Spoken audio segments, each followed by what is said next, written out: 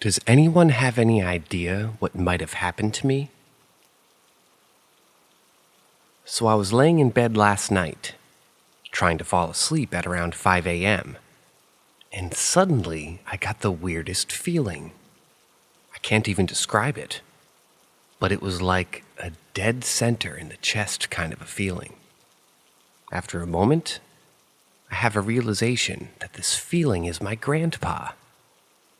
I have no idea what made me realize that, or how a feeling can represent a specific person, but I somehow just knew. For this next part, it's worth noting that I was laying facing away from where I climb into bed from. So, after a minute with this feeling, the birds that are chirping outside and every other noise goes dead silent. It was like somebody just shut the sound off. As soon as this happens, I get the distinct feeling that someone is standing behind me. That there's a presence there, standing in the space between the bed and the wall on the side of the bed that I get in on. Which, as I noted, I had my back towards at that time. It's also worth noting that none of this felt scary at all. It just felt strange. I can't even describe how it made me feel. At this point, I was absolutely convinced that my grandpa had passed away over the night, and was simply visiting me before moving on. After a few minutes, probably, the birds start chirping again, and the building starts making noise again, the AC turns on, etc. I turn over, and the feeling that's there, that presence, goes away. So I grab my phone and shoot my parents a text, describing what just happened and asking them to check on my grandpa. Now, this is what confuses me the most. He was totally fine, so I don't know if I'm just crazy or what, but I was convinced that it was him.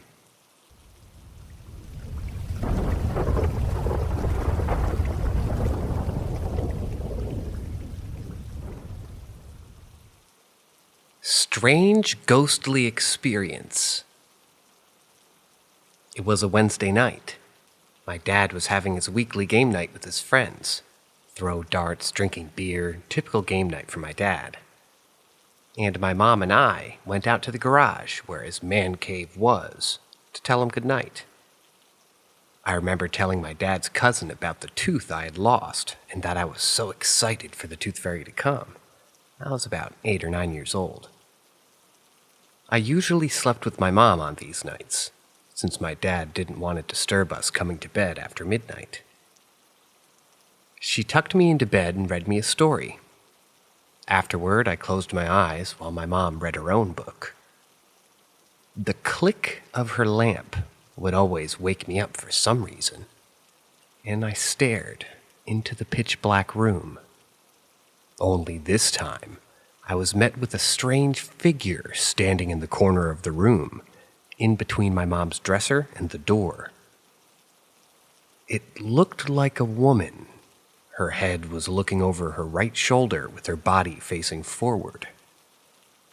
She did not have any features, other than the outline of her body. She was solid green and glowing without any light shining on her. I was frozen with fear. The longer I stared at it, it would sort of float toward me. When I shut my eyes out of fear, it would be right in the same place it was before. When daylight came, it disappeared. Or so I thought. It was about a week later and I had avoided that room like the plague, because I had an uneasy feeling every time I stepped into the room. I was eating lunch and watching cartoons on the TV in my parents' bedroom when I saw it again out of the corner of my eye. It wasn't green this time, but it was clear and in the daylight. It was shaped the exact same way and in the exact same spot, I was in a different spot in the room, and it floated toward me. The same thing happened when I stopped looking at it. It was in the same corner as before. A couple of months went by, and my great-grandmother had passed away. My dad inherited some of her furniture, including her dresser, and my parents decided to move it into the bedroom. After the dressers were switched, the figure never came back. My brother has the old dresser in his room and hasn't had any experiences like I did. I'm almost 23 now, and I moved out of my parents' house. Their old bedroom has been transformed into a new guest room, and I stay in there occasionally when I come home to visit. The uneasy feeling that I used to have is totally gone, and I haven't seen anything since the figure disappeared years ago. I've told my mom about it, but of course she doesn't believe me and hasn't seen anything herself. I grew up in Russellville, Kentucky, which has a lot of history with the Civil War. My parents' house used to be a vet's office back in the 1800s, but I'm not sure what that has to do with the ghost. I still have zero explanation for what happened all those years ago. It never tried to hurt me. It would just move toward me multiple times at night.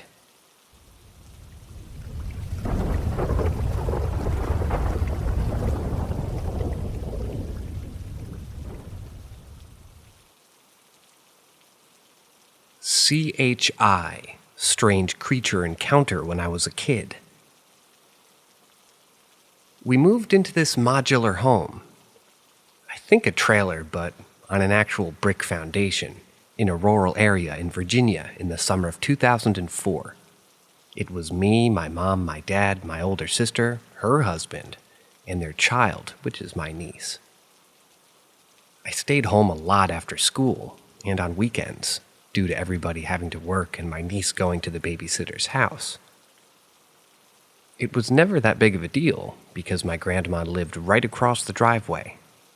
We lived down a long gravel driveway that was cut off from the main road. I can't remember exactly when this occurred, but it was after my dad died in April of 2005. I was home alone after school one day, watching The Weekenders on Toon Disney with my little Pekingese poodle mix, his name was Clyde, in my lap while eating some pizza rolls. All of a sudden, our huge, and when I say huge, this dog had no business being as big as he was, considering what breed that he was mixed with, a golden lab boxer mix, Broody, that we kept chained in the backyard, started to bark. Not as usual, hey, I'm out of water, or squirrel bark, but it was a violent, scary bark. I looked out the sliding glass door that goes to the backyard, and I see him at the end of his chain, trying to break loose and get at something in the woods. I can't really see what he's trying to get at, until all of a sudden some creature walks out of the woods and stops right at the tree line. It was about 4 feet tall, walked on all fours. Its body was similar to a bear. It had brown fur. But its face, that was its most distinct feature. It was solid white and completely flat. It had 2 black slits where its eyes would be. No kind of nose to be seen, and its mouth just hung open.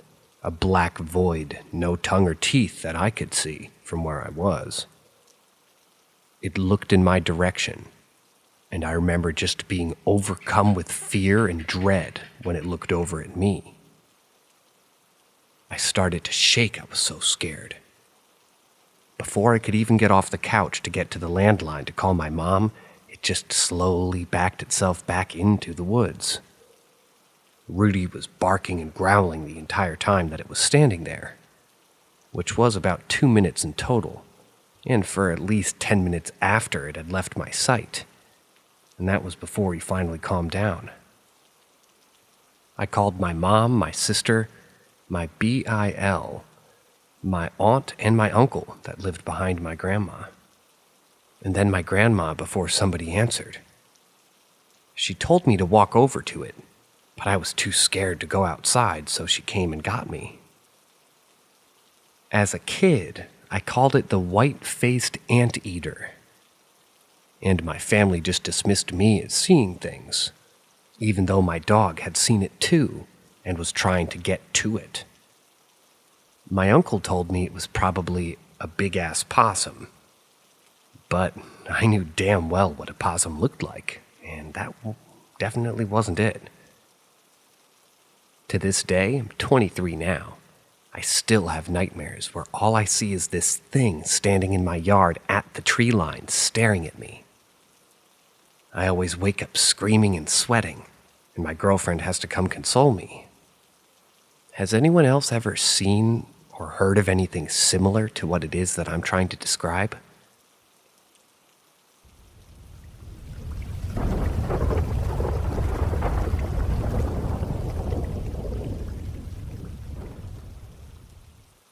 A mashup of short paranormal experiences.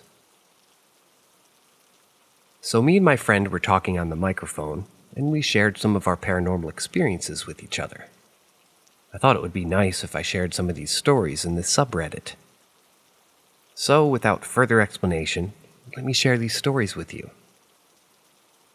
So for this first story, I was in my bedroom doing my own thing, and I decided to look out of my window to see if any of my friends were at the nearby park.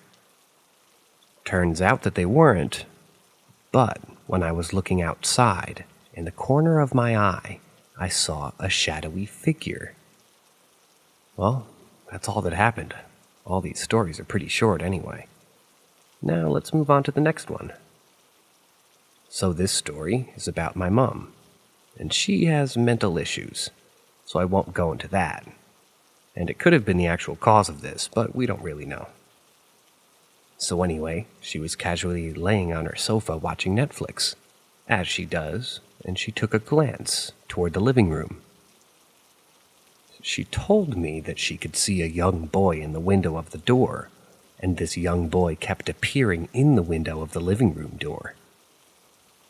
So whenever I used to come downstairs, she would get freaked out because she thought the young boy was in fact there. So this is the final story of this thread, and this one's a little bit of a longer one. So my friend was sleeping, as we all do, and then he got sleep paralysis. This is the first and only time thus far that he's gotten sleep paralysis. And I can't remember what he said it looked like, but it was the usual shadowy figure. And I believe it was wearing a black cloak, and his cat sat there meowing at him. And then he woke up. And then our other friend recalled seeing the same figure in places that I can't quite remember. But he thinks he's actually being possessed by something. And whenever somebody talks about his demon, he starts tearing up.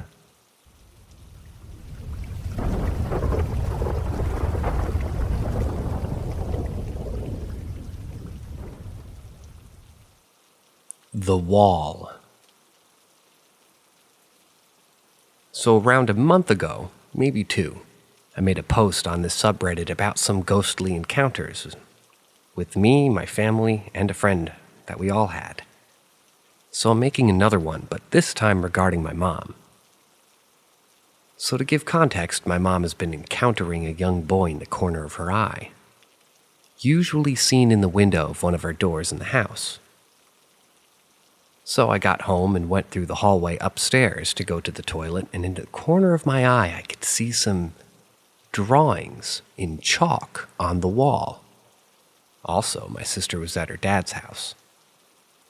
So I saw a ghostly face with dead black eyes, a sun with a smile, a book with a torn-out page, and finally, a man who was beheaded. If you think you know what these mean, please contact me.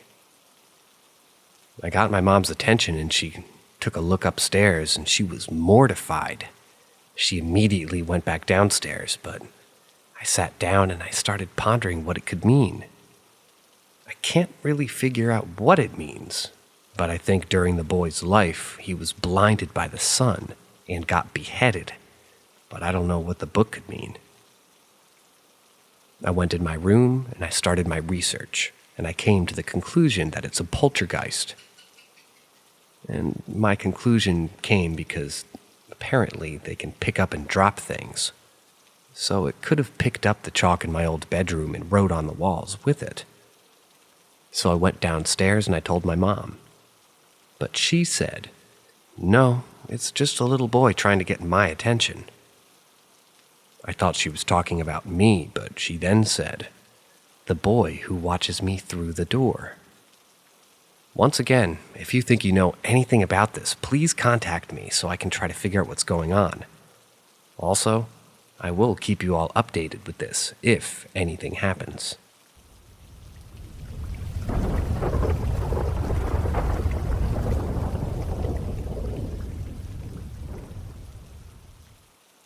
The ghost in my house who protected me from an uninvited spirit. Ouija board used. My childhood home had an odd history. There was a very old camera system on the house from the 80s. We were told that a man had lived there once who was running from the FBI or something. The conclusion was unknown, but the house went to his family, who later sold it. As soon as we moved in, we noticed the basement was super strange. It was completely unfinished with skeleton keys jammed into the borders between the wall and the floor. We'd hear strange sounds occasionally at first. I started having dreams of gatherings of men in the basement, having business meetings or something, drinking, smoking cigars. I would often experience this sensation in my sleep, like someone was ripping my door open and rushing in, but I'd wake up immediately to nothing. We moved in when I was 5. Flash forward to about 17 years old. My grandmother passed away. I was very close with her and hurt by this because I didn't really get to say goodbye, and I had a lot to tell her. I ignorantly decided to make a Ouija board, which turned out to be a really stupid idea. Of course, it still affects me to 25, so don't do it. Anyway, I had lit some candles and I tried to communicate with my grandmother, but had no luck. A few nights later, I'm sleeping soundly in my bed, facing the wall. I suddenly get woken up by being shaken. I wake up immediately scared because I hear somebody in my room, walking back and forth. I refused to turn around because of how freaked out I was, but I could see this person in my mind almost. I could hear the walking back and forth and the mumble and the worry in this woman's voice. And I could see her in my mind walking back and forth, and she just absolutely looked crazed and distraught. She shook me again.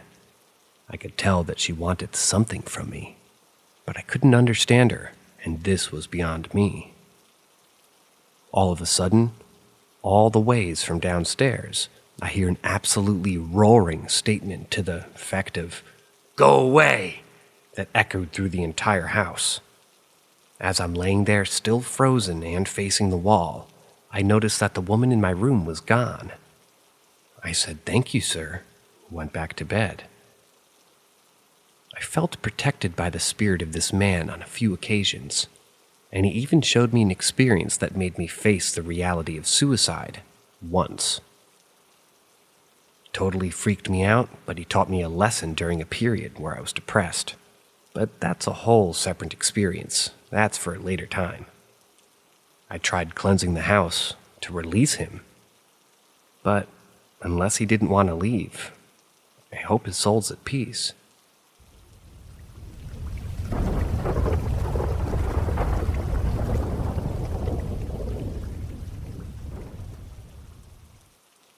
A German ghost spoke to me at a former Hitler youth camp in New Jersey. So I'm about 21 in this story. I live in Pennsylvania, and I have this great friend whom I met at a concert. She lives in New Jersey. This girl and I haven't seen each other in a little while, so we had planned to go to an event near her, and I was invited to sleep over afterwards. So we did just that, after the night had come. And that night came to an end. She had showed me to her brother's room, whose bed I would be sleeping in, and we go to bed. In the middle of the night, I get awoken by a woman speaking to me in German right next to the bedside. She's rambling and frustrated. I'm good at recognizing languages, and I'm fluent in Russian, so I knew that it was German straight away. Not only that, but I had heard my name a few times in the beginning of her speaking. I was super confused and obviously rather creeped out. I just said something to the effect of, "I don't know who you are, and you're bothering me. I'm trying to sleep. Go away." It stopped. I woke up the next morning and immediately asked my friend about it, as soon as she was awake too. She looked at me a bit shocked and said that her mom claims to hear German in the house, and that her house had apparently been part of a nearby Hitler youth camp. She didn't know much about it, but doing research on the area myself, I found it to be true.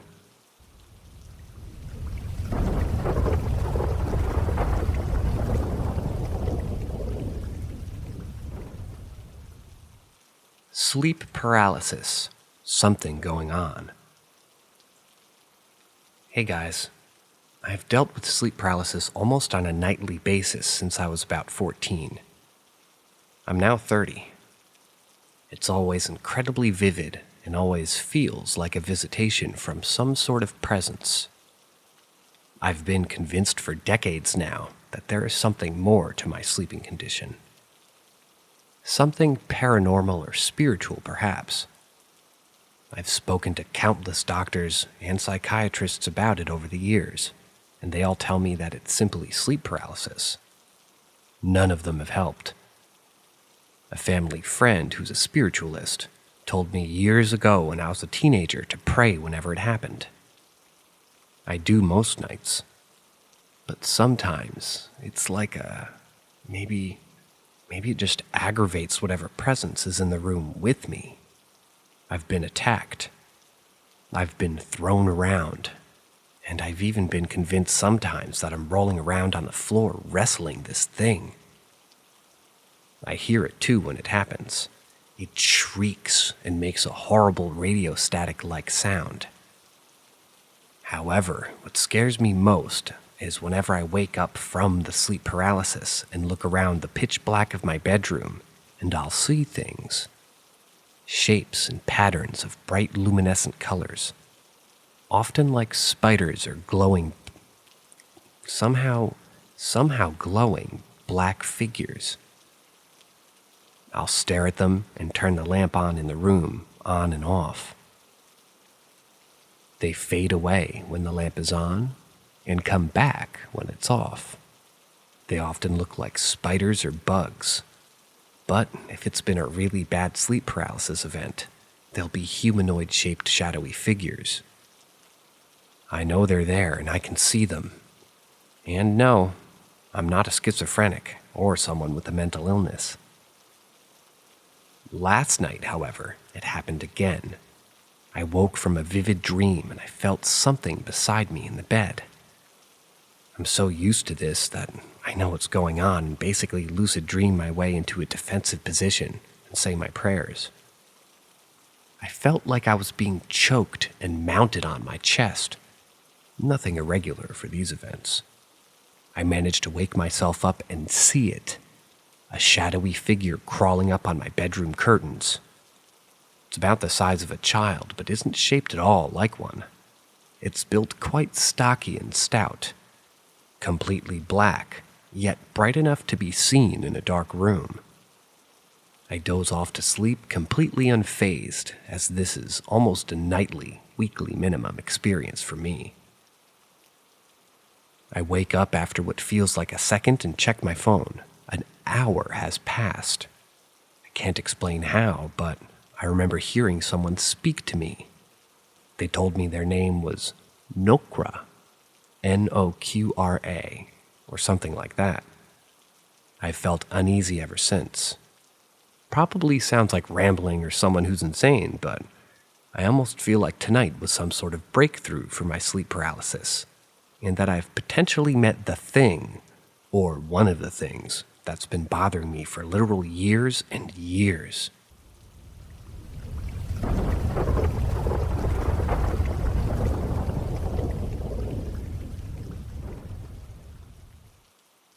The Hat House Ghost. A little background first.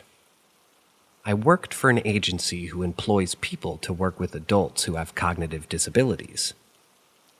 We were to assist them with activities of daily living, things like bathing, taking meds, cooking, cleaning, driving them places. The house I was hired for was called the Hat House. Most of the houses were called by either a name of the street that they were on or an acronym that their house had. So that's why this house had the acronym HAT. At the time, we supported an individual. I'll just refer to him as Adam for the sake of confidentiality. Adam was nonverbal and could barely hold his balance while he stood. He would often fall down if he was standing on his own for too long. Adam's preferred mode of transportation was sliding across the floor on his butt. I'm not sure when this started happening, but things quickly began to get weird, and I think it was Adam's mother passing. It started with Adam going to his bedroom and shutting his door, something he would rarely do. Adam would sit on his floor and rock back and forth, grunting to himself until eventually he would start screaming for joy. But then the jumping started. It was literally the sound of someone jumping on the floor, and it would make Adam laugh. Adam loved vibrations like that, so they would often make him smile or laugh. The jumping continued for a while. It was like clockwork, too. Every day around 2 p.m. he would go to his room, and this would happen. Things quickly started to get weird, though. There was talk in the house that other staff would occasionally hear footsteps coming up from the basement stairs when nobody was down there. I witnessed this as well. I'd picked up the overnight shift. Adam woke up at around 4 a.m., so when he came out of his room, and say he was on the kitchen floor, I was sitting with him when suddenly there was the sound of someone rushing up the basement stairs and jiggling the door handle. My heart was literally trying to jump out of my chest at this point. All I want to do is go home. When suddenly from Adam's room I hear a deep voice go, mm-hmm, followed by the jumping sound that he would normally be having in his room at around 2 p.m. Another time I was doing the dishes, and a supported person who lived at the house at the time, who was verbal, was sitting at the kitchen table. He had been talking to me, but there was a lull of silence in the room. I set down the sponge to get the heavy-duty pan scrubber when I heard the person I support start laughing. I turned to look at him, but that's when I noticed the chill in the air. When I turned back around, the sponge was on the windowsill. I asked the supportive person what happened, and he just kind of shrugged while laughing and says, "It just floated." I got suckered into working an overnight again, so I'm sitting in the office, and it's around 2 a.m. All of a sudden, the living room light turns on. And since I had the office door open, I heard the unmistakable sound of the cord from the light being pulled. I kind of continued in the office thinking someone was awake and I just hadn't heard them, which didn't strike me as odd until I heard the beanbag chair in the living room being picked up. I went to see who it was when I hear the beanbag chair drop to the floor. Nobody was in the living room, and the only way to get in there was through the kitchen or the front door to the house, which was locked and deadbolted. Another time I had an encounter with the spirit of Hat House. and that was when I was in the staff office talking to a coworker. It was around 10 p.m. The staff office had 2 desks, one with a computer and the other right next to the door to go outside. The coworker was at the computer desk, and I was at the other desk. As we were shooting the shit with each other, I went to go look at the desk when I noticed something standing in the window to the door of the staff office. All I can describe it is maybe just a shape of a human, but it was made out of smoke. After I saw the figure, I quickly turned around and looked at my coworker, who was looking at me wide-eyed. I'm sure I had some sort of look on my face as the coworker said, "You saw it too." I worked at the Hat House for 6 years. Adam was there for 2 of those years. After Adam moved out, the paranormal stuff stopped, as if it never had existed to begin with.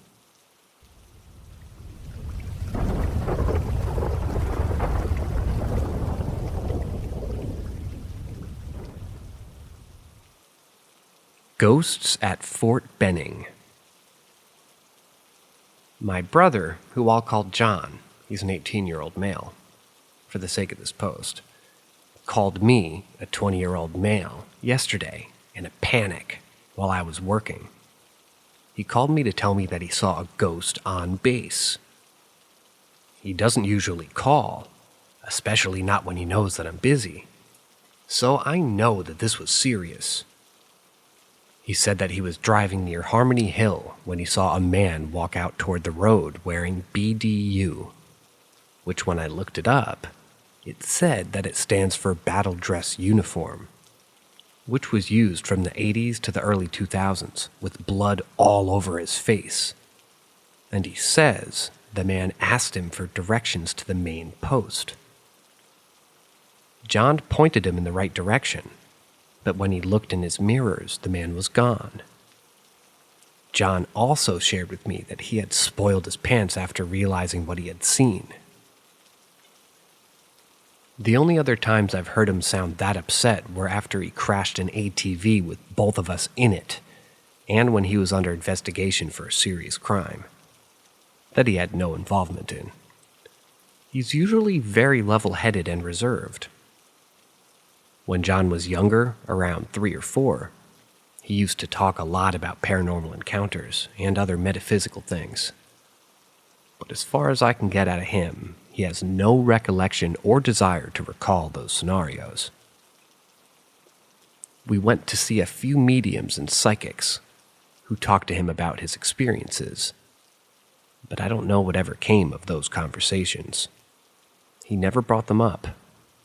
I used to mention auras of strangers and family members, but the only specifics I can remember were him saying that he couldn't see mine because something was blocking it. He also mentioned another spirit that he thinks he saw while he was on fire watch one night. He says he saw a man in a UCP. Had to look it up again. This one is universal camouflage pattern, which was used from 2005 to 2019, and they were crying on a bench somewhere in the B Company barracks at or near the airborne school. He says that this could not have been a real person because the lights in the room are motion activated, and the lights were not triggered by the man's presence. He says he was watching cameras and no one came in or out. I feel like it's relevant to disclose that he was recently sent for a psychological evaluation because he reacted violently to a minor inconvenience. And I was recently sent to a psychiatric hospital for PTSD and depression, as well as possible bipolar disorder. I say this not to discount his encounters, but rather to try to fully understand all of the contributing factors to our situation.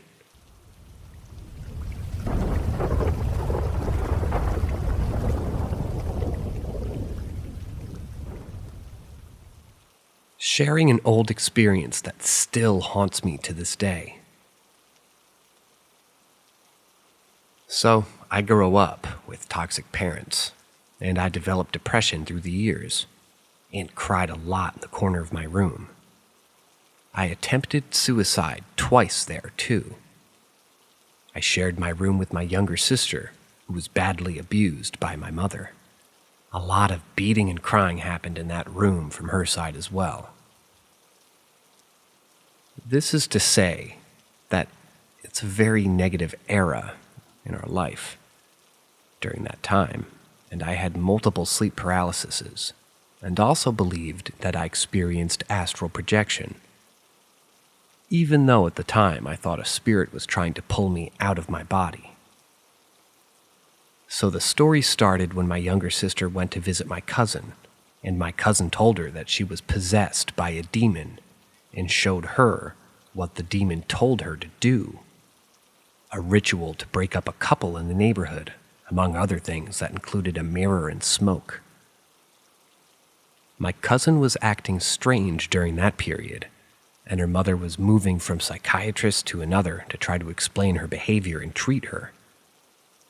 The conclusion was that my cousin was schizophrenic because she saw and talked to somebody that didn't exist.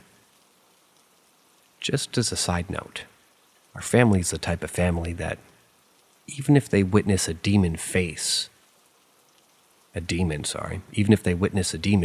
face, they won't believe it and will try to get a medical or scientific explanation for it all. So my sister, 15 at the time, comes back from visiting my cousin terrified. And she told me, she was 22 at the time, that all about what had happened. And I'm like, okay, this is bullshit. But I listen to her and comfort her as much as I can.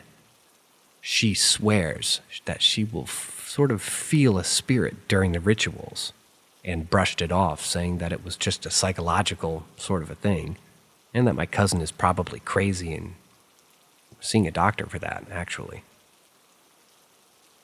Moving forward, my sister becomes convinced she's possessed by a spirit.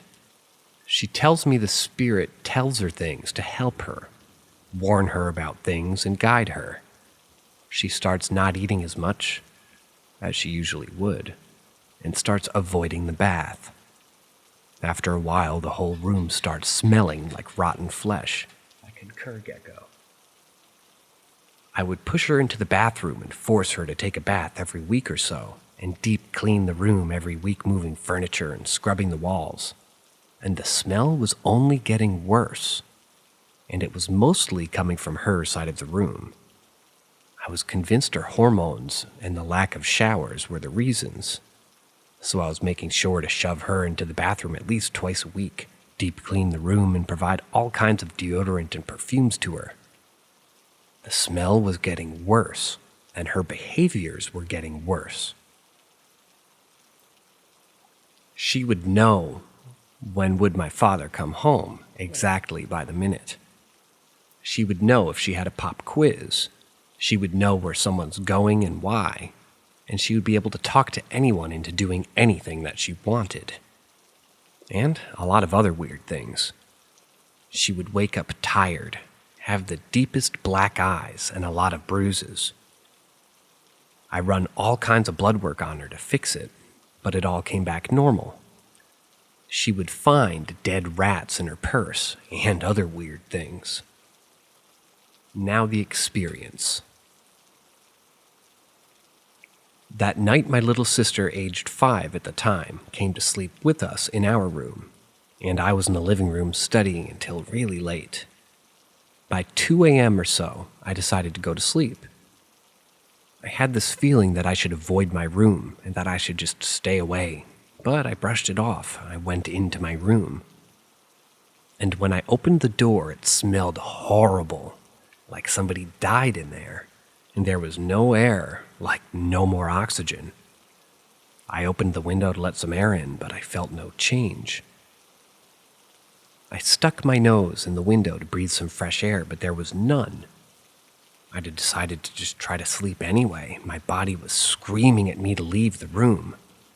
I grabbed my pillow, and I was going to go to the living room, and then I thought, no, spirits and ghosts are not real. This is all my sister being terrified. The smell must be from furniture being damp, and we need to replace it. And just figure it out in the morning. So I stayed. I felt the air become very heavy when I lied down. I moved and felt like my hands aren't mine, so I touched my body and I felt as if somebody else was touching me. I was super scared. I opened my eyes and I saw this black giant figure standing at the edge of my bed. It was so big and so black, like no light could be shed on it. I blinked and it didn't go away. I was like, okay, I'm very tired from not sleeping enough. This is all in my head.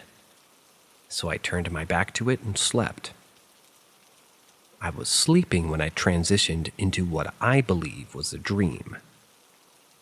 I woke up and the demon was there, very black, and an evil feeling was coming out of it. I run to wake my sister, but the demon blocked me, so I run to the door to find my mother. I knocked on her door until she opened. I told her all about what was going on. She didn't care, and the demon was coming after me, so I run to the bathroom to hide. And there, I saw a flame in the mirror, so I run back to my room, but I couldn't open the door. So I kept banging on it until I forced it open, and then my night lamp exploded, and I woke up. When I woke up, I was terrified, but the room didn't smell as bad as before I went to sleep, and there was more light in the room instead of the pitch black before. I didn't go back to sleep. I stayed awake all night until morning. When everybody woke up, I noticed that my sister was barely walking. She said she was extremely tired and was bruised more than usual. I also noticed that the room door wouldn't close anymore. It was moved horizontally. And somehow, it doesn't fit the door frame anymore, and no one knows why. My lamp had exploded, and my curtains were on the floor, and I noticed that they were pulled from the walls as if someone used a hammer to knock the hanging rod off. It was very weird. But I kept saying to myself that everything must have an explanation. Until I went to have my breakfast. My 5-year-old sister saw me and said, "Hey sis, there was a fairy just messing with your tummy and playing with it like it was Play-Doh." I asked, "What fairy?" She said, "The flying black fairy. He's a fairy because he can fly." I asked her to describe the fairy and she said that it was scary. So when she saw it, she just closed her eyes and started praying to God. More things happened afterwards, like knocking on the walls, someone choking my mother for a few seconds. She was speaking about it randomly in dinner. My sister got even weirder until I moved out. I heard that my cousin who was diagnosed schizophrenic at the age of 19 had a religious exorcism performed on her, and that afterward she wasn't seeing anything weird or talking to any invisible beings anymore. Her psychiatrist couldn't keep her on medication, and she said she was spontaneously cured from schizophrenia after having more than 2 years of being diagnosed. My cousin reached out to my sister and took her to the same exorcist, and now she's fine. The smell left the house. We never talked about what happened. The house was blessed. We're not a religious family, but it was like trying everything just for the sake of it. And I'm an agnostic. My mother talked about things she experienced in the house, but we never shared our experiences with her. What do you think that was?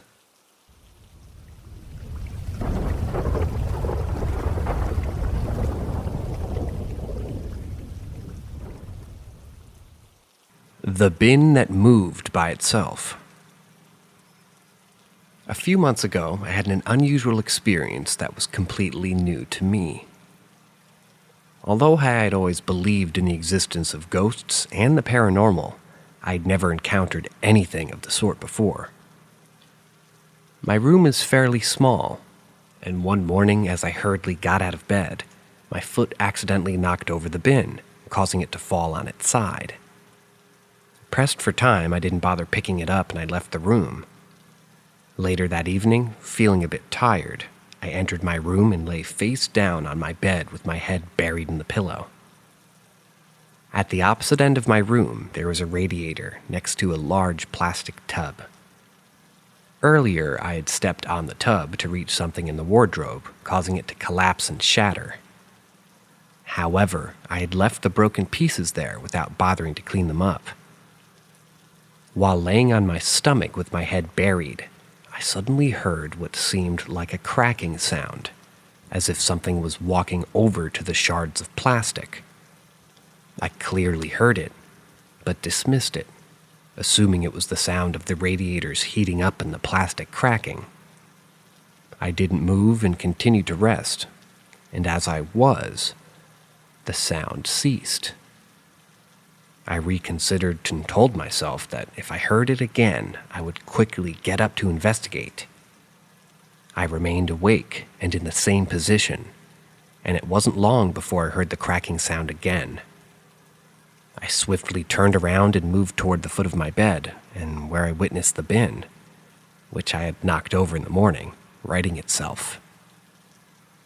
It was completely unknocked over. I was shocked, but not frightened, so I grabbed the bin and shook it. At the time, I didn't think much of it. There was another freestanding radiator near the spot where the bin had fallen. I rationalized the incident by assuming that the bin had been squeezed by the other radiator and somehow propped itself back upright.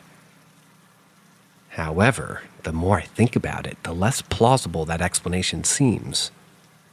I'm not well versed in physics or anything like that, but it doesn't appear possible for there to be enough tension between the bin and the radiator to cause it to spontaneously return to an upright position.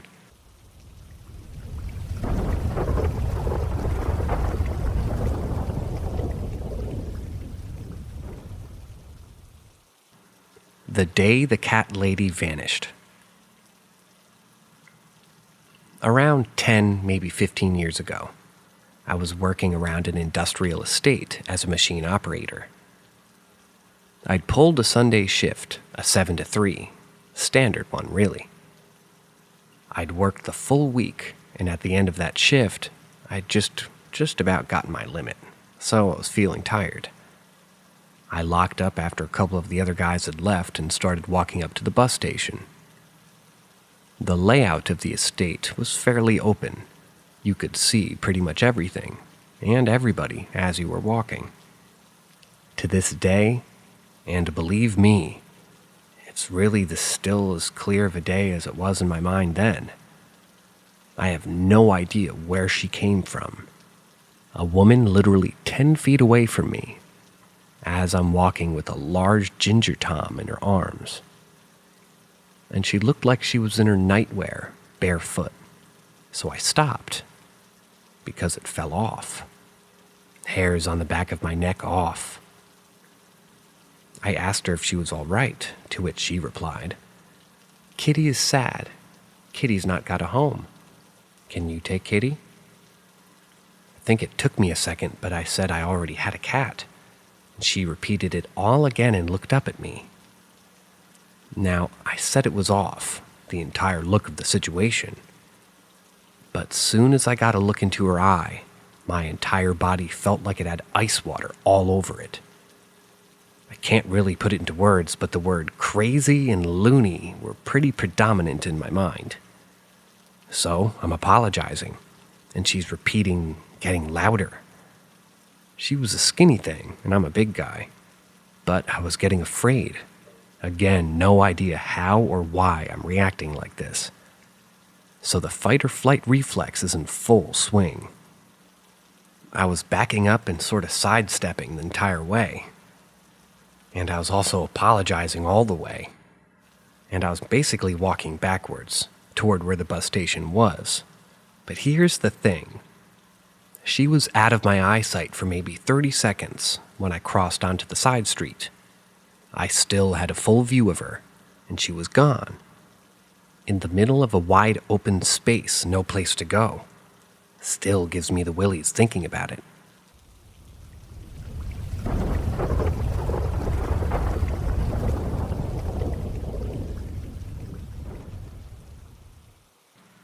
Chasers by the Wind. Escape from Mugger's Tunnel.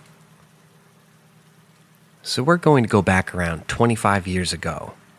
And again, this is a moment in my life that's burned into my head with cold, hard clarity. Just because it scared me so badly. That night I'd been spending time with my girlfriend, and we'd been out for some sort of function, and it resulted in me having to walk her back to her house, which was a ways away, and certainly pretty far from where I lived with my parents at the time. It was well past midnight, but the roads were well lit, and it was straightforward getting her back to her house. I left her there and said my good nights like a gentleman, and I'm starting to walk home. Now this is where it kind of gets sticky. To get to where I lived, it's necessary to go through a tunnel under a bridge that is literally 2 people wide. It's poorly lit, and if I'm honest, it's absolutely terrifying. That tunnel is cold, like bone cold all year round, and people have been murdered there, plural. Robbed and murdered over the years. So just going through there in daylight is awful. You can actually feel how horrid that place is. So I decided that the detour in this particular evening wasn't worth the hassle, and I had a little bit of an old Dutch courage in me. 3 steps into that tunnel, and the cold hit me through my jacket, like enough for me to catch my breath. Halfway in, and I was sure that there was someone in there, behind me, to the stage that I thought I heard footsteps. Everything in me said turn around, but for some reason I wouldn't.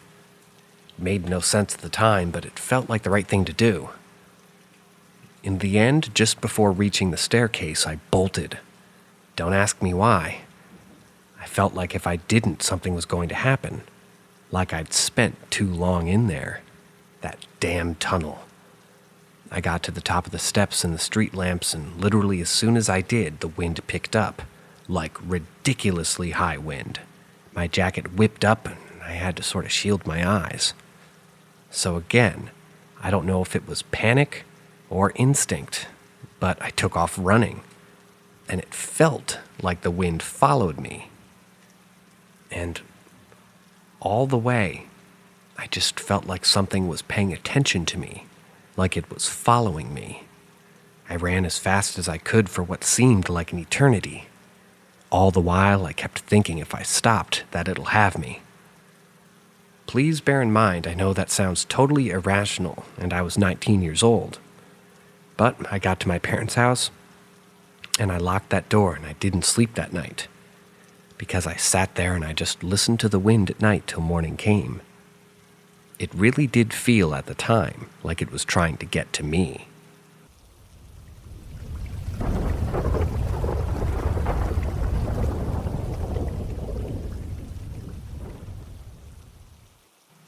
That one shift too many. Through the early 2000s, I guess I worked a lot. Usually 7 days a week. Sometimes 12 hours and above. I think my longest run was 17 weeks working 7 days without a real rest. It's that particular run that I'm writing about. So for anyone that's read my previous posts about the cat lady, I mentioned some sightings that happened to me in the place I worked. Here's my own. I was coming to the end of a particularly long stint of working overtime. I'd been going on for about 7 weeks. It was Sunday. It was getting late. I was doing shut down and lock up, making sure everything was safe before leaving. This usually meant that I was the last man standing and the last man out. I went through my usual routine, which was kind of like a circuit.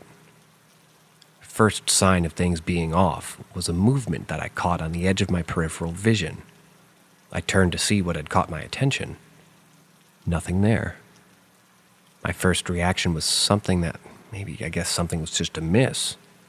So I did what any other 23-year-old guy does and picked up something large and heavy. I shouted a couple of times that I would phone the cops, try to scare the guy if there was a guy. Adrenaline was high, no reply. So I carried on shutting down. going about getting home, and then I saw him. Just stood there. 30, maybe 40 yards away. Tall, black jacket, bald head. Just stood there. Only problem is that he had no face, no nose, no eyes, no mouth. Now I'm super tired at this rate, so even though I'm just kind of blind panicking, I screwed my eyes shut, rubbed them hard, shook my head. Because that isn't possible, right? But he's still there. So I turned and walked pretty much as fast as I could the other way, but not run. But I was walking quick enough to maybe break into a run if I needed to. I got downstairs pretty quickly, grabbed my coat and bag, set the alarm, and out I went. Locked the doors and went home. Now I know what you may think. He was tired, worked too many hours, and seeing stuff. I didn't feel threatened by it, just to be clear, but it wasn't friendly, and it definitely didn't want me around. Now fast forward 3 months, old colleague of mine walking down the stairs from the canteen one early morning. Just me and him there as usual. He's white as a sheet, stuttering. I looked at him and said, "Black coat, bald head, quite tall." He nods, and we go outside for our coffees. And I calm him down a bit. There was a few sightings of whatever it was after that, mainly when people were on their own, mainly getting a feeling of unease. I'm glad I'm not there anymore, as it wasn't the last time I saw him either.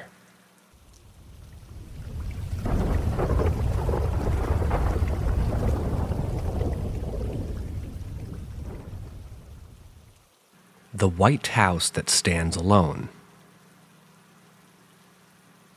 I would have been 13 or 14 when this happened, and to this day, even remembering this gives me goosebumps. 30 years is a long time to still be afraid. Where I lived when I was a kid, it was a pretty poor place. You sort of, quote-unquote, made your own entertainment, as people used to say. There was always little myths and legends about this house. People never seemed to stay there long. People were supposedly murdered there, and all the other whispers that wrapped a huge malevolent ribbon around the place. And you knew if you walked past this house that it was there, looming over you, on its own, in the middle of the road, full of terraced houses. It just seemed to stare down. Me and my pals would walk past quite a lot over the summer holidays. One of the lads lived a bit further down from it, so we passed it every time that we called for him. So this is kind of how this all began. You see, there weren't many of us who'd walk past this place at night, like ever. Even the kid who lived near it would walk the other way home. So that's where we decided enough was enough. We were going to go to this house, and go in it, to see what the big deal was all about. It was empty, and had been for some time. We looked through the windows round back. No furniture, no nothing. And some druggies or whatever had already broken in the door round the back, which meant that we would be explorers, and we'd be able to see for ourselves that there was nothing to fear. There we were, 4 of us, walking through the door like that we were afraid of nothing. Trouble was, I was already uneasy. The house itself was massive on the inside, and it seemed gray. The light, what was left of it, had a weird hue to it, probably the dust on the windows, but still made it feel like it was another place entirely. So, we went about the wandering, each in a different direction, so I climbed the stairs. All the while I'm listening to the sounds of my friends. The rooms were large, no furniture, and that weird colored light filled the room when I walked in. My sense of unease had progressed to real nervous tension. I was looking in the corners for signs of movement, looking for something here that would give me an excuse to leave. The light was waning, and the rooms got darker, and that's finally when I caught something in one of the doorways. Faint, dull red lights, like little dots, moved across the door. behind the wall on the landing. And that's when a random thought popped into my head. The house knows we're here. I called down to my friends and told them it was time to get out of here. There wasn't an answer to that. I would later find out that as I went upstairs, they'd be left thinking that it would be a laugh to leave me up there. I looked around as it was getting dark, and the stairs were steep. The red, dull lights were there again, which again jacked up my anxiety to fear. The lights were in front of me, where the top of the staircase was. This to me, there, and then a problem. I don't understand that. This to me, there, and then was a problem, as at the time the words "fey lights" were not familiar to me. And of course I was now bordering on terrified. There was a bang. I'm not sure what it was, but it snapped me out of my reverie, and nearly made me soil myself. My heart was pounding in my chest, and I stumbled down the stairs to the bottom. And when I saw an outline in the doorway to the living room, and I screamed, only nothing came out. Just some sort of hoarse whistle. I ran from it and strategically retreated or withdrew to the kitchen where the back door was, jumped straight through, and it fell as I hit the ground.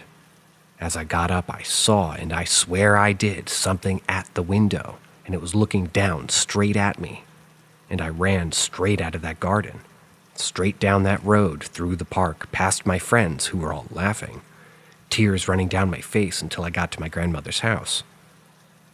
I told her what happened, and she just sat there and she simply said, "There are some places that are just bad, and they always will be, and you'll always know them, because that's what they are. And places like that will always bring bad things to them. Best to keep away." In the years that followed, even if it took me out of my way, I never passed that house. Not alone, at any rate. And even with a gun to my head, I doubt anybody would get me to go through that door again. I still watch it come up for sale every couple of years. Maybe one day somebody will pull it down. But even if they did, I'll still have it in the back of my head of what happened that night, whether I imagined it all or not.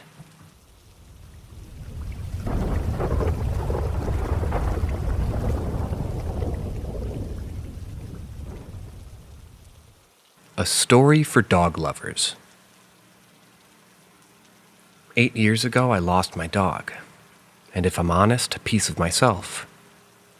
Fundamentally, anybody who's ever had a dog in their life knows how special they are, how individual they are, what they do for you, and in the end, what you lose when they're gone to go to the beyond. Everyone thinks that their dog is special, and they're not wrong. And with that in mind, I'll tell you a bit about my dog, how we found each other, and what led to the events in the first place. I first met Baxter at a rescue center. I'd walk around the place twice, as it was the time that I was just looking real hard for the dog that we would agree upon with my wife, until we found some enclosures that we'd not yet seen. As you can imagine, all the dogs in there were going crazy and barking, yelping, bouncing up and down, all save one. Right at the end of the enclosures was a large, skinny black dog, silent, and sat still just staring. Of course, I walked over and stared right back at him. Just as I turned to call my wife, he barked at me. Don't ask me why, but he has me right there, and I have to say it's one of the best decisions I've ever made. He was the epitome of a man's best friend. Even though he was a Heinz 57, a Labrador Doberman cross, he was sweet-tempered yet fiercely protective. He was smart but goofy. And he so loved my little boy. When the time came, as it does, to take the last walk with him, it broke me, down to the pit of my soul, and hurt me in a way I'd really never thought I could be hurt. The bond I had with him was so strong. He knew my moods, he knew everything. Hell, he even cried with me when my grandmother died. which leads me to the last bit of this cathartic tale I'm telling. I brooded a lot after he passed, and it was a long time before I felt like myself. So eventually I started to feel more like myself when every now and again it felt like he was around.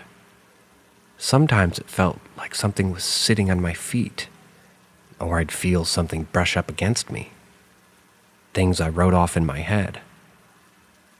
However, what I couldn't write off was the day that I was walking to the shops and a little girl said to her mom as I walked past her, "Mommy, look at that dog walk behind that mister." I nearly choked and burst into tears as obviously no dog that could be seen was following me. So the entire reason for this, to all the dog lovers who may read or hear this, they go on. And they do hang around. For a while at least, anyway. My boy did. And maybe I'll see him again one day.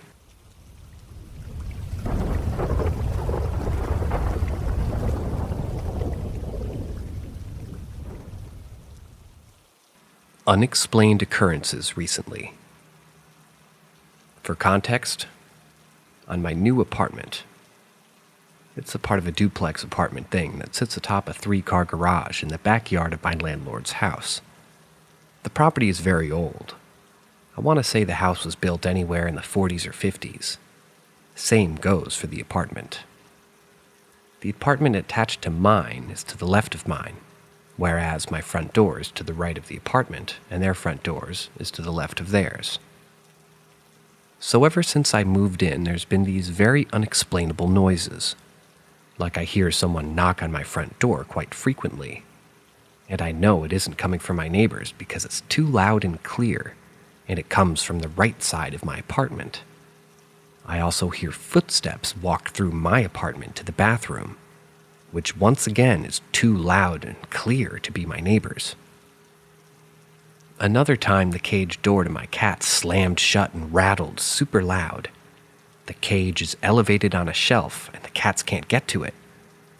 They were also next to me when this happened. The most recent occurrence, and quite honestly the weirdest, is when in the middle of the night I heard my front door slam shut and footsteps walk across my floor. I know for a fact that it was my door and not my neighbor's because my door gets caught, and so you have to slam it to get it open or closed. Plus, it sounded like it was in the same room as I was. My cats also look up to the ceiling a lot these days and randomly get distracted by nothing. And this is out in the living room as well.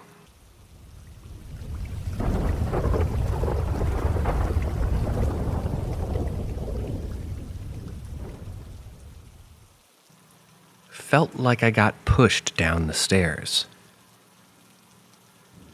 Some cash that I had set aside was taken out of a closed drawer and strewn across my floor.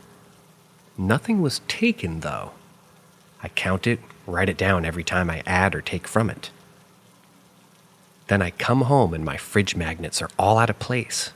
I organize them into a heart because I think it's cute. But they were just a jumbled mess.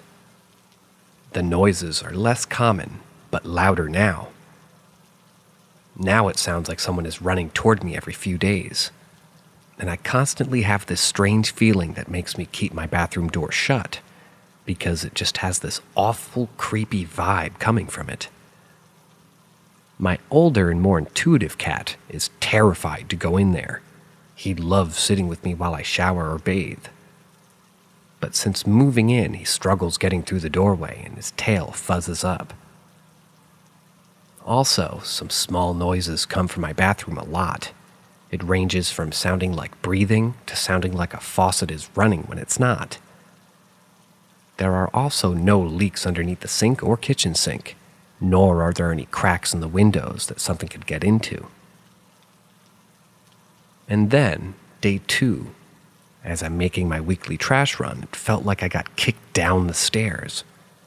I have pretty good reflexes, so thankfully I didn't fall many steps, but I did land pretty harshly on my butt and have a huge bruise there.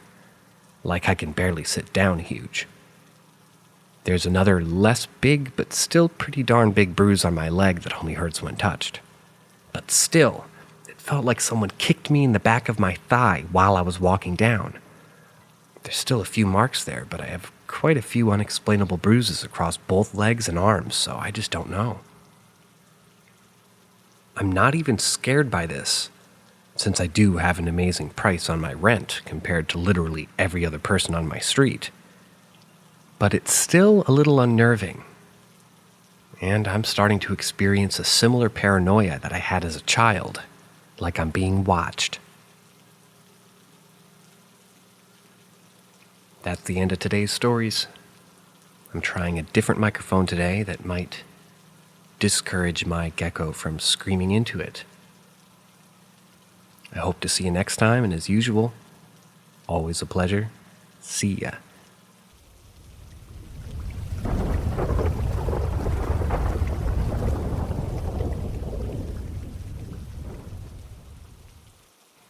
Step into a world of enigma with Paranormal M, where the stories we unravel will keep you on the edge of your seat. Subscribe and turn on notifications to journey through the latest mind-boggling tales. Why am I being visited? Who are they? Since my childhood, I have had recurring and vivid dreams that I initially thought were just dreams. In these dreams, I encounter 3 silhouetted figures dressed in Native American outfits, each adorned differently. The one in the middle carries a staff, the one on the right holds an orb item, and the one on the left is empty-handed. Their faces remain obscured, appearing only as blurry shadows.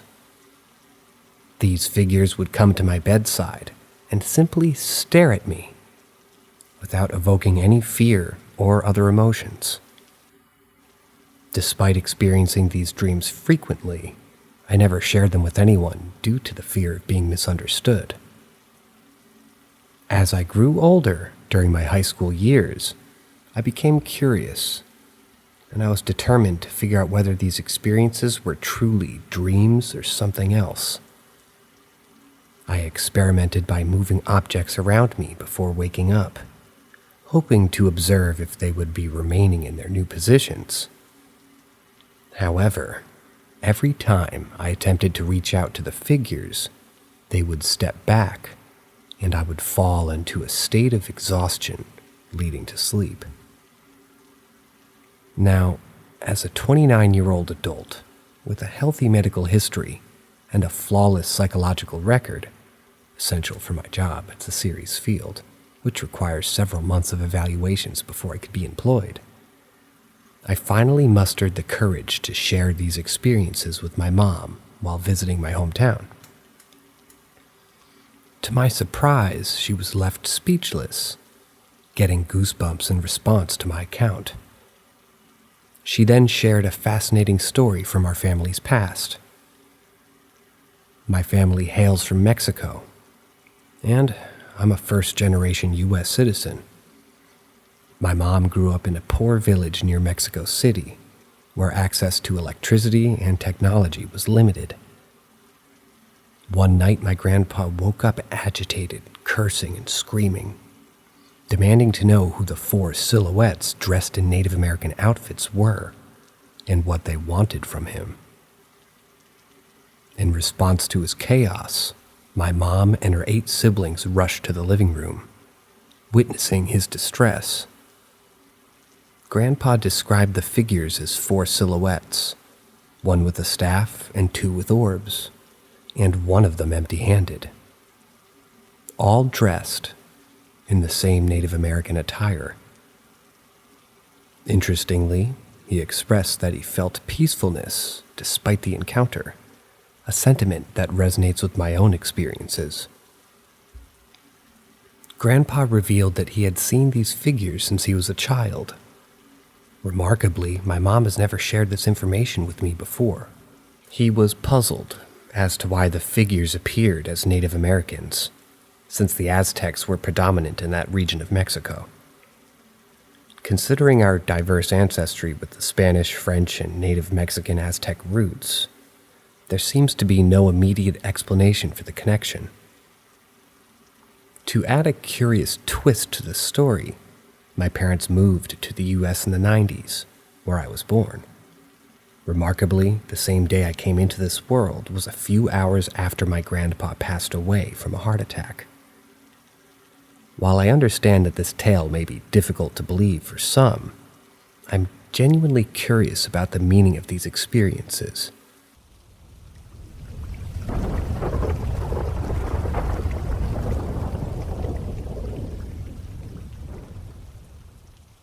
Lived in a haunted apartment for 12 months.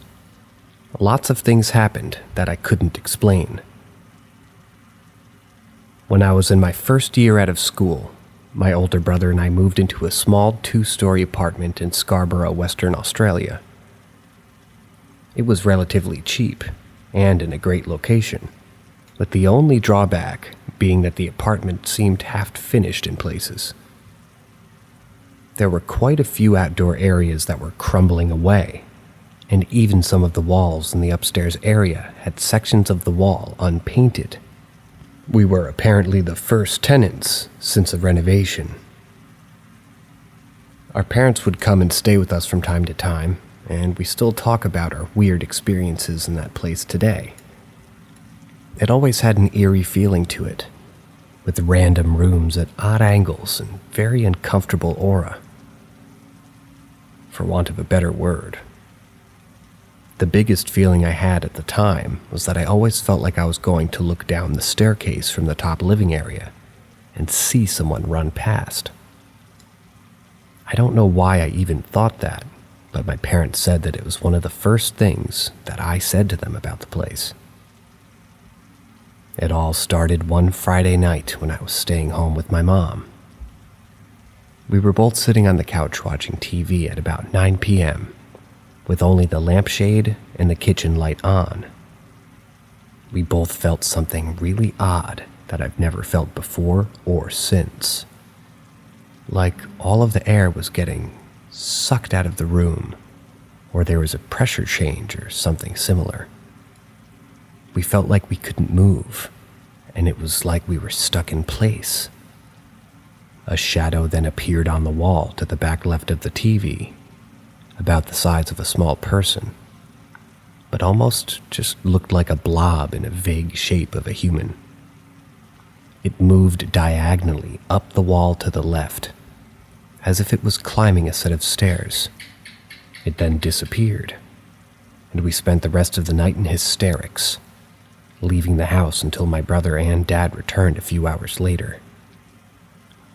What must have been a few weekends later, another encounter occurred. I had just been at the cinemas watching a film with some friends.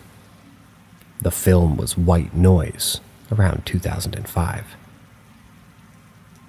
And it was based on hearing ghosts speak to you through the static of an untuned radio. It was a pretty average movie, but an interesting idea. That night while asleep in bed, my clock radio turned on max volume right next to my head at about 1 a.m. It was 10 seconds of chaos as I tried to turn off the radio alarm, but nothing was turning off the sound. In my half-asleep state, I didn't think to pull it off the wall. After about 10 seconds, it finally turned off. I somehow went back to sleep, but I remember at the time knowing that it was the scariest thing that had ever happened to me, and that I had just encountered something. The next morning, I woke up to find the cord for the alarm clock in the middle of the room underneath the bed, nowhere near the wall.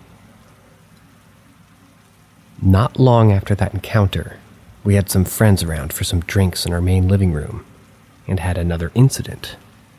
An old CD player of my brother's was sitting on the table, and turned on max volume all of a sudden, playing with weird Indian sitar-sounding music.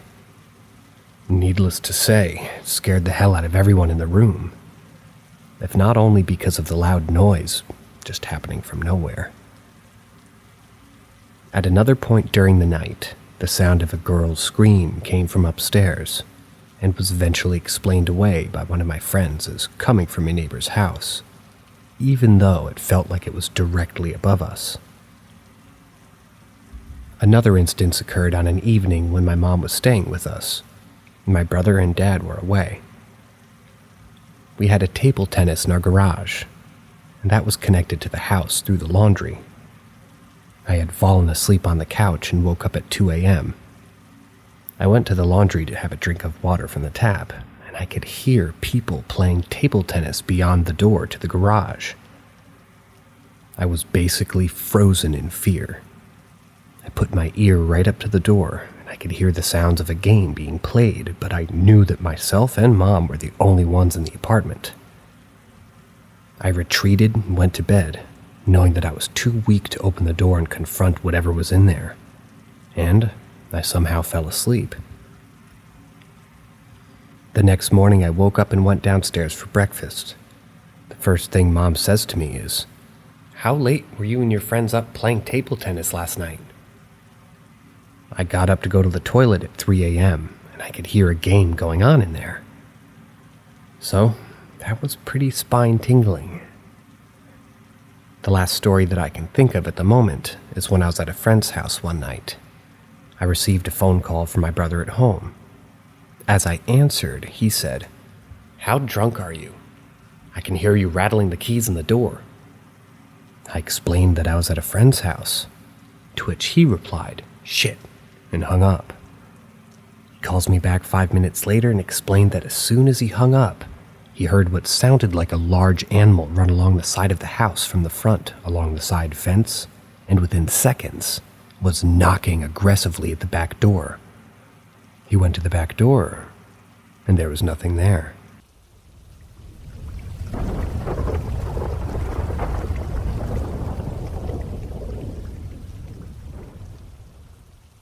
Bulgarian Samodivi by my grandmother. This is a story that's been told to me by my grandmother countless times. I finally decided to record it in an audio to transcribe it, also to keep it as a cherished memory for the future. To give you some context, we are in Bulgaria in the early 1900s. My grandmother was not yet born, and what she knows about this story was told to her by her grandfather, who was still quite young at the time of these events. Then I would add that I was also born in Bulgaria, but at an early age I moved to Italy, and I remember little or nothing of the Bulgarian language. So any questions, even for you Bulgarians reading this, ask me in English. I don't have the skills to draw up a decent introduction, so I'll go straight to the story. Smiley face. I missed the village's name, where what you might be going is reading about. These days I will visit my grandmother and I'll ask her, and I'll add it in the comment. One night, many years ago, while I was not yet born, a man was at home on an old cold winter evening. Since his home didn't have an indoor toilet, he had to go outside to pee. He didn't even bother to dress properly, wearing only his woolen socks on his feet, when shortly after 11 o'clock in the evening, he ventured out of bed and approached the door. As soon as he crossed the threshold, he heard a sort of melody and noticed dancing figures, all dressed in white, men and women. These mysterious figures, called Samodives or Samodives, noticed him and the two girls approach him. They grabbed him by the arms and said, "Come with us, we're celebrating a wedding." The man, astonished, asked who they were, and the girls replied, "We are Samodivas. We are celebrating the union of our sister. Now that you have seen us, you must come with us." In a state of enchantment, the man was compelled to go with them.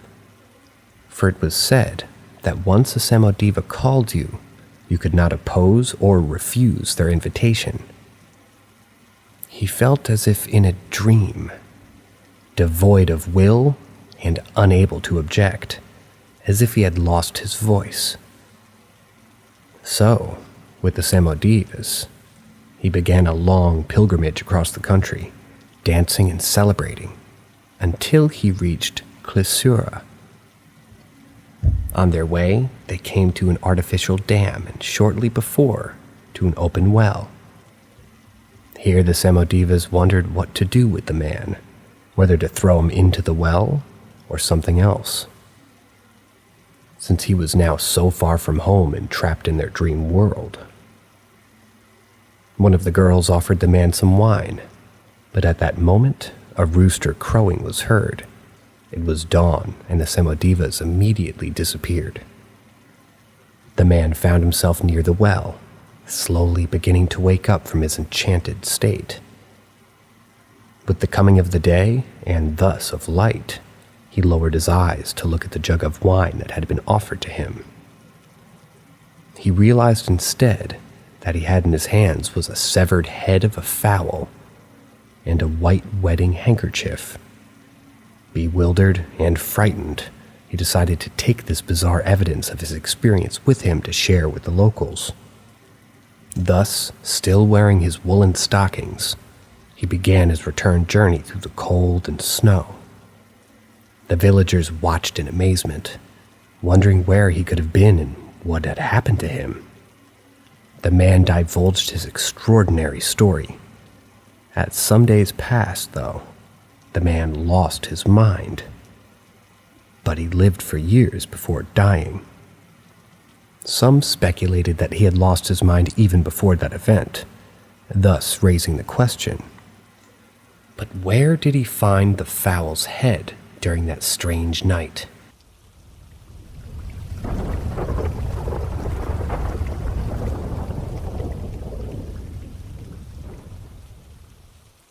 Ask Reddit.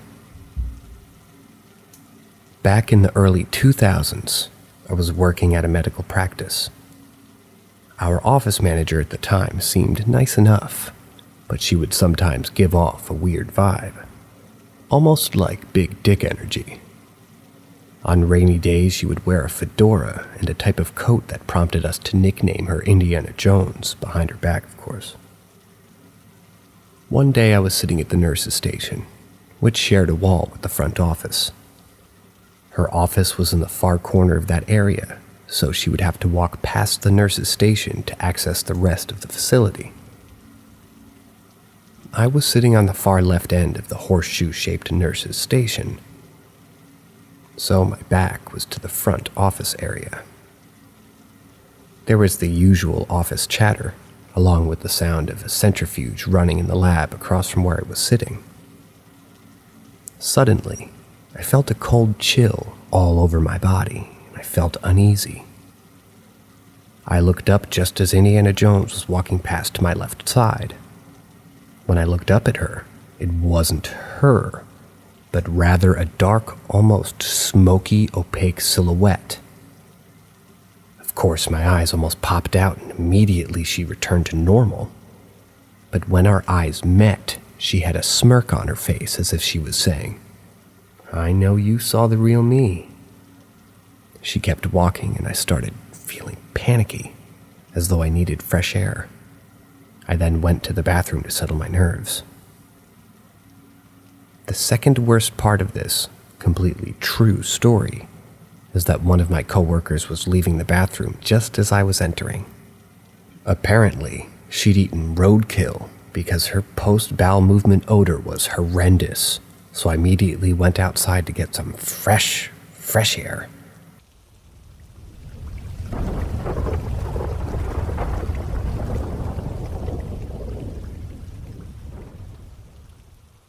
I heard a voice call out my name in the woods. 16-year-old male. This has a not safe for work warning, just so you guys know.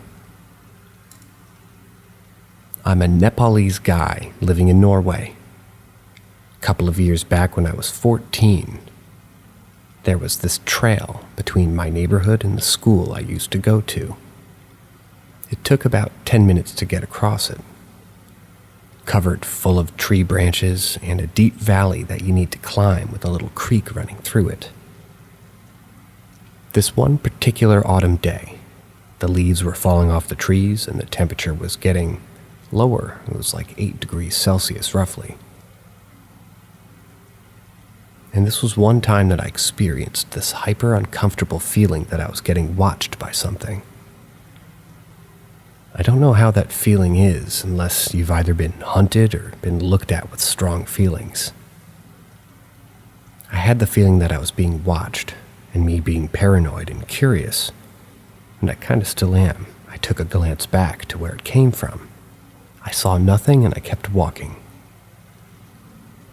I hear someone yell my name, and I look back expecting one of the kids from my neighborhood, wanting to walk with me back home. No, I saw nothing. There was nothing behind me. I even stood there for what felt like a solid minute. It was probably more like 5 to 7 seconds before I bolted it. The problem was, someone could have been yelling my name as states due to the valley being there, but at the same time the yelling came from this rock a little bit to my right. Whatever was calling my name was behind the big rock. I believe there was a reason our ancestors were wary of the woods. I've heard of skinwalkers and wendigos, or fleshgates, but the problem is, I live in Norway. How could this be? Telemark County, to be specific.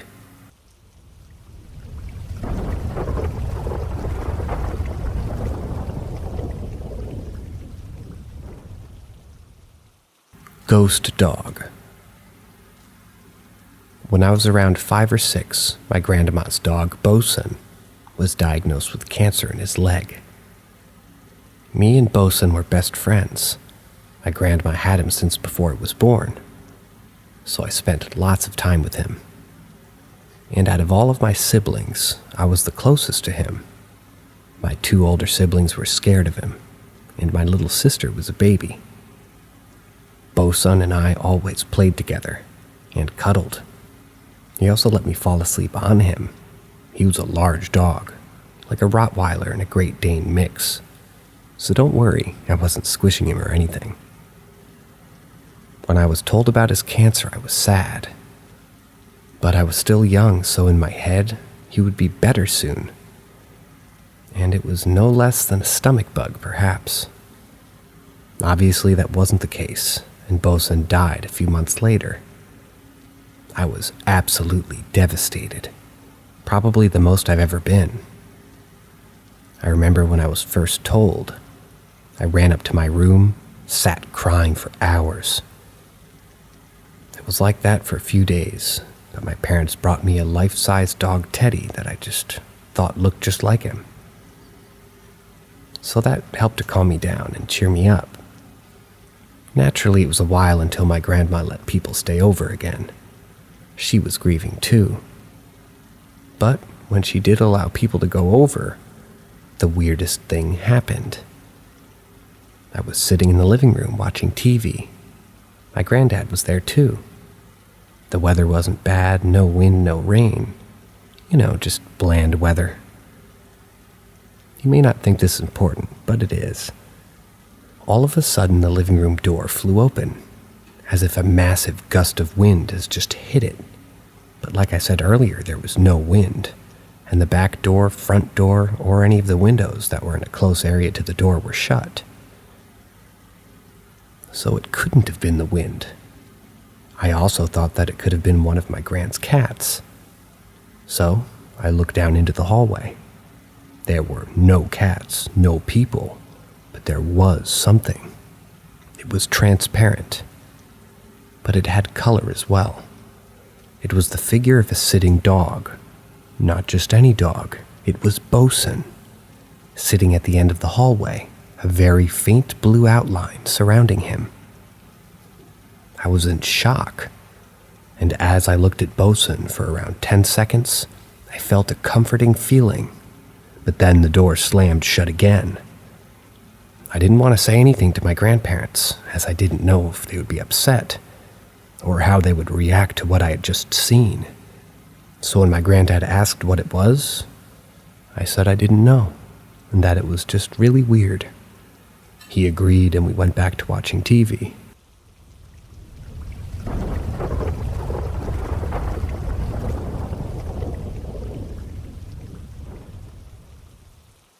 Sleep paralysis plus OBE. OBE stands for out-of-body experience. This happened a few years ago when I was 17. I was a senior in high school at this time. I wasn't on drugs, medication, or alcohol leading up or during this experience. I went to bed late that night. Only my dreams started, and I was on the ceiling looking at my sleeping body below.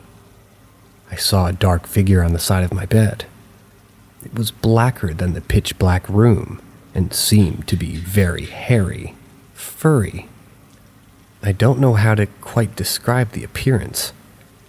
Most of it was just a dark blob, but I know it was hairy because it kept reaching over and touching my face. I felt it tickling my face, and my sleeping body would instinctively reach out and touch the spot. It just did. And I could feel it. I could feel the tickling sensation, and I could feel my own hand brushing my face off. It did that for an unknown amount of time. Just reached out, messed with me, retreated, and repeated for presumed hours. But eventually it looked up at me. I could see its eyes and its mouth somehow. I don't recall there ever being a light that showed its face, but I could see it was looking at me on the ceiling. And it was smiling.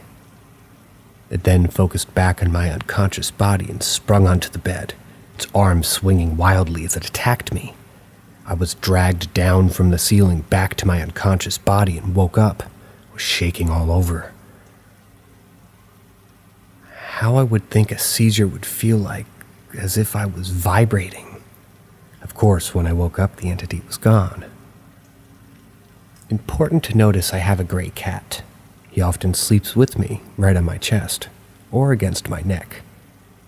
That night, he was on the opposite side of the bed in the far corner.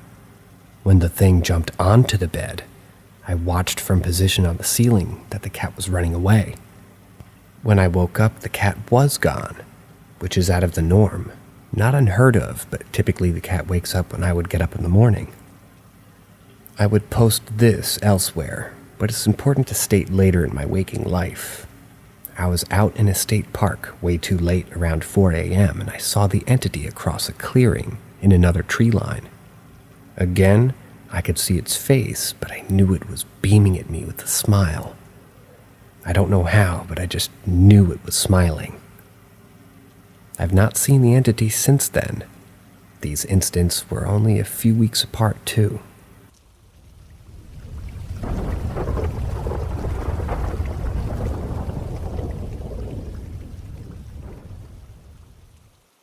Just wanted to put this out there.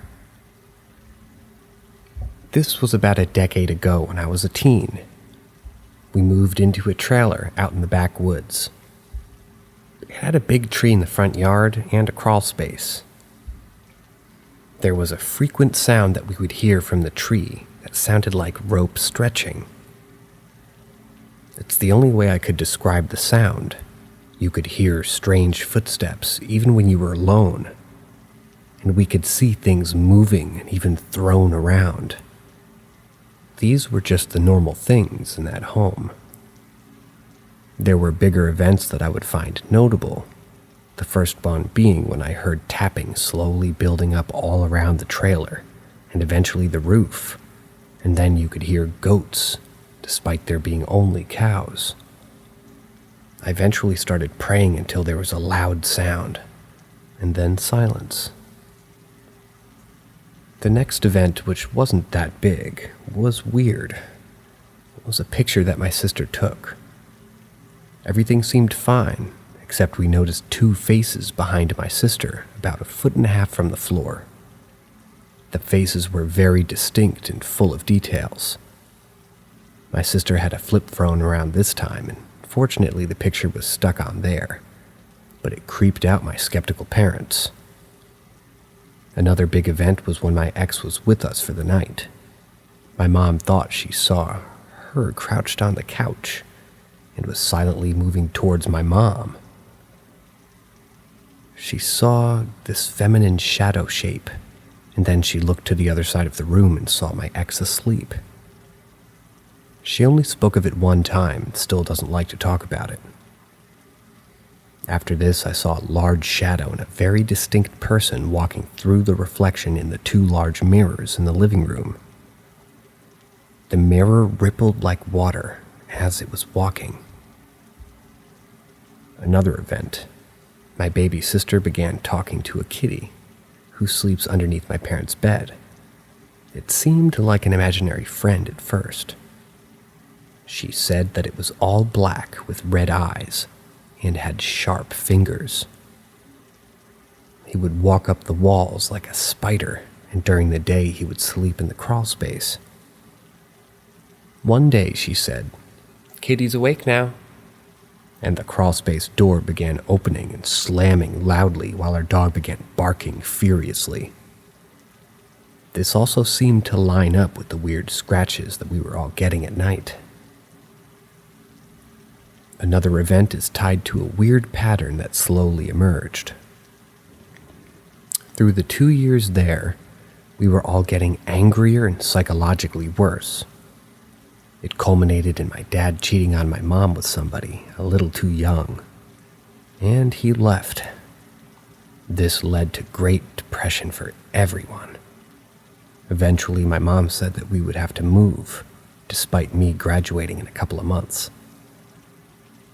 As we were packing, I saw a broken mirror in my sister's closet with bloody letters, non-Latin based on the lettering.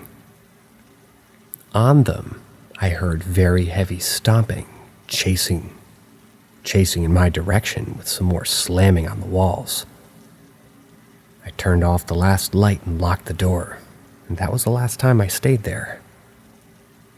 I left a note in my room for any family unfortunate enough to move in, but I have no idea what happened to the home to be like that.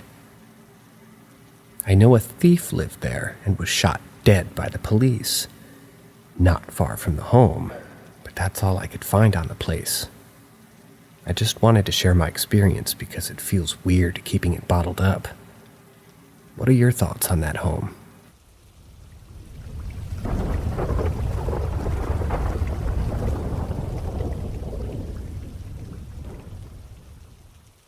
Demon encounter. Oh boy, the stories I have. The most recent one was about a year ago. So we live in a 2-story home. That's important for this story. When my husband gets ready for work, he walks up and down, into the restroom, into the closet, and I know the sound of his boots upstairs. So I'm making myself a coffee downstairs, and I can hear him walking and getting ready. After he left for work, I started hearing his boots again in my closet. So I looked out the window. His truck was gone. I went upstairs and, of course, nowhere in sight. I kept it to myself, thinking maybe it was just the house settling or something. This kept happening for a month. Then my daughter and I were living in the living room, and I heard the boots again. I looked at my daughter, hoping I wasn't going crazy, and she had heard them too. She looked at me and asks, "Is Dad still here?" I'm like, "No, you heard that too?" Then I went on to tell her all the times I'd been hearing someone walking. Now, my daughter is a medium, even though she doesn't want to use her gifts. I asked her, "Can you please use your gift to help me cast this thing away?" She immediately said yes. So we went on checking every nook and cranny, all the rooms, mine being the last one. We go one by one, and she's like, "Nope, nothing here or here," and so on and so forth. When we went into my room, she stopped.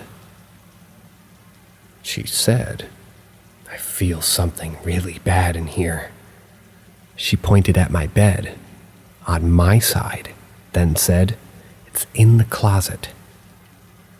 We walk into the closet, and my daughter starts crying hysterically, and her face shifted into fear I'd never seen on anyone. Mind you, this was the first time she's actually confronted anything with her gifts. I helped her calm down, and before we decided to cast it out, we prayed so that God would protect us and cover us with His presence and His precious blood. Once those prayers were done, the war began. We prayed and cast that thing back to where it came from, and I could feel it fighting, and she could see it laughing. When my daughter told me he was laughing, I got so mad and prayed harder. She then said, "It looks scared, Mom." I'm like, he should be, because we have the power of God. Eventually, he left. We felt such a relief, and my daughter's face changed back to peacefulness.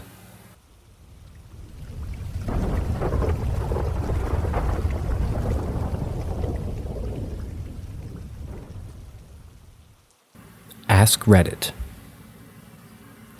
When I was living with one of my brothers, but still felt too awkward to have sex with my then girlfriend at the house, we would go to my mom's house, because it was pretty much empty except for my bedroom stuff that I couldn't fit at my brother's house. We were leaving one night, and once we got in the car, she said that she saw a kid standing in the room across from the bathroom on her way out. Pretty creepy, but what's even more creepy is what my other brother said when I told him about it. He lived there for a little while after we had all moved out, and he said he had come face to face with a kid standing in the doorway of that room, and that was when he got out of the shower one day. That was also his room growing up. And he also said that he would wake up sometimes to something breathing and walking around his bed. I never saw the kid in that house, but my drum set was in that room for like a day. The one time I went to play it in that room, about 5 minutes after I started, I suddenly felt like someone was standing right behind me, very menacingly, and wanted me to leave. So that's exactly what I did. Never played music in that room again. I have other stories about that house, but those are the most notable that happened to me.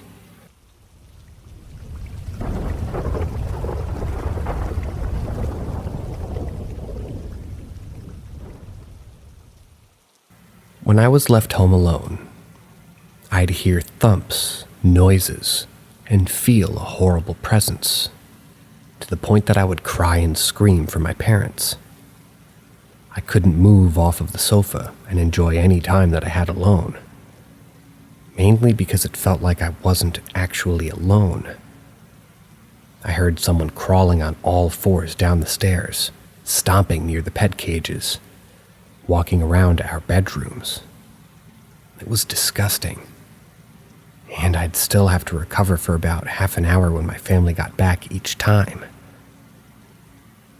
One time it turned my radio on and started playing a very specific song that I'd never heard before. I used to question it. Was it friendly? Was it a person? Or at least shaped like one? Was it going to peek around the corner and stare at me? At one point I even thought that it was a man, a toddler or a mutated child my age that was just using her house as a hiding spot. One evening my nose just started frantically bleeding. Being the weird kid, I was left with a handprint on the wall from it, next to the cupboard.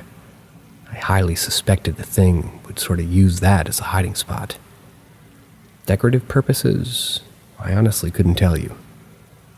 What I can say, though, is that I wasn't expecting another one to appear next to it about a week or so later.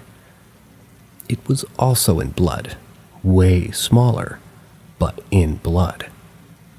That's when I kind of thought that there could actually be someone or something stalking me. I've always wondered if it was a specific spirit or a curse, but to no avail. Neither of the handprints were mentioned. I tried to show it to my sister, who was convinced that she did it, but her hand was far too small. Whatever it was, I hope it's not watching me now.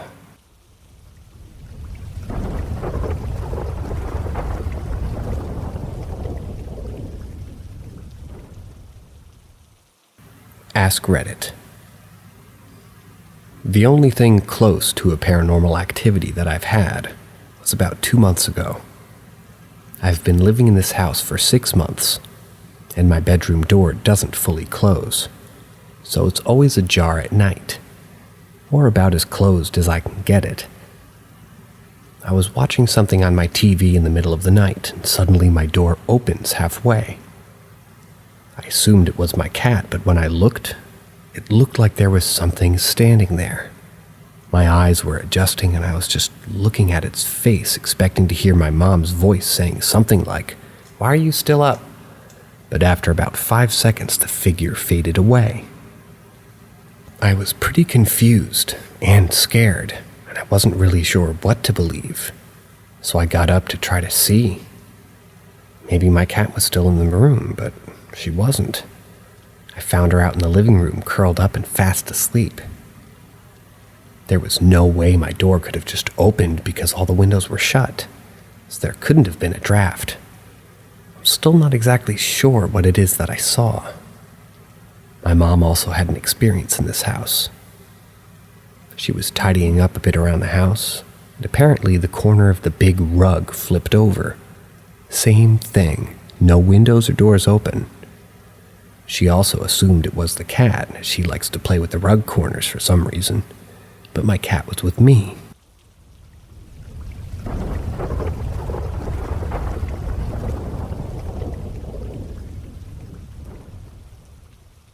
Something followed my friend up to the mountaintop.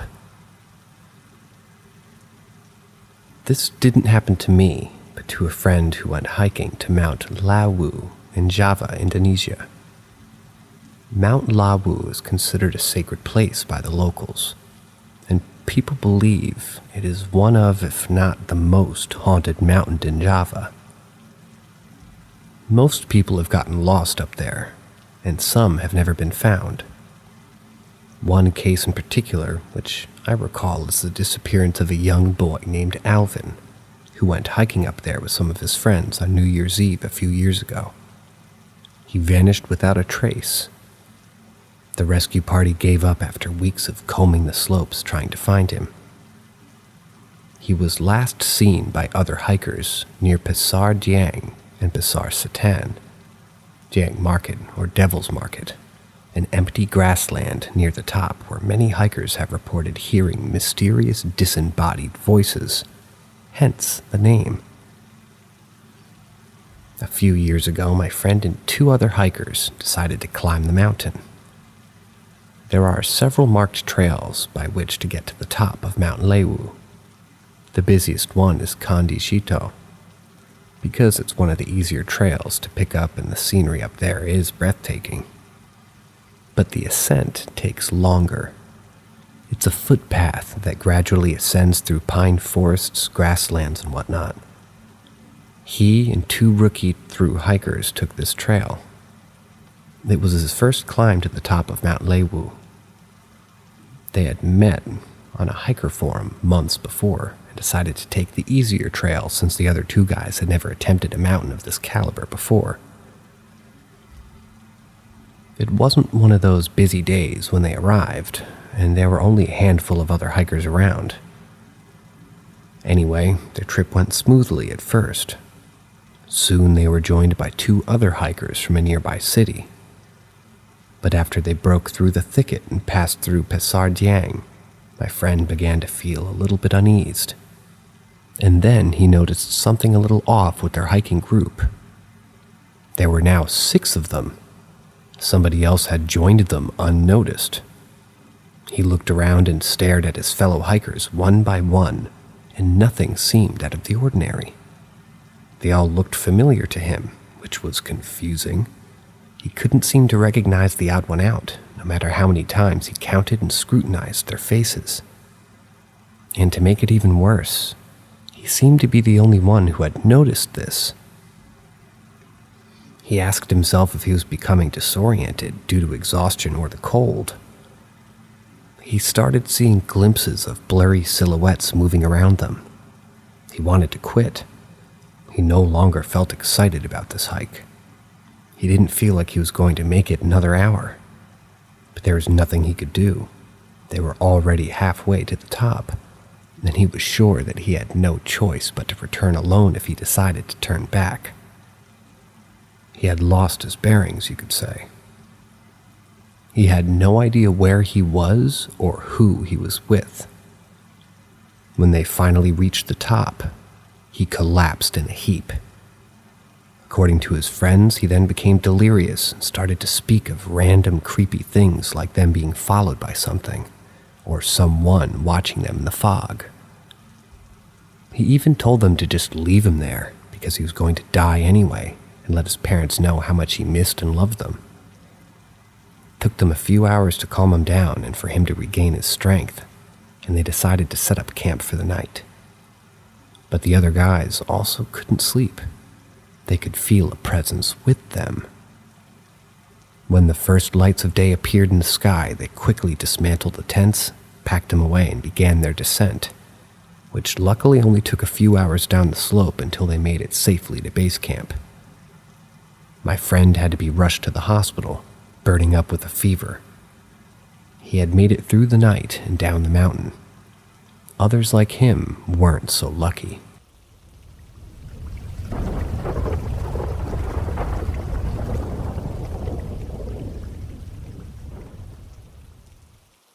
Does anyone know anything about friendly or passive spirits? My old house was really creepy. I could go on about the experiences I've had. I'd be happy to tell some in the comments, but I want to focus on a few experiences in particular. I used to see shadow people all of the time, between the ages of 4 and 6, very frequently. My siblings also reported them at the time, and we all stopped seeing them around the same time. I believe in spirits. However, I can agree that some experiences can easily be explained away. For example, a lot of shadow people can be explained through either sleep paralysis, which is being frozen, or the feeling of dread and fear that you get around them, or just a trick of the eye, in the way most people report them, disappearing in a split second. But my shadow people were different. I remember they'd always be around in the landing space between 2 staircases in my house. They were really tall, having to bend their necks to fit under the roof. Elongated arms and legs and fingers like a shadow, they were black and see-through. One of my most vivid memories is me running up the stairs when I realized that they were literally all crowded on the landing. I'm talking 10 to 15 of these things. They turned to me and sort of just stepped aside to give me room to go upstairs. They looked a bit shocked that I could see them. I wasn't scared, more just wary. The other time I think is more compelling. I was like 4 or 5 maybe, and I was coloring at her art table. I got this strong feeling somebody was behind me watching me. So strong I actually thought it was my mom. So I turned around to talk to her, and it wasn't her. It was a shadow person watching me draw intently. It was kind of bent over like how a parent or teacher watches a kid play. It was a bit parental, and I wasn't scared, more just confused, so I turned around and started drawing again. It's just weird since most reports of shadow people have them either disappearing or just peek out at you, or have them bring intense fear to you, which these things didn't.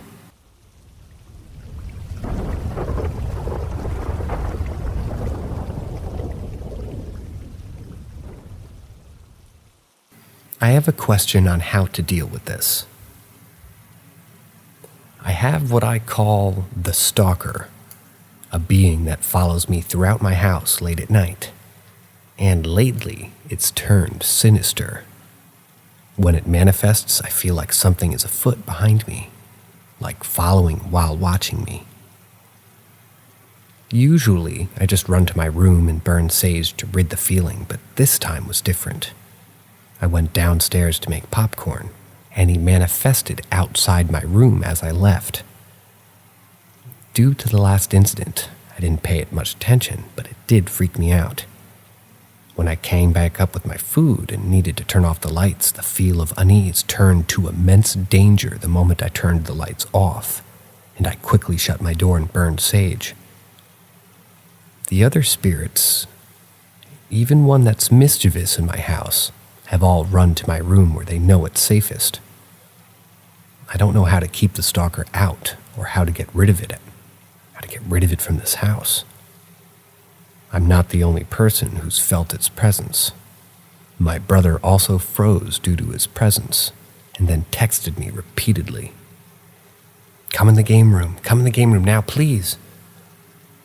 How do I rid this thing from my home?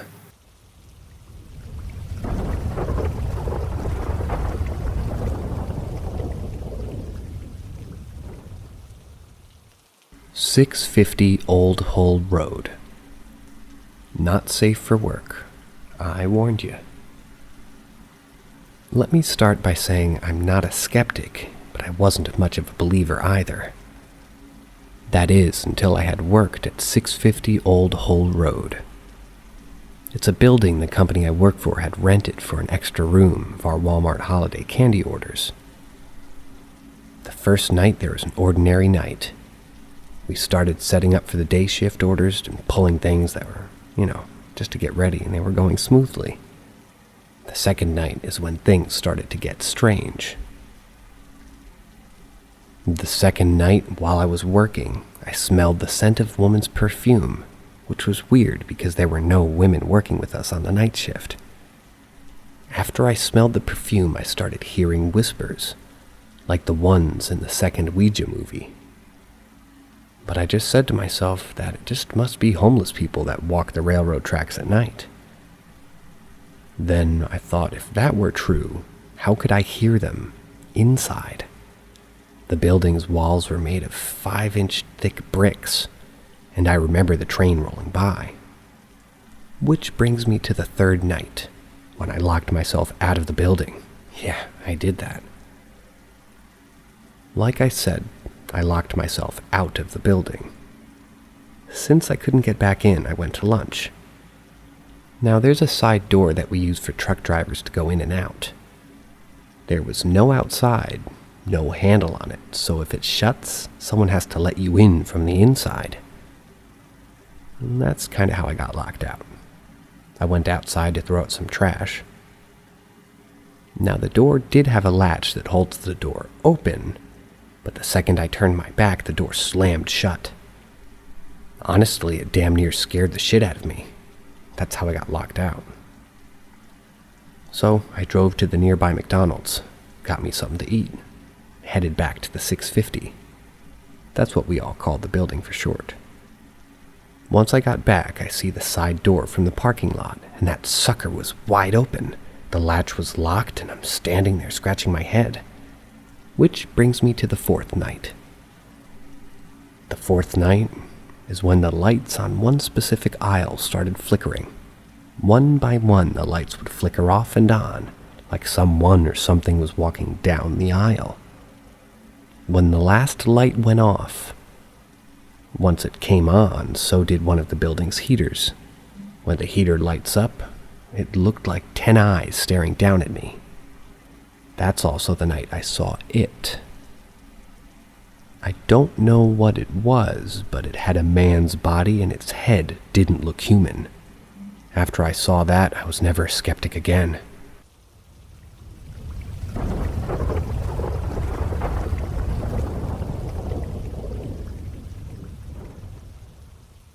What's in my house? My husband and I moved into this house almost 3 years ago now. And in that time, there have been only 2 very strange occurrences. And weirdly enough, I didn't connect the 2 until now. Now I'm wondering, is there something here? Is there a name for this thing? The first incident happened around 2.5 years ago, I believe. It was shortly after we moved in. I actually posted about this on Glitch, the Matrix sub at the time. The way our house is laid out, it's a semi-open concept, where you have to come down a hallway from the front area into the kitchen and living room area, which occupies the same space. but there's a wall that partially obscures one side of the living room if you're in the kitchen. So I was cooking dinner, and my dog was lying at my feet, hoping for me to drop some food. My husband came down the hallway and went around the corner into the living room without saying a word, and my dog got up and followed him into the living room. I started talking about some work gossip while I cooked, basically droning on for a bit with no response from my husband for several minutes. When I put the food into the oven to cook, I went to the living room, planning to sit down with him and wait. Except when I stepped around the wall, he wasn't there. Our dog was on the couch alone. A second later, I heard the basement door open. It's a noisy door, so there's no way that he got up and went down while I was talking to him. Also, it would have been impossible for me not to see him go, since he would have had to walk back through the kitchen to go literally anywhere else in the house. He comes into the living room, and I immediately asked if he had just been in here a minute ago. He looked genuinely confused and said he had been playing video games in the basement for over an hour. It was creepy and unsettling, but we both just kind of shrugged it off and embraced the spooky story as one to tell friends who came over to visit. Then the second thing happened. This was maybe 6 months ago, so about 2 years since the first. I tend to sort of startle awake from dreams and then be fully awake. So, I jolted awake and it was still dark out, but early morning. We have 2 dogs now and they sleep in the corner of our bedroom. My back was to them and I heard my husband's voice clear as day, unmistakable, in a very quiet whisper praising the dogs. Saying things like, "You're such a good boy, and I love you so much." This is 100% in character for him, so I didn't think much of it. I just rolled over towards the sound, about to tell him that I thought he was sweet.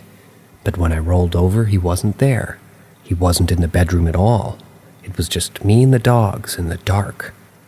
I couldn't tell if the dogs were awake, but they were lying down calmly.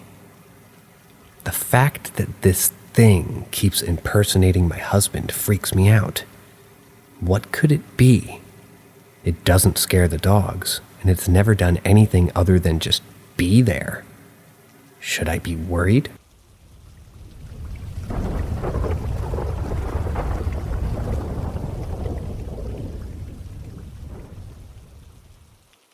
I think my job is haunted. Help. My first experience was on New Year's Eve at a job party with myself, a female 20 years old, and a few coworkers. Only me and my coworker Kayla's sister heard the sound of a large metal object clashing. We went to look. Nothing was out of place. This was the earliest instance of unexplainable activity there. On July 25th, Kayla, female 22, closed down the store with one other coworker, and she distinctly recalls everything being in place because it was the closer's job to clean up before leaving. The next morning, Kayla and I were the openers of the cafe. We work in a boba place, by the way. She started freaking out as soon as we got behind the counter because there was a whole pack, 4 rolls of paper towels on the floor. She knows that the night prior, it wasn't there, and the other coworker couldn't have done it because everybody leaves together at night. So somehow something must have moved it overnight. And it's a fairly weighted pack that was left in the dead center of the walkway. I just looked back on my text for the date of the next event. We texted the whole group chat because of how spooked that we were, and just realized it was the same day. It was a very dead work day, slow. Kayla and I were the only ones in the shop. I was doing the dishes, and then I heard the sound of the bathroom door slamming. It was loud. Kayla was behind the counter with me, and we looked at each other and asked her if something was in the bathroom. She was like, "You heard that too?" And so she went to go check, even though We were almost sure no one else was there. You have to walk past the counter to get to the bathroom. We would have seen somebody go by. When she went to check, she knocked on the bathroom. There was no answer, and when she opened the door, there was no one. The motion sensor light was also on before she opened it. The door is pretty heavy, and so it just seems impossible for it to have been the wind or something like that. It doesn't just stay open on its own. We have to use a door stopper to keep it open. The thing is, we don't know if the door was shut and then opened and slammed, or if it was not used that day and the door stopper was just in place before it shut. The door stopper works well, by the way. It's not likely that it moved on its own or gave up on the door. Kayla also heard footsteps that day, but all I know is that she thought it was me, but I wasn't near her at that time. What made me write this post is what happened today. I was again washing the dishes, and also again working with just Kayla. We were closing and doing the end-day cleanup. While I was doing the dishes, I very clearly saw Kayla in my peripheral. Not too far off to the side because it was so clear and I was just looking at the dishes, so it's kind of hard to explain. I saw the cheetah print headscarf that she was wearing today and everything. I saw her turn the corner to go to the back, but I did a double take because the last time I saw her, she was in front of the counter, and I realized it was still in the lobby area. She was there, sweeping.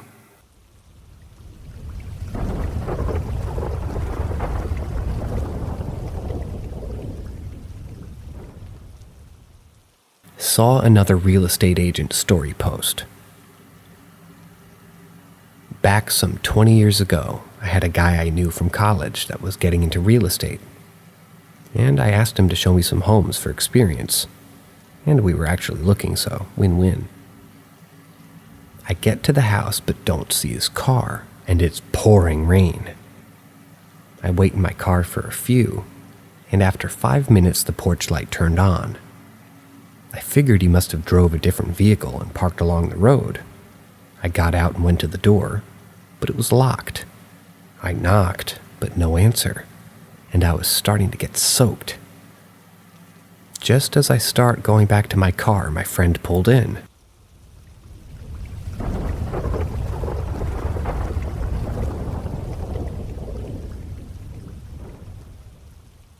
He asked why I was waiting in the rain, and I told him what happened. Halfway through my explanation, the porch light goes back off. We approach the door, knock, and again, no answer. He accessed the key in the agent box and we go in. We check the switch inside the front, and it's the one for the porch light. And once it was back on, we looked for a sensor. There was none. First off, creepy vibe and no lights on. As we work from the front to the back, we turn on the lights and turn them back off again on the way to the front. The upstairs is accessed in the front of the home, so when we go up, all downstairs lights are off, except for the front room. We go up, start looking at the rooms, and a knocking starts. 3 at first that make us both give us, "What the fuck did you just hear?" that kind of looks at each other. Then after a bit, 3 more, but louder. We started to nope out of there, and as we got the lights out and headed back downstairs, we heard 3 poundings from the hallway, top of the stairs, now dark but clear in sight. We head for the door quickly, but just as we're getting the key ready for the box, we notice that the light in the very back room is now on again. My friend asked if I want to go with him to shut it off, and I convinced him to leave it on. Seemed very sus, like a trap. And as a grown-ass man, I was feeling a fear that I'm unaccustomed to. As we left, the porch light came back on. Never went back, but have driven by several times.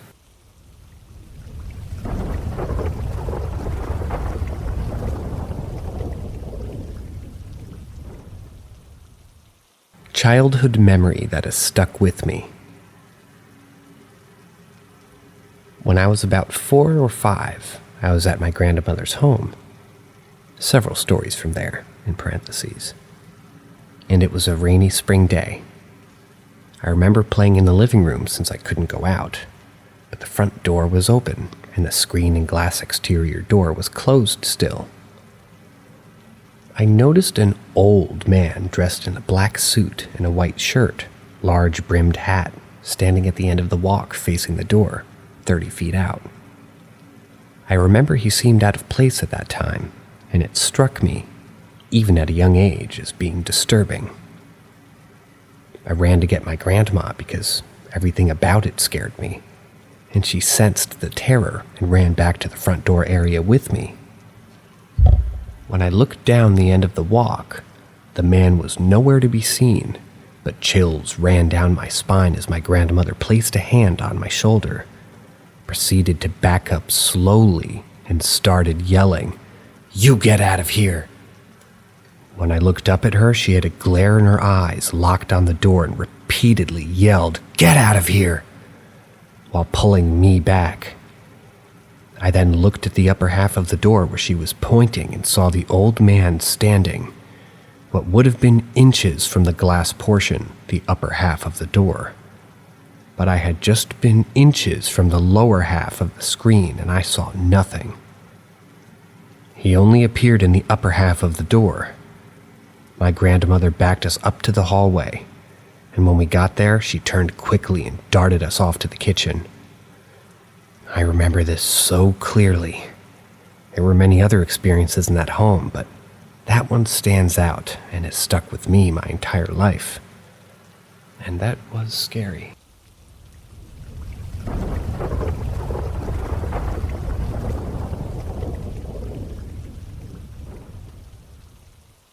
Is this paranormal? I was watching Sam and Colby when I remembered some weird stuff that happened when I was young. When I was little, I used to wake up and find things that I never had before at the edge of my bed. Some things that I would find are bags of little toys, stuffed animals, and other small things. I didn't think anything of it, since I just thought my mom gave them to me. And the stuffed dog that I still have is very cool. But when I asked my mom about this several years later, she was confused and said that she never did that. We both found it weird, but we both brushed it off as well. Skip to a couple years after that. We moved, and at that time, I didn't have curtains or blinds on my window. I don't know why. So one night I laid down to go to sleep. I was used to car lights going by since we lived near people, and I knew what they looked like. I was laying with my face looking toward the window when all of a sudden, a flashlight. The light of a flashlight turned on. I froze. I pretended to sleep while thinking, what should I do? After like 5 minutes, it didn't go away, so I ran as fast as I could into the living room where my mom was and screamed, "There's a flashlight in my window!" I was screaming while my mom checked and found no flashlight, and then checked outside. No one was there also. I made my mom put up a blanket and I made her lay next to me till I fell asleep.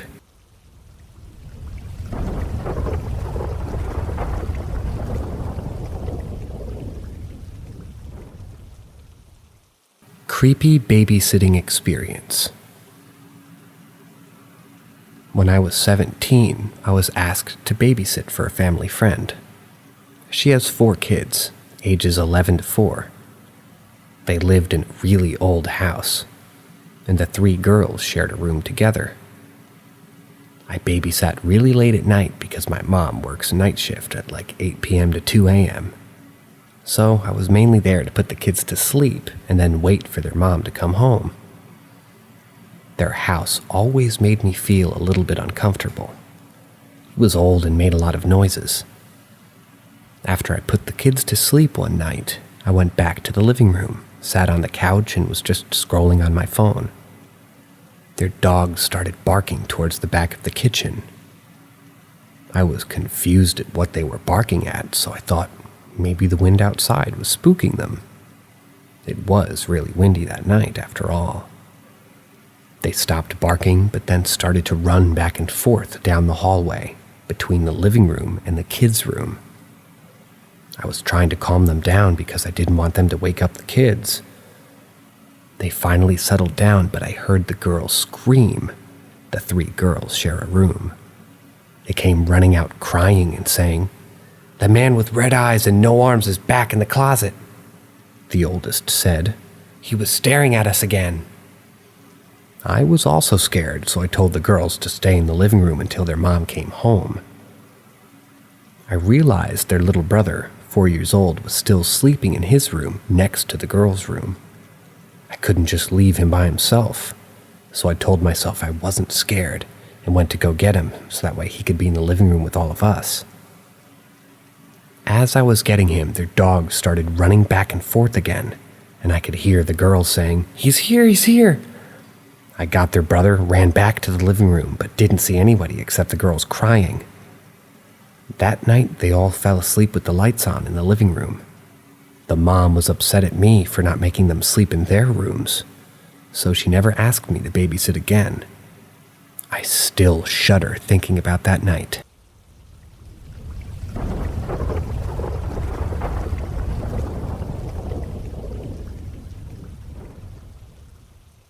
Welcome to Paranormal M, where reality meets the unexplainable. Subscribe and hit the notification bell to join us on a quest for answers to the most perplexing stories that challenge our understanding. Waking up covered in blood. Even though it's been years since it happened, I've finally plucked up the courage to actually write about this because I want to know if there's an explanation for what was happening to me.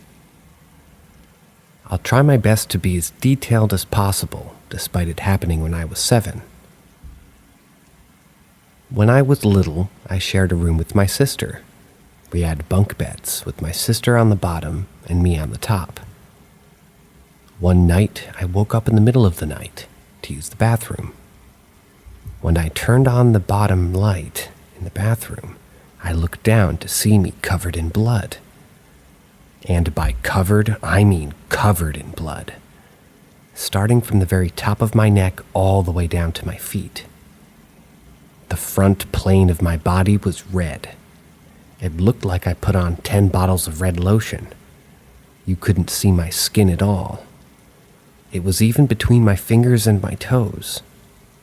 What was even stranger was that the whole front of my body was covered in blood, but there wasn't a speck of blood on my clothes. I was wearing a nightshirt and underwear, but there was no blood on them.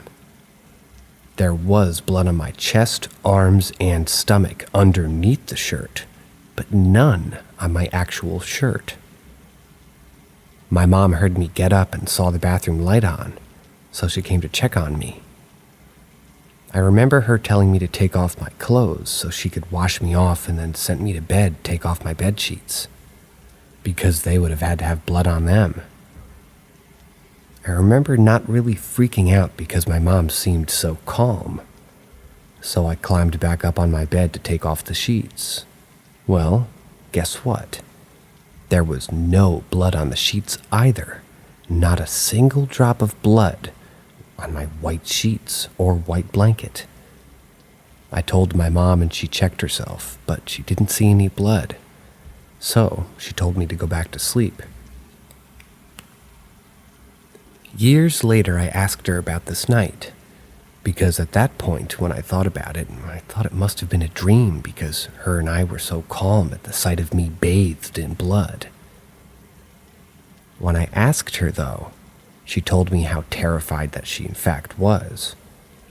She told me that she tried not to freak out for my sake, but she honestly thought that I got stabbed with how much blood there was. She told me that right away she was looking for wounds, but she couldn't find any. She thought either there was an intruder in the house who stabbed me, which there wasn't because she checked every door and window, or she thought my sister somehow woke up and stabbed me, which was also very unlikely because she has cerebral palsy and wouldn't have been able to climb the ladder by herself. She told me that once I went back to sleep, she checked on me every 10 minutes while I slept for 2 weeks. She told me she couldn't sleep because she got so terrified. And it looked like I stepped out of a horror movie. Over the years, I never really thought about what could be the explanation. But the more and more conspiracy videos and paranormal videos I watch, I'm starting to think that I had to have something paranormal be happening. When I look back at my childhood and put all the little things together, it starts to make sense. For example, when I was little, I used to have horrible nightmares. They were either about the devil or about me dying, sometimes both. I still remember a lot of these dreams, despite it being years. I was diagnosed with an anxiety disorder at 8, so I thought maybe the dreams stemmed from my stress or something. I also have sleep paralysis quite often. Normally I'm very chill about it because I've had it so many times, so I tell myself, you'll move when you wake up again. So I would just fall back asleep. The last time that I had sleep paralysis, though, long story short, this dark creature jumped on me and started clawing at my chest to get to my heart. It was so painful, and when I woke up, there was actually pain in my chest. Whenever I pass by a cemetery, I get physical shivers up my spine, which people have seen and commented on before. My mom told me that one time she was driving her old car and it stalled, so she pulled to the side of the road. The engine lights on the dashboard started flashing and the speedometer started spinning. And when everything turned off, the speedometer landed on 66666. She then proceeded to freak out and run out of the car and call my aunt to pick her up. She got rid of the car not long after. I would have thought that this story was fake, but my mom isn't really a religious person, despite raising me in a Catholic household. So she would have no reason to make this up. So basically, I got very sidetracked at the end of this post, thinking of all the weird things that's happened over the years. But my major question is, does anyone have an explanation for me waking up covered in blood when I was 7? And the question to bounce off of that is, could that have been part of a bigger issue based off of all the other things that's happened to me and my family growing up? Is it actually more serious than I think? To be honest, I'm sort of shaking as I'm writing this. I'm recalling all these moments and potentially linking them all together, and it's kind of terrifying me.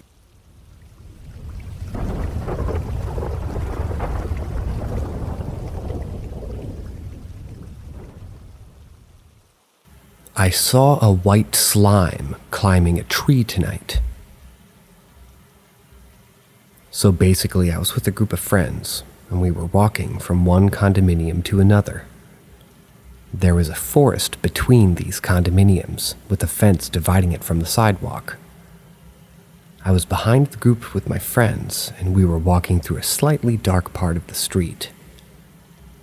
Both of us saw some white thing in one of the trees. It looked like a slime, and it was moving in a really weird way. Had no legs, no face, and it was a really powerful white. Like there's no chance it was a light or something else. I called for the other guys, and as I shouted, it started climbing really fast in a really bizarre way, as if I scared it. I turned on the lights from the phone to see if I could find it, but honestly, I was too scared and my heart started beating so fast, so I just started running away with my friend. It was so good to have him there, because we talked later, and both of us saw the same thing, and even complimented each other as we talked. So I was sure I was not hallucinating. Of course, none of our friends who were in front of us believed in what we said. Some of them got intrigued, but I wouldn't blame them for not believing it, as I wouldn't blame you. It was really strange. It was like that venom slime, but white. It's my only encounter with something like that, and I just can't explain what it was. It really looked like it was not from this earth. Edit. Just thought as the post got some attention, I figured I should give an update. First off, I wanted to thank everyone that participated. I didn't know this subreddit, and I never participated that much on Reddit at all, but I've read some interesting posts here, and I'll probably stay around. I don't think I'll ever post any other story here again, at least I hope so. Wanted to thank in special the 2 guys who shared their stories seeing this white thing. I've talked to other people about this, but people either don't take it seriously or just have no idea what it is when I describe it. I went back to my place today around 2 p.m. to see if there's anything there, but unfortunately just found nothing. I still have no idea what it was, and I may never know. All I can do now is wait if more people from these condominiums will notice it. 'Cause I swear on everything, that thing is not an animal. That is just beyond science.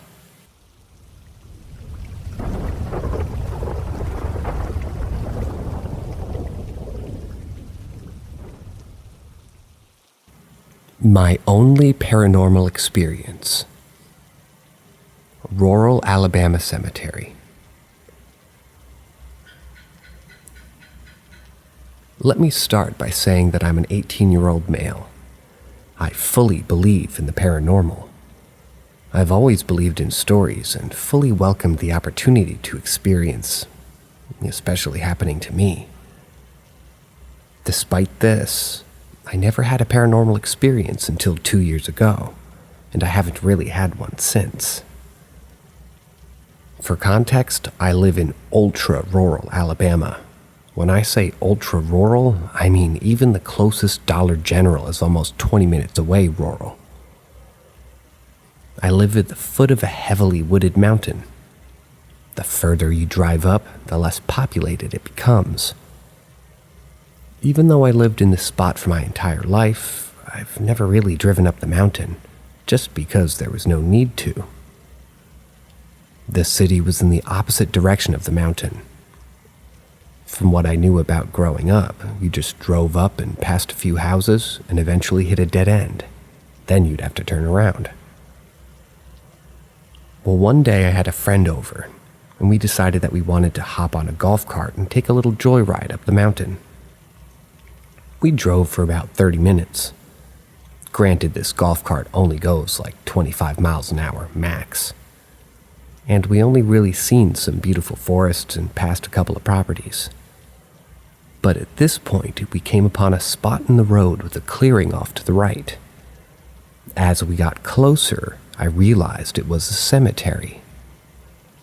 I pulled over into the cemetery and turned my golf cart off. The main reason for this was curiosity. I had no idea there was a cemetery up the mountain, and it was strange to me, considering that we barely had anybody living on the mountain, much less this far up. So my friend and I hop out of the cart and start walking towards the graves. Like I said, I fully believe in spirits and being respectful towards the dead, but my friend didn't at the time. So I'm respectively looking around, reading the markers, attempting to say, my piece and stay a 6-foot distance from the headstones, so I wasn't walking on top of the graves. Well, here my friend goes, on her phone, walking all over the graves. I think she even cracked a couple of jokes about the names on some of the headstones. Some of them were kind of weird, considering the people died in the late 1800s and early 1900s. After I've sufficiently explored, I start walking back to the car.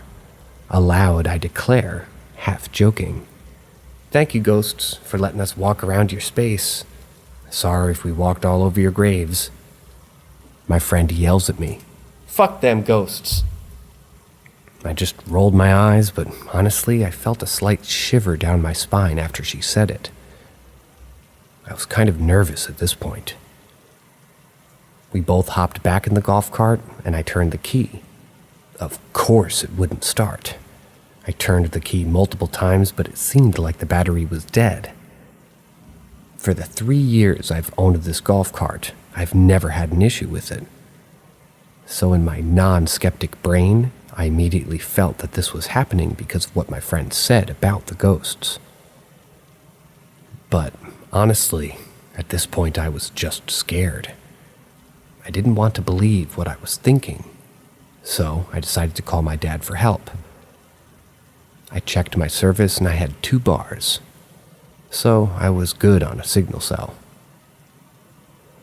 I called him and the phone rang 5 times before he answered. I heard nothing on the other end, so I said, "Hello?" And I could hear this heavy, raspy breathing in response. As soon as my brain slightly processed what it was that I was hearing, my dad hung up. I tried to call him back, but my cell signal had now dropped off completely, even though I hadn't moved at all. So at this point, even my friend looked scared. We're both thinking the same thing. I'm beginning to hyperventilate and I lay my head down on the steering wheel, and I just begin to pray out loud for protection. Maybe to help the car start running. I tell my friend to pray as well, but she says, "Please let the cart start. I'm sorry for what I said." I turn the key. The cart starts, and I peeled out of there as fast as possible. When I get home, my dad is outside working on one of his projects. My friend and I walk up to him, and I ask him why he hung up on me because I needed help. He said he never received a call from me. I told him that's impossible because he picked up and I heard him breathing over the phone. He shows me his recent calls, and in fact, he had no calls or missed calls from me. This was almost 3 years ago, and I haven't been back to the cemetery or had any other paranormal experiences since then.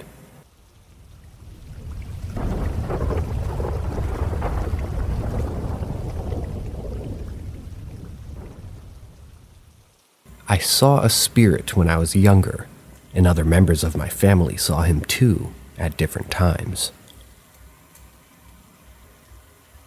When I was about 11 years old, I was staying at my grandma's house. I need to explain quickly the distribution of the house so you'll get the story. There were 3 rooms on the 2nd floor. 2 bedrooms were next to each other, my uncle's and mine, and at the other side, my grandma's. I used to sleep with my door open. I don't know why, but big mistake. One night, I woke up after midnight. Literally, I could see from my bed directly to the stairs, and thanks to the moonlight, it was a bit illuminated. I opened my eyes and I saw this figure, a bold man in a black suit just looking at me from the stairs. It was the most heavy shit feeling I've ever had in my life. Until now that I'm 27, I get chills only for remembering it. I closed my eyes and covered just my whole body in blankets, scared as fuck. Then I had the brightest idea to uncover and check. That man was at my door, just standing and watching me. In that moment, I just basically jumped from the bed and ran to my grandma's room. I tried to wake her up, but she didn't. I swear, I cried, I screamed like hell, I even moved her. I thought that spirit killed her or something.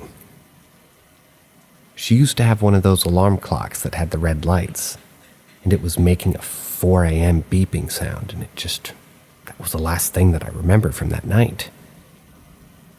Now the weirdest thing. I'm pretty sure I was awake. I don't lie with this stuff because I've always had creepy things going on. But what I'm about to tell you is the most chilling part of this.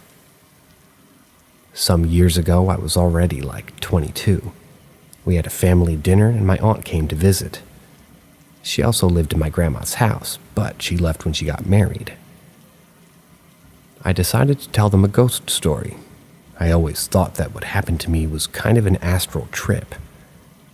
You know, when you leave your body. Desdoblamiento in Spanish. And that was my own explanation of why my grandma couldn't hear me when I tried to wake her up that night. And that's also possibly why I could see that man. After I told the story, my aunt looked at me and told me that she'd also seen that man in the same house and gave the exact same description as mine. Literally, my eyes started watering out of fear and started laughing nervously. We decided to call my uncle, who lives in Argentina, and ask him if he'd seen anything at that house. We just asked about ghosts in general at the house. So he answered, "Yes, once I saw a man dressed in black at the common room downstairs, bold and just existing there. He was the third person that saw the exact same thing, and that's what I consider to be the proof of this spirit's existence. I don't know if he was a good or bad spirit, but he was creepy. He looked like Voldemort in terms of skin color, so you have an idea of how pale that he was. The suit was all black up to his neck, and his eyes were just opened, not blinking, just staring directly.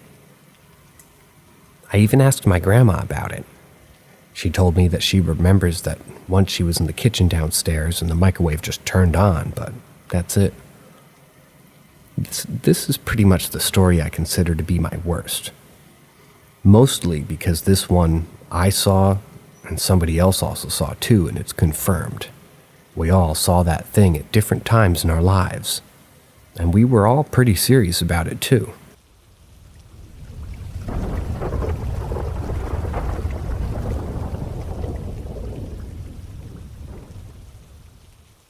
The Kimono Girl. When I was growing up, I was living in a pretty rural area in western Washington, completely surrounded by woods in a little one-story house. My parents had picked the plot of land to build on about a year or two before I was born. I was raised there for the first 11 years of my life. Starting when I was around 3 years old, I vividly remember that any time I had the sensation of my ears ringing, an incredibly high pitch, I associated it with the sight of a little Japanese girl. I remember her red kimono with black patterns, gold lining, and her scraggly long black hair. Oddly enough, I don't even think I ever had seen a kimono at that point in my life. I didn't think much of it at the time. I was just like the girl who makes the ringing sound when she opens her mouth. She would often be standing in the corner of whatever room I was in at the time, but always looking in my direction. That is, when she wasn't sobbing hysterically. She never felt threatening, so I never talked to my family about her. I was also an incredibly shy child, so I never tried to speak to her either. As I got older, she eventually stopped appearing when my ears would ring. Later, when I was about 15 years old, I was looking into the theories about ghosts for fun, and learned about the whole idea that when your ears start to ring for no reason, that means a ghost is trying to communicate with you. Upon reading that, I was met with the deepest chills.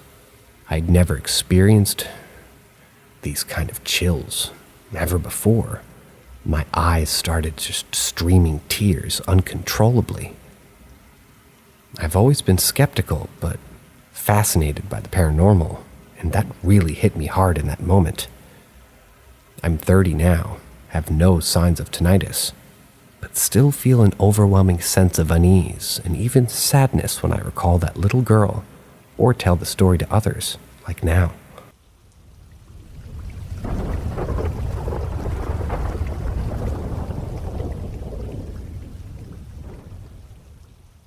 Ask Reddit.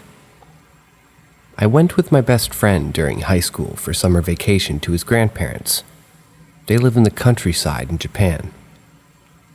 I stayed in his mom's old room, which has a small wall closet. Just above this closet was a smaller closet door, like 1.5 feet tall and about 3 feet wide. Just above it, weird design, but their house is old. The first couple of weeks, I was pretty jet-lagged, and Japan is hot and humid, so I didn't really sleep at night. If my light was off at night, though, I always felt uneasy about that small closet space. Something about it just felt darker than the rest of the room. Toward the end of the second week, I started to adjust to the time difference. One morning I woke up and that small door was open. It was unsettling, but I closed it and just thought maybe it was closed all the way and just came loose. A couple of nights later, I woke up feeling uneasy. It was dark and I could see that this was the first and only time that I was perhaps experiencing sleep paralysis. I was too scared to move, say, or do anything. I just felt this darkness coming from there. I don't remember sleeping that night, but I told my friend about it, who said his mom told him about something like that too. When we got back home and I talked to his parents, his mom kind of joked with me. "So I heard you met the ghost."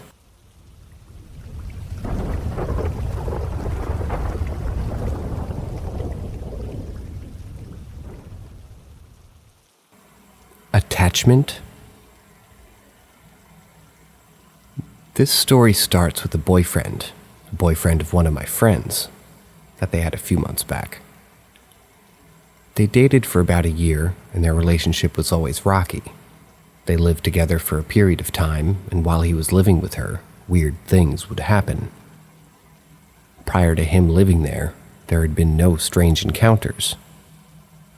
There were situations that I didn't personally encounter, as I wasn't at her apartment at the time.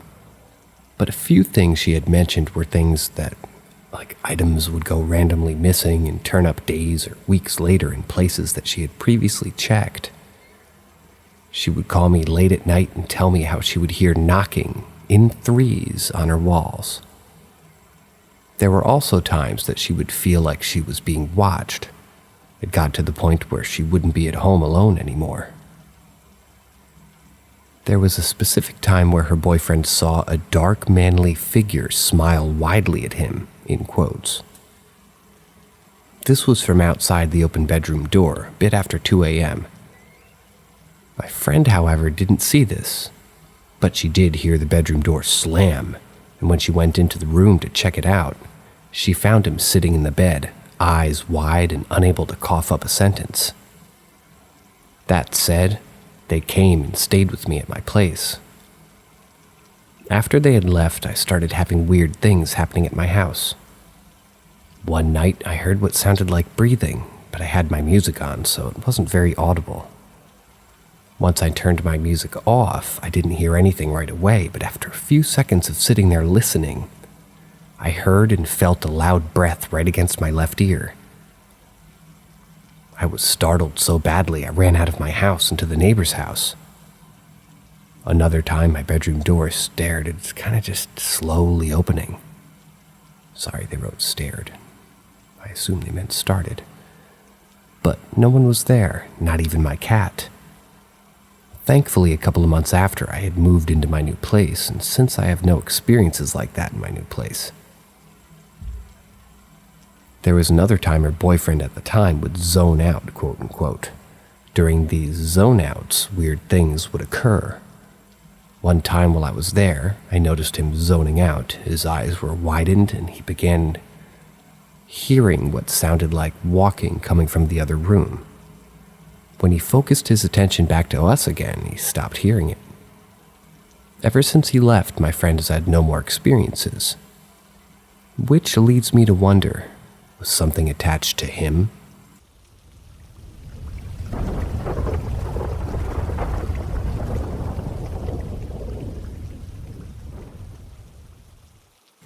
Was this a ghost or something else? This event takes place in my cousin's childhood home about 7 years ago. My aunt and my youngest cousin still live there, but my cousin who witnessed this with me has since moved. For purpose of this story, I will refer to my older cousin as E and my younger cousin as R. I'm just going to call them Ellen and Rebecca, the narrator's choice here.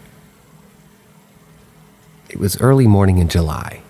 On this day, we were packing up to go on a trip to visit our family members in Oregon. This all takes place in the upstairs, so I will describe the layout. This is an older house built sometime in the 60s.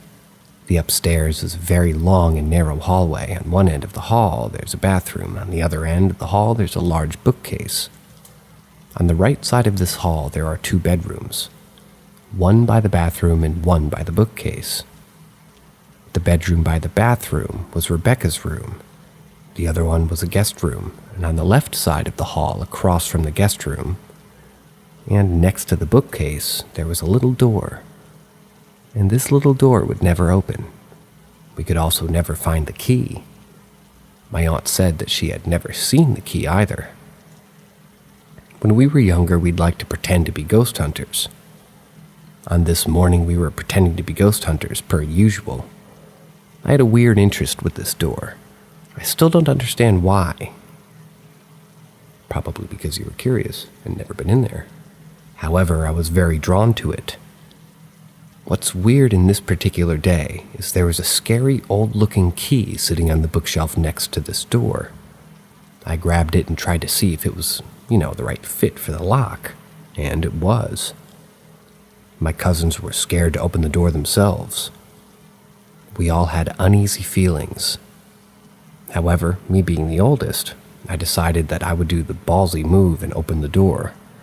When I did, nothing was in there, just a bunch of insulation, spider webs, and it had no light. Very disappointing. We put the key back, shut the door, and went downstairs to go get a snack. When we went back up, the key was gone and the door was locked again. Very weird, but as kids, we didn't think much of it. Fast forward, and it was about time to go on the trip. My mother and aunt were outside in the van chatting. So they sent us inside to find Rebecca and Ellen. And I was just walking around the house calling for her, but couldn't find her. Keep in mind, Rebecca was 10 years old at the time and Ellen was 11. And I was 12. Rebecca was wearing rainbow leggings, orange Crocs, and a t-shirt. Rebecca had very beautiful long brown hair that went down to her waist. Keep all of this in mind. Ellen and I checked Rebecca's room. She wasn't in there. When we walked back out into the hallway, we both saw the exact same thing. We still talk about it today, and every time that we talk about it, we both recall the exact same events.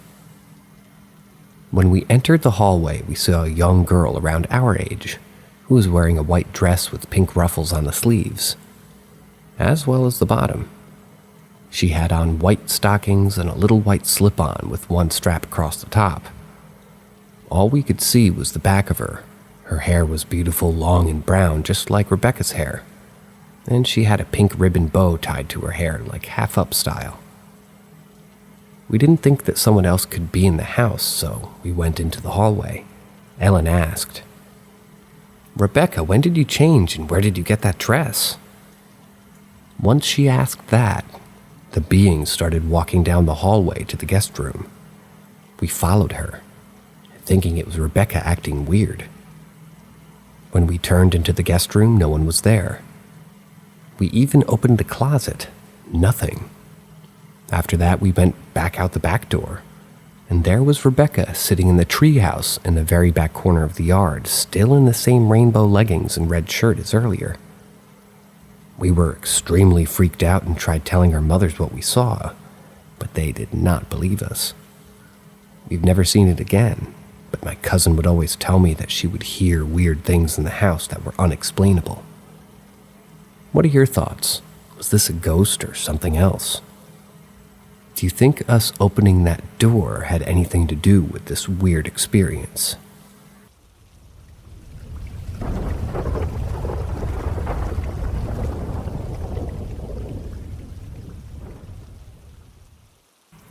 I think something is following me. So for some background, I've recently moved house. I used to live in a big old manor house. I'm not sure what year it dates back to, but it's next to it, like a twin.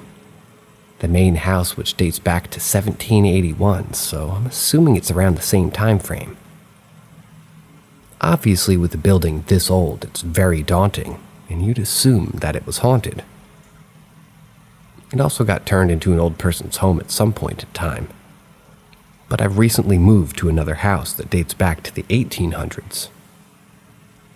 Whilst I was in the manor house, me and everybody else living there would experience weird things. Nothing dangerous, but weird nonetheless. And we'd all brush it off as just it being an old house and me being a kid. Things that would happen frequently. Doors closing, opening, electronics, light bulbs turning off and on, doors locking, loud noises coming from inside the bedrooms, like banging noises. I don't want to drag this on longer than it needs to be, but I have a lot of experiences in that house. So if anyone wants a more in-depth explanation, feel free to ask questions, but to the point. I've always having these extremely vivid dreams that feel and look real, to the point where I wake up and I still believe I'm dreaming. Since moving to this house, the same things are happening. Lights turning off and on. We had a weird experience with our Alexa playing music randomly. Old-timey music. But the thing that's making me feel crazy is the dreams. Just before I fall asleep, I keep hearing a man speaking in my room, as if he's right next to me. It's that clear, but I'm always on the verge of sleep, so I just brush it off as a dream. But what really got me was I got on a phone call the other day from my mom whilst I was out, just asking where I was. I had been out all day, and it was 2 a.m. at this time. She called me and she told me that she had called out my name, and when I got home, I responded. And she had a conversation with me, but it wasn't me because I wasn't home. She realized when she went to my room and I wasn't there.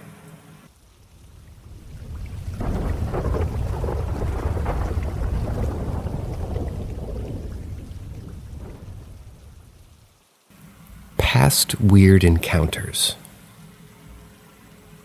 When I was about 8 until 17, I lived in a house that we had built in a development. My mom was convinced it was haunted, but I'm the type of person where I need conclusive evidence to really believe it. There are 2 times, though a lot of that experiences that I was having, I can't really explain what they were, but they are the closest thing to evidence that I have. One day around Christmas time, when my youngest brother was about 3, he was in his high chair in the kitchen eating, because we were all eating dinner. The rest of my family were cleaning up, and he was just babbling to himself like he usually did. This time, the babbling was weird, though. He was looking at the ceiling, and it seemed like he was actually talking to someone. Then he started to cry and say, "Don't go, don't go," hysterically crying while his eyes were just trailing towards the ceiling about where my parents' bedroom was. 2 seconds later, the fire alarm started blaring. Nothing on the first floor was on fire, so we all rushed upstairs to see what was going on. Every Christmas, my mom would light this Christmas candle, and she would decorate it with all this stuff. The thing with the candle is you leave it lit until it goes out on its own, and it's supposed to give you good luck. The decorations were on fire, and the flame was really high. We got it out before something happened, so we're all good, but that was the biggest thing that I can ever really say I experienced. That would make me a little bit less skeptical about paranormal experiences. Now on to number 2. It wasn't as big as the first thing, but one day I was taking a shower by myself upstairs, and it was only my mom downstairs. I got out of the shower and dried off and put the towel around my waist to my head and just go to my bedroom, which was right to my right. As I was walking out, though I heard so clearly and vividly from my sister's room, a young male voice that went, I immediately smiled, and I was about to laugh because I thought it was my best friend at the time. Maybe they were hiding there to surprise me and acting gay or something to mess with me. I turned to my left and no one was there. I was all alone, yet it sounded like they were right next to me.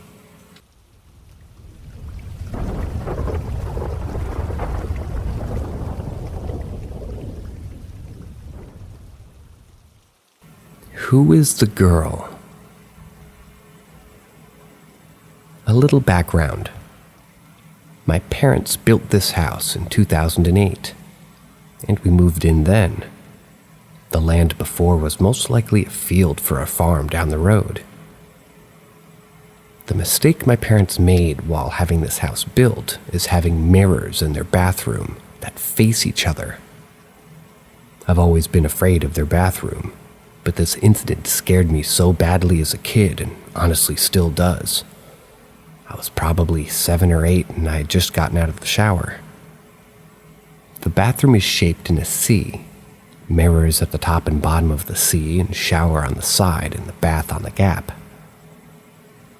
I was on the far side, furthest from the door, facing a mirror with the other one behind me.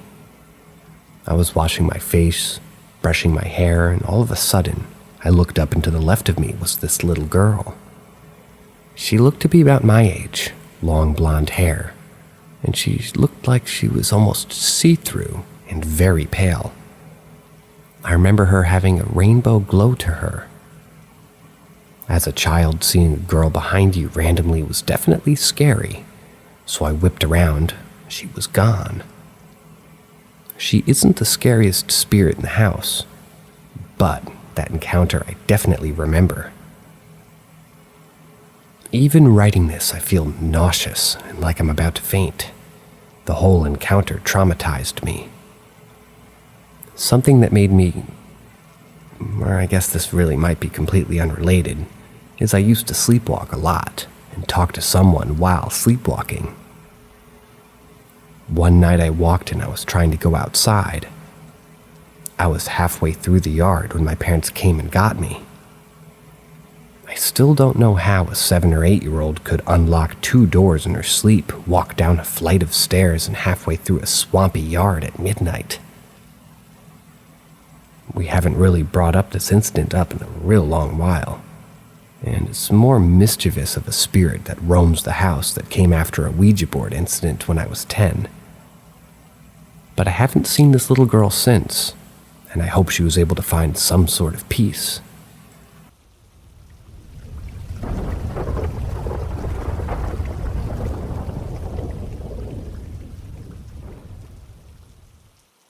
Grandfather at the end, and interacting with deceased relatives. My grandfather is unfortunately at the end of his life, riddled with dementia and having strokes weekly. He's on hospice, and our family's made peace with his last few days. He's unable to recognize any of us, and it's clear that he's no longer perceiving the world around him coherently. He's mostly non-speaking now, and will only grumble sometimes when he's in pain or has a primary functional need. I live very close to my grandfather and drop in regularly, although he does have a 24/7 caregiver now. Last Tuesday's caregiver called me and asked me to come over. As she smelled like smoke and my grandfather was acting odd, she felt like it might be the surge or terminal lucidity right before death. I came straight over, and as soon as I walked in, the smell of cigarette smoke hit me in the face. We have cameras on in the house at all times to check in, and none of the caregivers smoke. It smelled like an old pool hall. Sure enough, my grandfather was talking completely coherent sentences, but he wasn't talking to us. He was talking to Jack. He was talking directly to the corner of the room, giving full details about the plans for the weekend. The lawnmower he had been working on, the plan for the new pool that we were going to have installed. Issues he's been having with my grandmother. This went on for 20 minutes.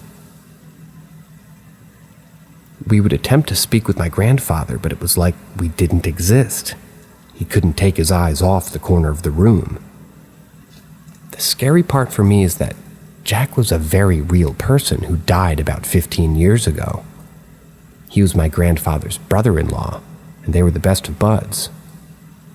This by itself wouldn't have been that scary, but the smell. Neither of my grandparents were smokers, ever. But Jack was an absolute chain smoker. He would never be caught really ever without a cigarette. And he didn't eventually pass away from lung cancer. We checked every possible option in the house that could cause the smoke smell with no avail. The smell was only in this one room, not outside, not in the next room over. 30 minutes of this went by and then it stopped. My grandfather became incoherent again and the smell subsided. It wasn't a surge because almost a week later he's still with us and it hasn't happened again. I don't believe in the paranormal. I like the stories, but I've never had an experience that made me a believer. But I do feel that my grandfather is somewhat on the threshold of life and death, and maybe he's able to meet some of his loved ones in the middle.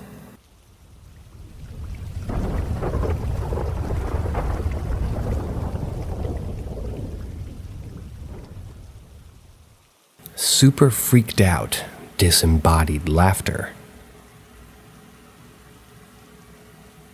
So I live alone. It's never been an issue. I've had boyfriends say that I should at least live with a roommate, but I never felt the need. I've lived in the apartment for almost a year and a half now. It's old, but not super old. Maybe 60 years at most. Anyway, I was at home yesterday after work, winding down for bed. I turned off my TV, all my lights, headed to brush my teeth and clean up. At this point, everything was off. I did my usual routine, and as I was heading out of the bathroom to my bedroom across the hall, I heard a small thump in my living room. I figured it was one of my cats, so I went to go check and see if everything was okay or if it was damaged, as my cats tend to be mischievous. I walked in, flicked on the light, saw nothing. Nothing was out of place. However, my cat Loki, in theme, was losing his mind and all squared up at the corner of the room. He was facing the direction of my room, the way I had just come from. I know my cats very well, and yes, they sometimes stare at walls, but he was freaked the hell out. Very out of character for him. My other cat, Odin, was spooked, but not nearly as much. After a couple of seconds of assessing the situation, I heard crystal clear a laugh come from my bathroom. It didn't sound evil, but it certainly didn't sound nice. I live in an apartment, so I know sounds happen, but a few things got my skin crawling here. First, I know what my neighbors sound like. It was definitely not them. Second, I'm located in the corner of the building. The direction the sound came from would be either the stairwell or outside the building. But it wasn't muffled, it was clear. And finally, it was obvious where the sound came from, inside my apartment. I live on the second floor and there's no way to get that clear of a sound in my apartment without it being in my apartment. And finally, today at work, I thought I heard the same laughter in the bathroom at work, very faintly outside the door. I'm incredibly distraught and freaked out.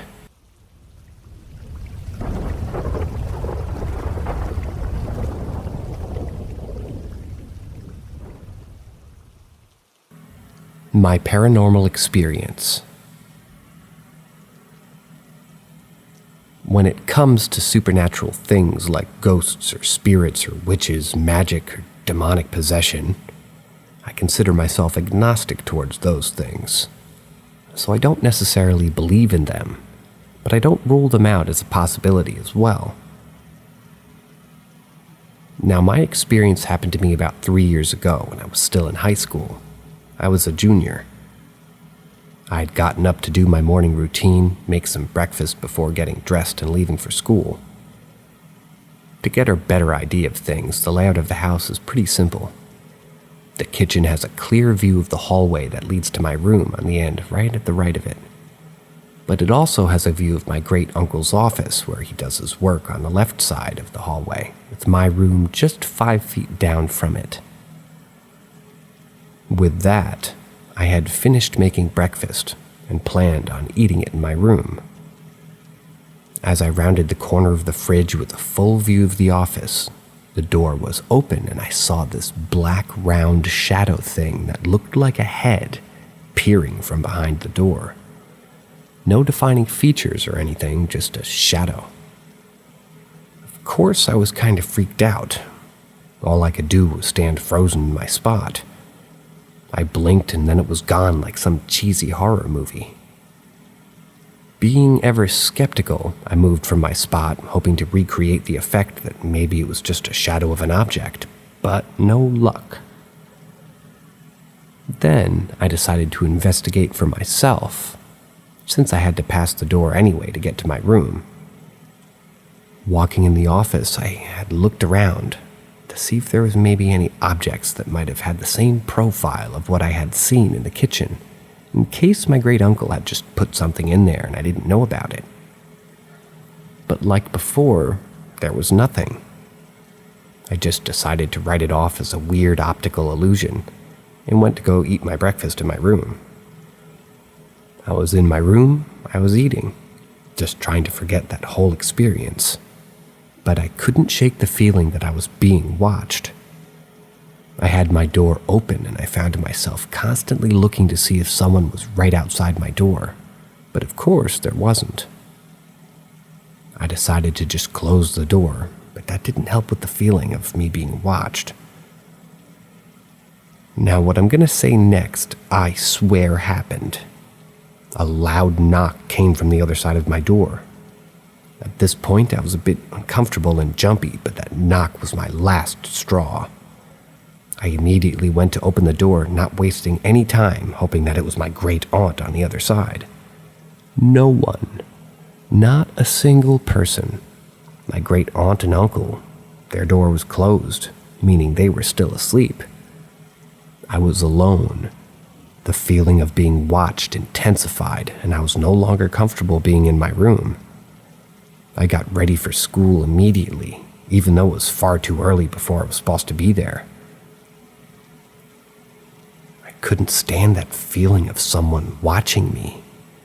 There was something I couldn't understand happening, and I didn't like it, so I left. Ever since then, when I'm alone at home, I still get a feeling of someone watching me, but I can never see anybody. I despise it, so I try to stay in lit areas and keep a TV on to drown out the quiet and the dark.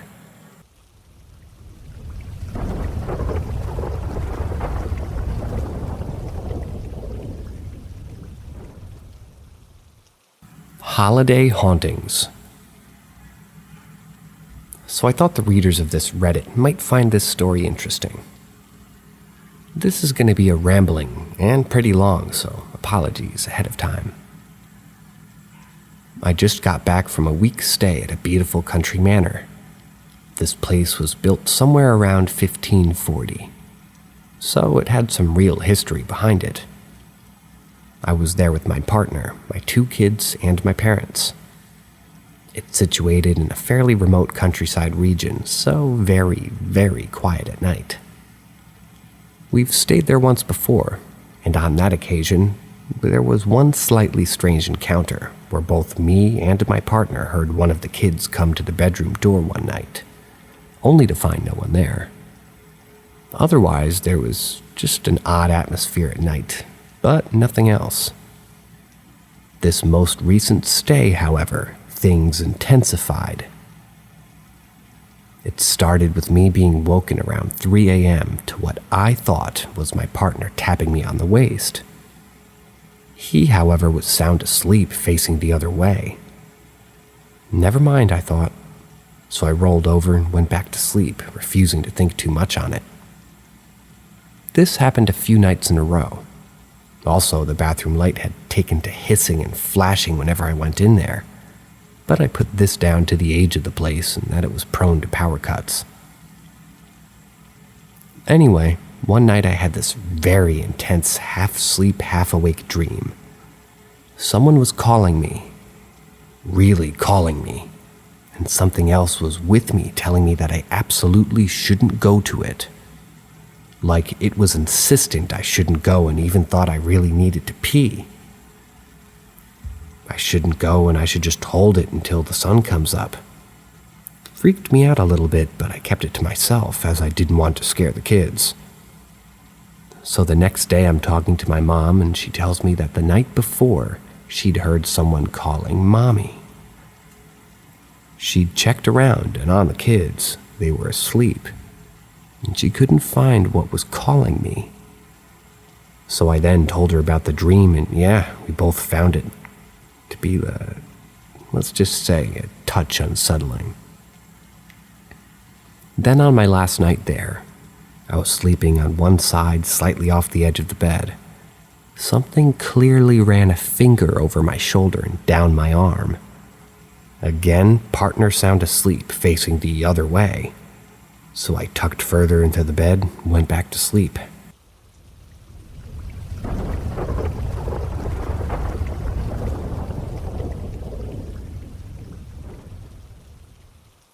Ask Reddit.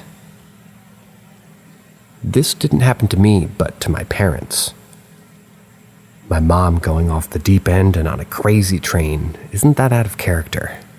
But my dad doesn't do that ever, and he swears the story is legit. When I was around 2-ish, my mom woke up from a nightmare, and she woke my dad up too. He tried going back to sleep, and she told him not to because his mom was going to call soon, because, not using their name, had been decapitated in some sort of accident. My dad, of course, thought that this was nonsense, but my mom was hysterical over it, so she couldn't sleep. Sure enough, a few minutes later, the phone was ringing. It was his mom letting him know that his friend and the friend's little brother's girlfriend had both died in a car crash coming home from a party about 3 miles away from us.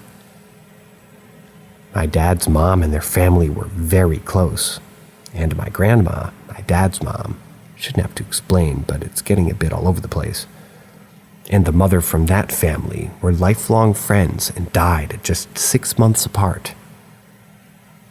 Anyway, later learned that my dad's friend had been decapitated when he lost control in his ragtop Camaro. Hit a tree, flipped the car upside down, and slid a ways on down the road. Neither he nor his younger brother's girlfriend were wearing seatbelts. This would have been back in maybe 1981-ish.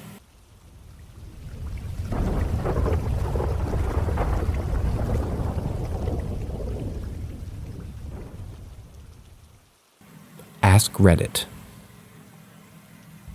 I was out for a walk early one morning in a forest preserve, and it's usually pretty empty. I start coming around a corner, and I can see a car that's parked in the grass just outside of a parking lot. I think it's strange, but I keep on walking. I'm probably like 50 feet from the car now, and suddenly the trunk pops open. The car alarm starts going off and the driver's side door opens. I'm coming from the passenger side and I can't see the driver, but I get a bad feeling about the situation. I still keep walking on the path and come around where I can see the driver's side of the car. A guy is sitting in the car in the driver's seat and starts to wave me over to him. He throws up his hands and says, "I'm not sure what's going on. Could you come help me?" I tell him, "Nah, he's on his own," without breaking my stride, and I keep moving. He throws his hands up again and turns off the car alarm and gets out and shuts the trunk. And then he gets in and drives away. I'm creeped out, so once he's out of sight, I double back and walk the opposite way, just to be safe. I walk back probably like 30 minutes. That's where it takes me to get to where I parked my car. When I'm getting close, I hear that car alarm going off again. I'm freaking out now, but I didn't want to walk back into the woods again, so I keep going to the parking lot. When I get there, that same car is parked with its trunk open, car alarm going off, and the driver's door open. The guy is already talking to someone else in the parking lot. He sees me come into the lot, looks at me for a minute, then shuts off the car alarm, closes the trunk, and drives away again. I just booked it to my car and called the park rangers, but they didn't believe anything was weird about it. I'm like 90% sure that dude was trying to kidnap someone.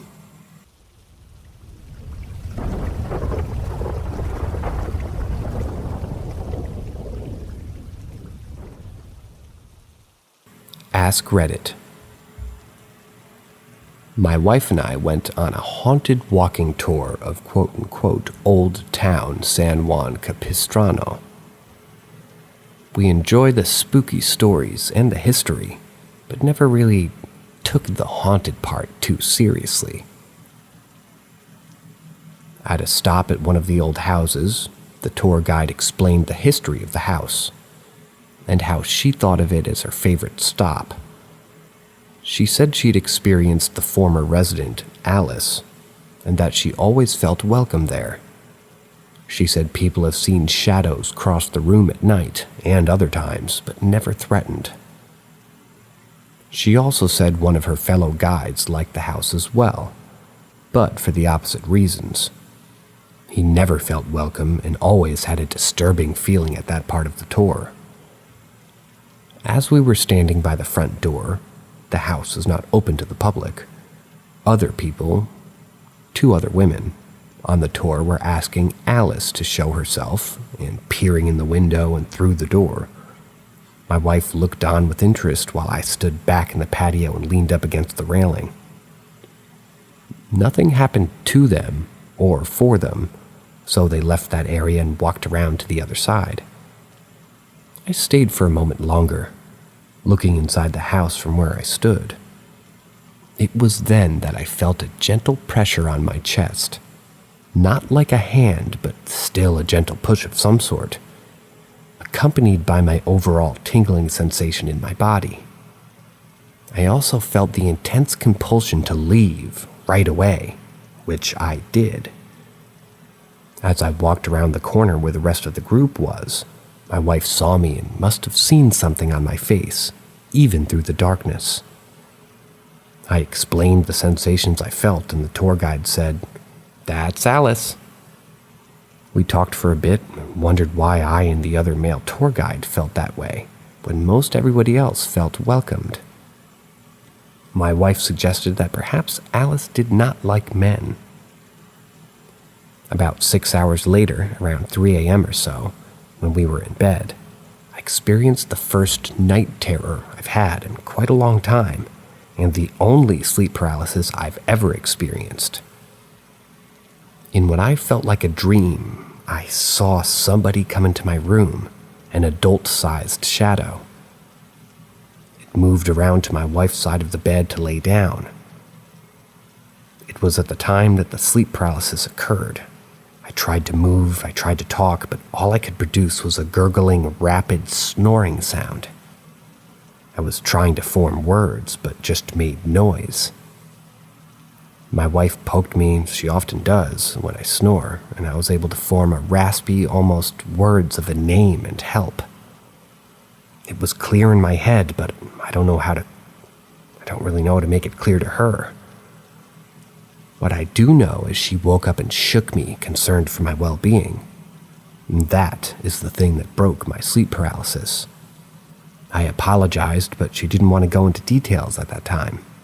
She drifted back to sleep fairly quickly. It took me maybe 15 to 20 minutes to calm down and go back to sleep. I'm a receptive skeptic, but that was the first time I've experienced anything like that.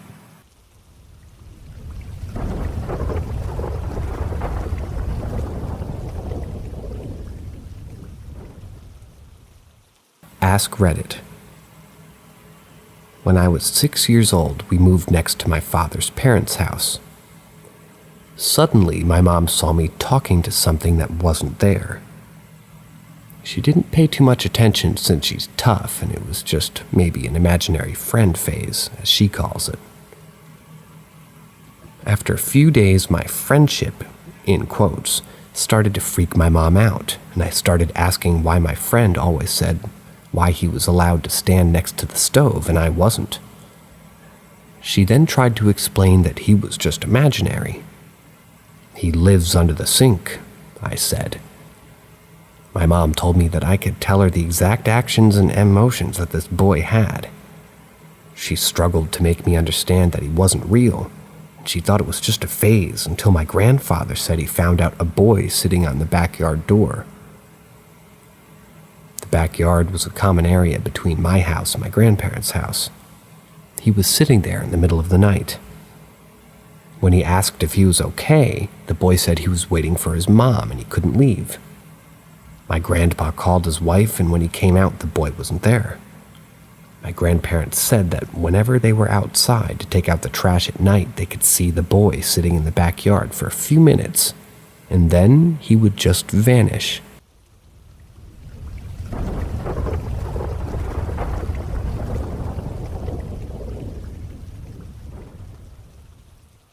Ask Reddit. My best friend of my whole life, and my only friend for a good chunk of my life, died about a week before we found out my then-girlfriend was pregnant. I still hadn't graduated college due to a requirement that was overlooked by both myself and my counselor. I had started working full-time to help take care of my son before he was born, so my days were pretty much non-stop. Wake up at 4:30 a.m., get to work by 5:30, work until noon or so, drive back home to shower really quick, leave for school, get to school, depending, maybe about 40 minutes or an hour later, go to class, leave school around 9 p.m., go home, do whatever homework, and then sleep. I did this for months, and one day I was hitting my limit. I was so tired. If I could only do one of these set of things, then I would just have so much more energy to hang out with my son, be a good boyfriend to my girlfriend, help out more around where we stayed. I worked Sunday through Thursday, and one Thursday, after I had come home and didn't have class afterwards, I was laying down with my son. I had homework due the next day, and I was about halfway done with it. I was lying there, eyes closed, no one in the room but my son and I. Then a steady series of very hard and loud taps on my window woke me from my quasi-sleep. Sometimes when my neighbors were watering some plants, they would hit my window with it, and it sounded almost like that. But the window was dry. I thought maybe it was my father-in-law knocking on my window to say hi to the baby. I opened the door from my room to see everybody else who lives in the house just in the living room and dining room. So I closed the door again. Right before the knocking, I said in my own head, "Hey, V." My friend's name was long, so I'm just going to call him V. "I think I'm just going to drop out." Once I realized there was no one else and no other cause, I sighed and I just said, "Message received, bro." Grabbed out my homework. That was it. The other takes place about a month or so after my son was born, roughly 10 months after my brother's death. I'm still reeling from it, and I'm reeling from being a father. I was randomly out of a park near my house. It was obviously my son's first birthday. He was stumbling around being one, whatever. To my right, I hear my brother's voice. "Hey guys, sorry I'm late." My head shot over to the sound of him saying something, and there he was. I was so excited and shocked, I just went and tackled him straight to the ground, hugging him and crying. My mom, sister, and everyone else also came over to him. I was so happy that he wasn't dead. He wasn't dead. Then it hit me. The sky had no color. Everything felt washed in the brush of a dream. I stopped, looked at him, and then I said, "You died." Previously, he was laughing with everybody else. He tried ignoring me, like a dog that knows it's done something that it shouldn't. "You died!" The rest of the party stopped. "You died, didn't you?" He looked away from me, defeated. He said, "Yeah." And it hung in the air. My dream paused, almost as if you could hit a stopwatch to reality. With everyone else frozen, he hugged me and said, "I love you, man. Tell everyone else I love them too." He vanished, and I woke up crying.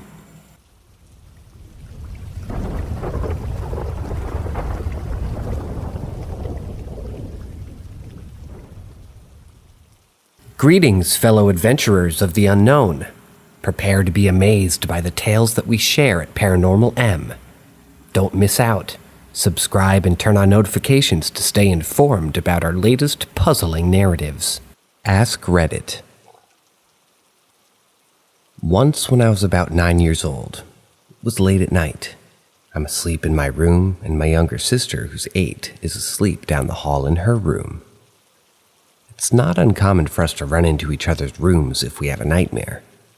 You know that whole trying to outrun the demons, just run into the other's bed? Well, this night, I literally woke up out of a dead sleep. It's dark, the moon is high outside my window, and my sister is standing in my doorway. It's not debatable that it's her. Her height, her stupid haircut, down to the New Kids on the Block oversized t-shirt nightgown from my mom's youth. But she's just standing there, one hand on the doorknob, other hand on the doorframe, staring at me, silent. I look at her for a minute, and then, just kind of annoyed, I throw my blanket open. "Come on, if you're coming in here." She doesn't move, doesn't say anything. She's still staring. And I'm not even creeped out at this point. I'm just annoyed and sleepy and white trash. So I get up to go hit her. I know, it's a garbage pail kid kind of thing to do, but I'm just being honest. Our parents didn't teach us self-regulation. It is what it is. I'm better now. I jump out and stomp over to where she is and stop at arm's length in front of her. She's still silent, still staring. Now, I'm a little bit creeped out at this point. "What are you doing?" And I swipe at her overhand. She disappears as my hand falls. Not like dissipates into nothing, like straight up is just gone. I look back at my bed. I look in the hallway. Nothing. So now I run to her room down the hall because it's that time. Nightmare time. Zoom, jump, wrestle into her covers. And when I get there, I notice that she's there, thank God. But she's shaking violently. She's having a fucking seizure. So then I go into a full tilt alarm, run to my parents' room, turn on all the lights, yelling that my sister's having a seizure. We go to the emergency room, and she gets her diagnosis of childhood epilepsy. I also didn't even know what a seizure was when I started yelling about this, which was also weird. I honestly think to this day that she astral projected or something. That bitch found a way to come get me because she was in trouble in her bed.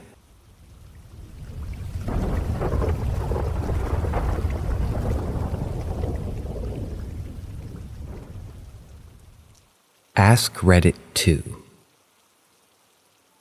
My mom is usually away from home quite often, and when I was younger, like 10 or 15 years old, she would make me stay over at my grand's house.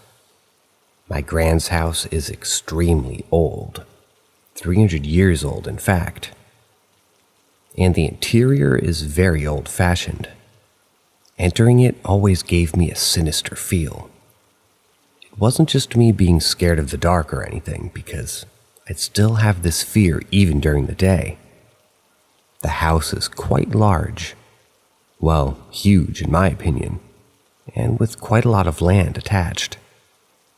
My gran has had her heating system redone many times, as the house for some reason never ever even heats up. She eventually gave up and uses a gas fire thing. There's no Wi-Fi in the house, only in the kitchen, which my granddad built as an extension when they moved there. The kitchen is the only place in the house that feels safe. The rest of the house, the walls are too thick for Wi-Fi to reach, which is why it's only in the kitchen. I think anyway, but this means I don't have access to the internet. My phone is pretty much useless in the rest of the house, because there's also no reception. Anyway, I'd stay there usually every weekend and sometimes during the weekdays. I had my own large room, too. I am an active sleeper, meaning I often sleep talk, but I very rarely sleep walked, until I started sleeping there. I'd often find myself waking up downstairs in my grandfather's chair, or in the fancy sitting room in the back of the house at like 1 to 4 a.m. I had no recollection of going there, so obviously I sleepwalked, but I didn't even remember falling asleep. I always had a tough time sleeping in my grand's, as I'd just have a fight or flight instinct constantly stopping me from sleeping. But then I'd wake up in a different room with no memory of where I had slept or anything. The scary thing is, there are no street lamps nearby, so the house would be pitch black, and it would be so cold that my phone would die from the cold. So I'd usually have no light source, and I'd wander back upstairs stumbling in the dark. When trying to fall asleep, I'd always hear strange sounds, and it wasn't just me. My mom used to when she slept here. Her friend, my aunt, my cousins, everyone heard these sounds, and they had weird experiences. The wallpaper would move as if animated, and it would be like someone was walking outside my door in the hallway. And then turning on the tap in the bathroom and creaking open the doors. My gran always had them shut at night, not sure why. Quite often, though, I'd stare at my door and suddenly it would be pushed open. Not enough for me to see the other side, but just the tiniest crack open. I stopped closing my door after a while because I fucking hated it. Things escalated, however. I'd get so scared. I'd close my eyes and I'd pretend I was dead or asleep. I couldn't even breathe due to the fear of being noticed by whatever was walking around. But whatever it was, it started coming into my room. And it was like as if I was noticed by whatever was walking around, but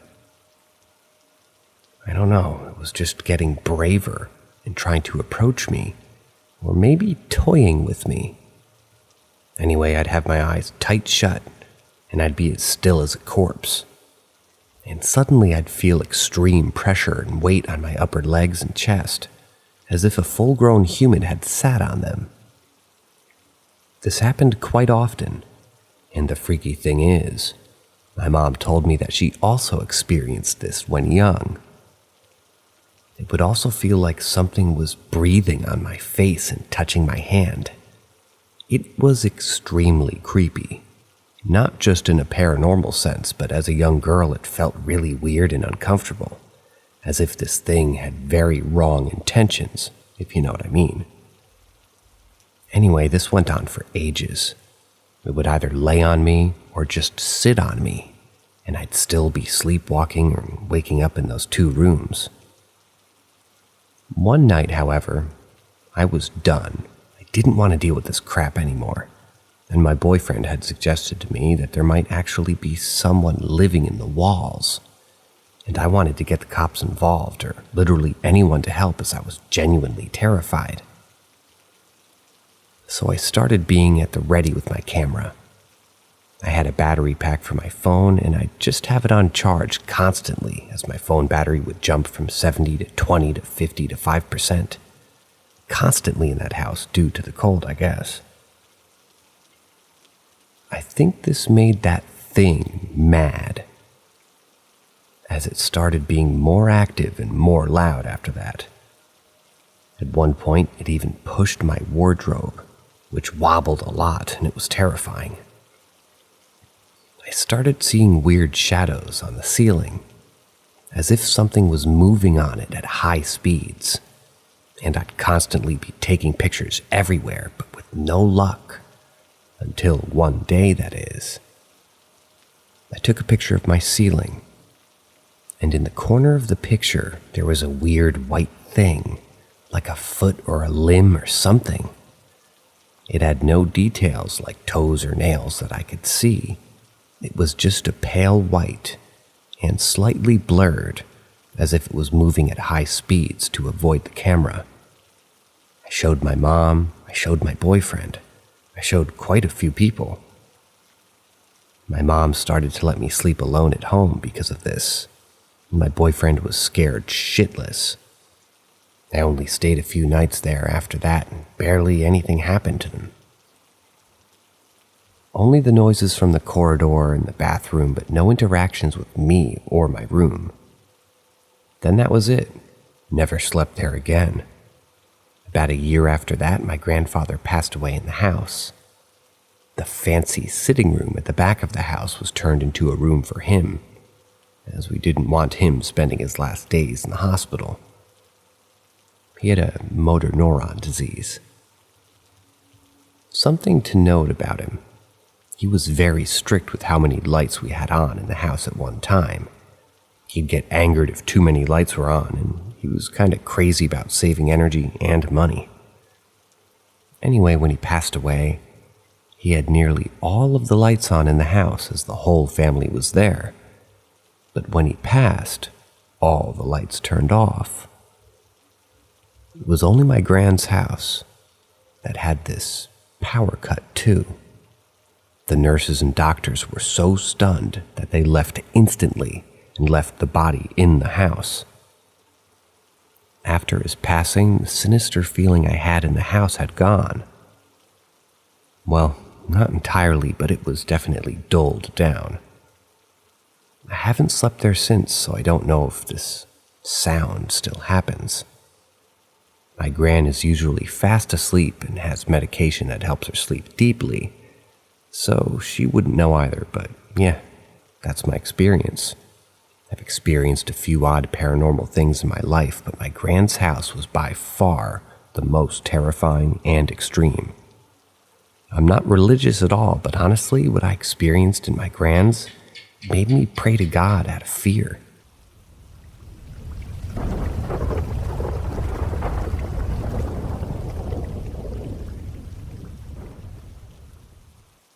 Ask Reddit 3.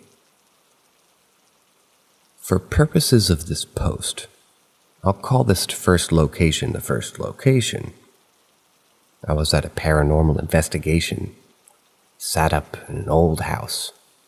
I believe they mean set up in an old house. Won't give the name because it'll give my location away. You don't want that. There was 5 of us sitting in the addition on the first floor where the last owner took her last breath. We were listening to the history when from above we heard it. Footsteps, walking back and forth. The light swinging overhead with a force. All 5 of us were in this room, and nobody else was in the home. It was bizarre. We decided to head upstairs, but left a bell on the bed. And we were hoping that this ghost wanted us. If she did, anyway. She can just simply ring the bell. As we headed up the very narrow and steep stairs to the second story, what did we hear? The bell. We stood there in all the stairway, trying to decide either to search upstairs for footprints or go back to the room that we left the bell in. We didn't want to split up, because then any footsteps above or below would have to be discounted, as it could easily be us. We decided to check the bell, go up. There was other things that happened in that house. Some people claimed to have been touched or felt hands on them. We would hear scratches or whispers and footprints above us, if on the first floor, or below us, if on the second floor, and this was only sometimes. On the second floor, I did do an investigation by myself while everybody else was outside. I wanted pictures, but nothing happened. I went back here 2 times and got some EVPs, but the bell was the craziest thing from that location. The second location will be called the theater. This was the last investigation I had with this paranormal group before the tragedy happened. Car accident not related to anything paranormal. We lost 50% of the group in this. This theater still haunts my dreams. Something yanked on my necklace, and the boiler almost blew up. My voice recorder suddenly went off without me touching it, not once but 3 times. The last time without batteries in it. I got separated from the others in the basement tunnels and found myself facing a shadow of a person standing before me. Could have been reflections. When leaving, I suddenly felt very ill and had to pull over to throw up as I left the city. I got suddenly blurry. There was an overall sense of dread. Like, if I didn't get out, something was going to happen. And back at home, my neck had scratches from where my necklace was pulled and my arms were bruised. I think spirits can feast on vulnerability. And during the theater investigation, I was very vulnerable due to the encounter with a man as I was walking from my car to the theater. So I think that that shook me so much. I opened myself to paranormal, and the paranormal loves to fuck with weak individuals. So it chose me to mess with. At the first location, I wasn't stressed at all, and I was able to keep my mental health strong. Therefore, the paranormal chose to focus on those who had open and vulnerable minds. I still try to go on as many paranormal investigations that I can get my hands on to. I managed to be part of a non-taped investigation with the ghost hunters in Kentucky. Went on ghost tours in London and Hawaii and Poland. I plan on visiting Waverly Hills and other haunted hotspots. But I'll never ever go back to that theater, even for $1 million. I experienced what it had to offer, and feel satisfied that there is no further business I have with that place. However, with the first location, I feel we have become good acquaintances, and I can't wait for my next visit. I feel like I haven't experienced anything that place had to offer, so until I do, I don't mind dropping in and saying hi.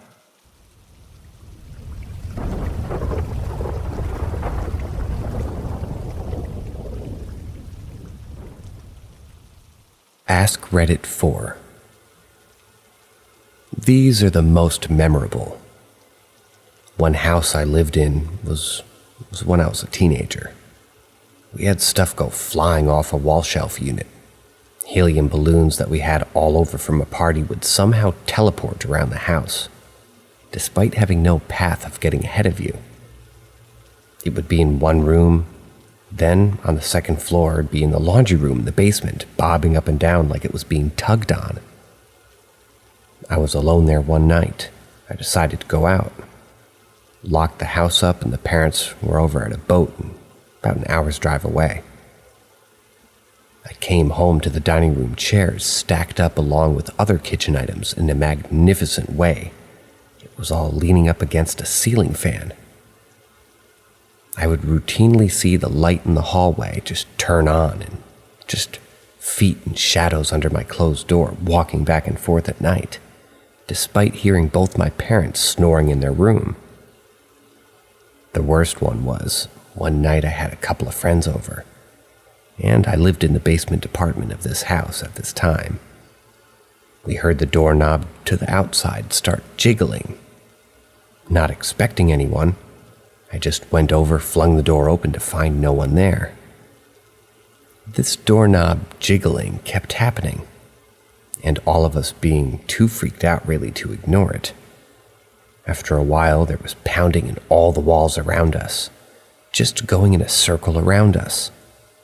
My friends decided to leave. I was left alone for the rest of the night, hearing footsteps walking up and down the stairs to the basement apartment.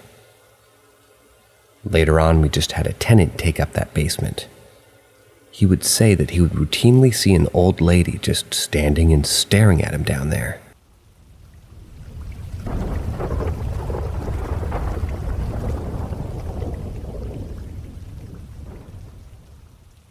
Ghost Cat Messenger.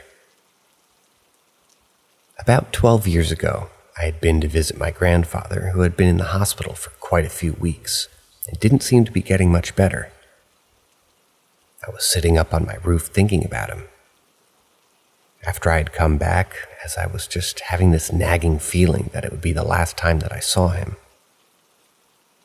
I was trying to wrap my head around the fact that I was probably going to lose him soon. I see this chubby ginger cat just standing there watching me with this intense look in its eyes. The cat looked a lot like one of the cats that we had fostered back when I was a kid, which we had originally named Ginger as well. Somewhat distracted, still thinking about my grandfather and knowing full well that it couldn't be my childhood cat, I don't know why I just called out to it going, "Hi, Ginger," and it just stared at me. I started feeling a little bit unsettled as it literally went towards what the grandfather's bedroom was and just squatted on the top of his roof, still glaring at me, but not really engaging with me in any way aside from that. Creeped me out a bit, so I just decided to go downstairs as it was soon going to become dark anyway. That night, I dreamt that I was walking along the balcony where I had been earlier that evening with my mother, and she says, "I have something I need to tell you. Ginger passed away." And I seemed to have quite a strong emotional reaction to that news in my sleep and woke up, tears in my eyes, and ran to my parents' room to tell them what I had dreamt. As I get to their room, I see that their lights are on, and my father's on the phone with the hospital. Apparently, they had rang us to tell us that my grandfather had indeed passed away just minutes before, and my mom was sitting next to my father in bed crying. I just shared a look with my parents, who nodded. No words were exchanged, and I just knew that he was gone. I couldn't stop thinking about the cat that night before, and the way that it was sitting on my grandfather's roof just glaring at me, and how in my dream my mother told me that it was the cat that passed away and not my grandfather. But overall, I chalked it up to just a weird coincidence and moved on with life. Fast forward a few months. I am again sitting on the roof. Yep, it was my go-to place to think and unwind. Anyway, I see the cat again, this time walking around on my elderly neighbor's roof, again glaring at me while doing so, and I remember thinking to myself in passing, "Oh God, it's the cat.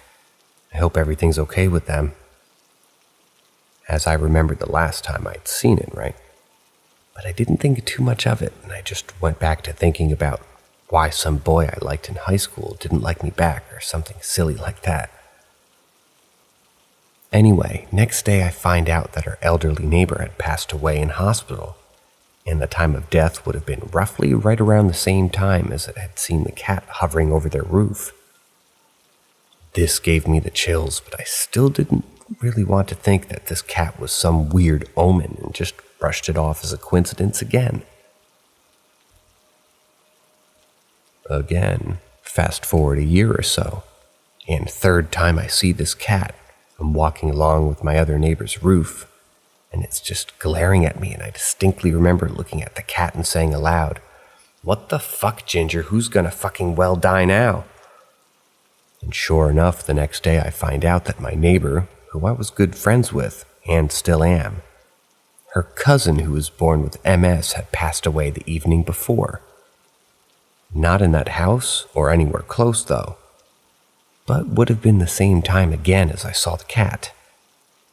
This time I was quite exasperated and just way too many coincidences, and I got really creeped out. I started always looking out for the damn cat every time I would go up there, which was pretty much every evening, but would never see it except for these instances. Fourth and final time, which I think was probably the scariest of them all. A few months after the last incident, I was up on the roof with another friend of mine. I wasn't extremely close to this girl, but we had a group of friends over and the others had gone to pick up some food for all of us. So it was just me and let's call her Haley for this story. And we were all talking about friends of ours who we have in common and just making small talk, really as there really wasn't much to really talk about because we weren't all that close. She was telling me about how she heard from one of her exes and how it was so out of the blue that we were laughing at how weird it was when suddenly I see the fucking cat again. This time, walking right next to us. Again, glaring at me. This time it even sort of hissed at us. I almost crapped myself and Haley noticed I looked horrified. She was like, "What's wrong with you? Are you scared of cats?" So I told her about how every time I see this damn cat, somebody dies. She looked quite creeped out, so I went, "Sorry." Continue, "I'm probably just being paranoid. You were telling me about," let's call her ex, Martin. So she continued telling me about what she said to Martin when he contacted her, etc., etc., etc. And we moved on and our friends got back and we all had a great night. Sure enough, the next day Haley called me up, bawling her eyes out, telling me that she had just found out that Martin had died in a terrible car crash the evening before. Right around when we had been talking about him and seen the fucking cat. And she was freaking out and crying and she was like, "It's all that fucking cat's fault. You need to kill that cat." Martin had been in a different city than us at that time, and the only thing that stood out was that we had been talking about him when the cat appeared to us. I didn't go back on that roof for a good couple of months after that. Although I was pretty fucking shaken up about it, and understandably, Haley literally never came to my house ever again. Got up the courage a few months after to again start going up there. That was when I got over it. But thankfully, I never saw that cat again and haven't since. A year or so after that, I moved to Australia and barely go back home since then. But even now, when I still do, I go back on that roof, and whenever I do, I always think about the cat, and it still gives me goosebumps. I still think about it often and honestly wonder what it was. Was it like a ghost or a reaper or just a series of crazy coincidences? I don't know.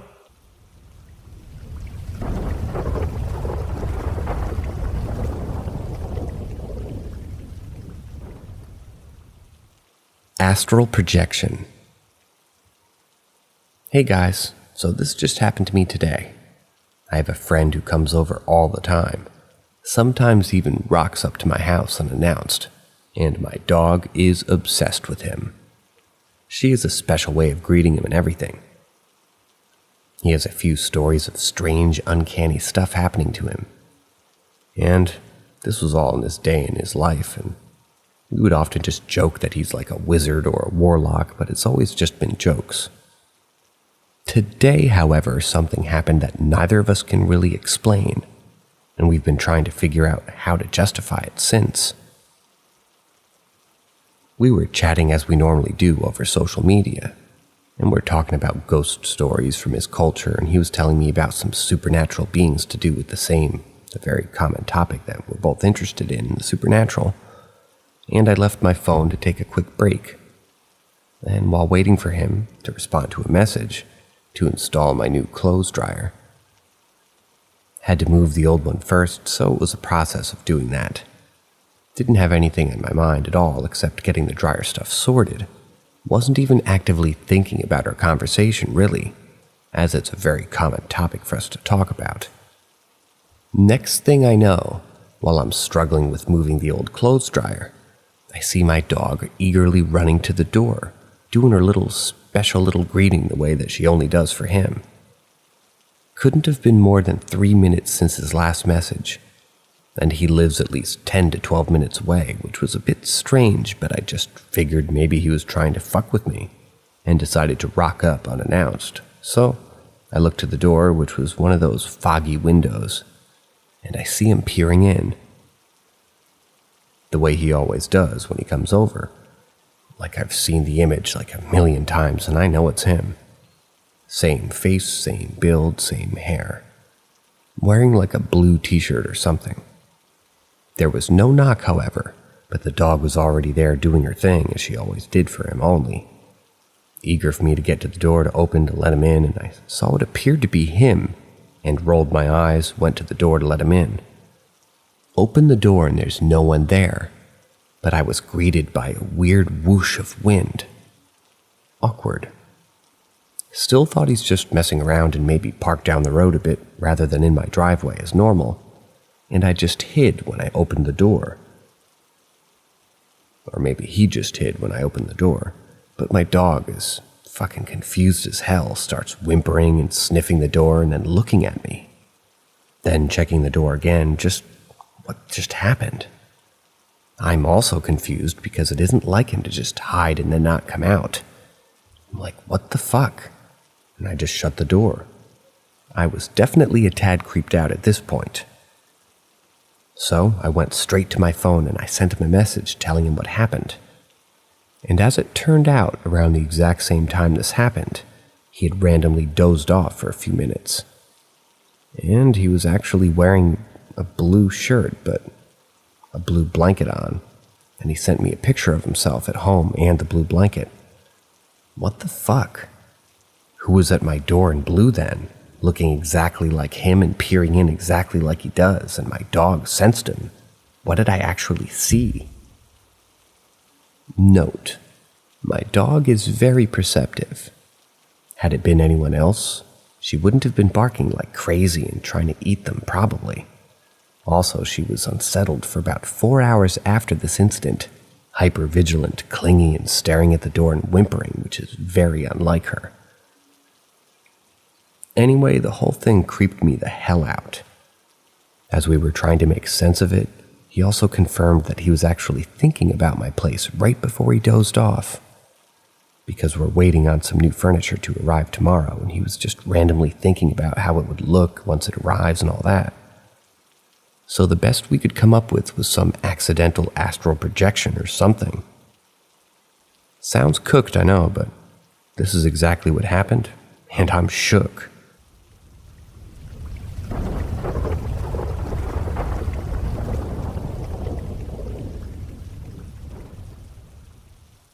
My haunted hallway experience. Not safe for work. You've been warned.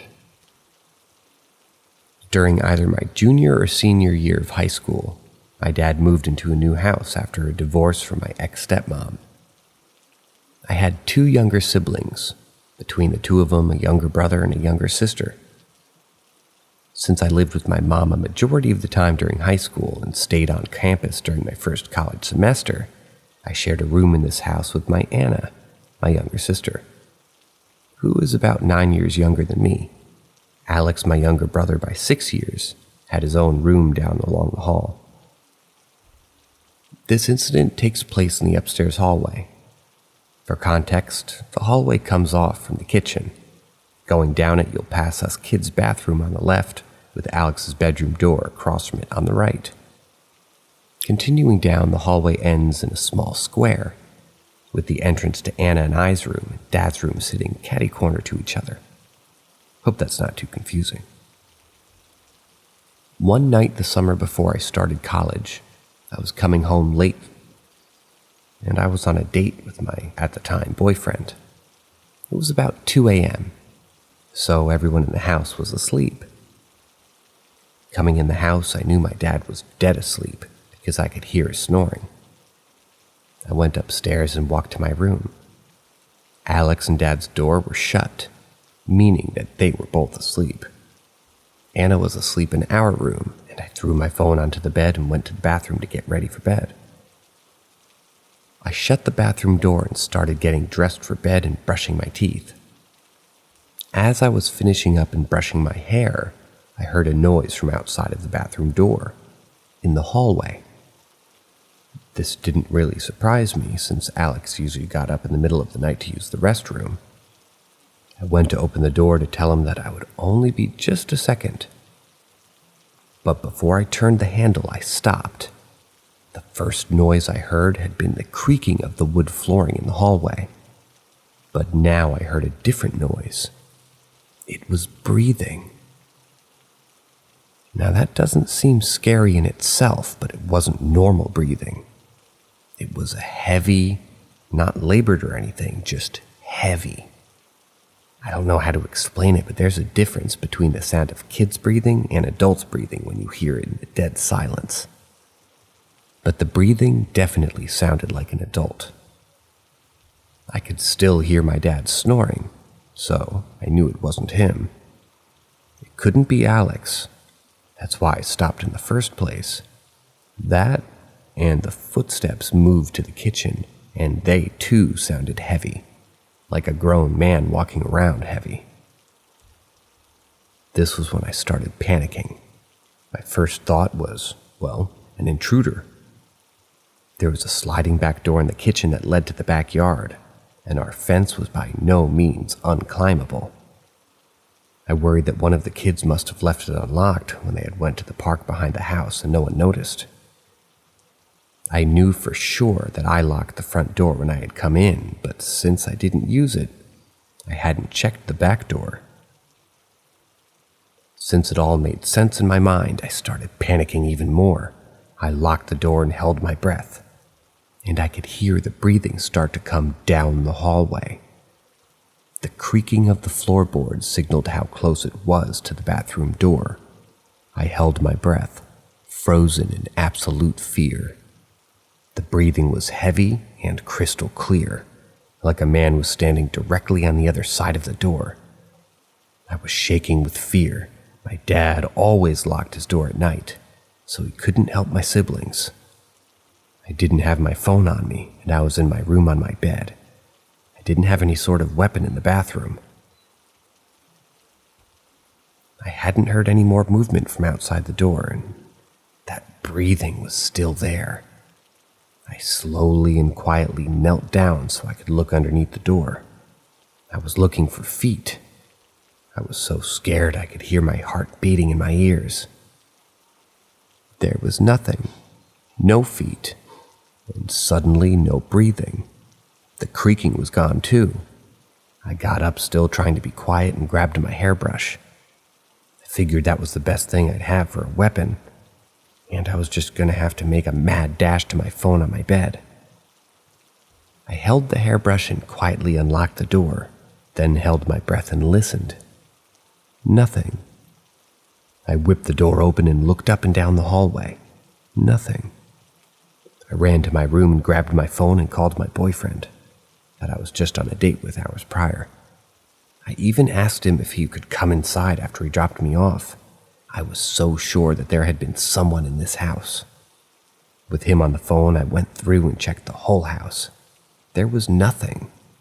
I checked the back door in the kitchen, and it had been locked. Alex and Anna were sleeping peacefully, and I could tell by Dad's snoring he hadn't woken up either. I went to bed that night with my door locked. The next morning, I told my dad everything that had happened. He could tell that I was genuinely scared, so he checked everywhere too. Apparently, we had an alarm system, and it hadn't gone off that night. It wasn't an intruder, or at least not a person, but it was so real and so terrifying that I didn't go visit my dad for a while after that. And it was the first few months before I spent a night at that house again.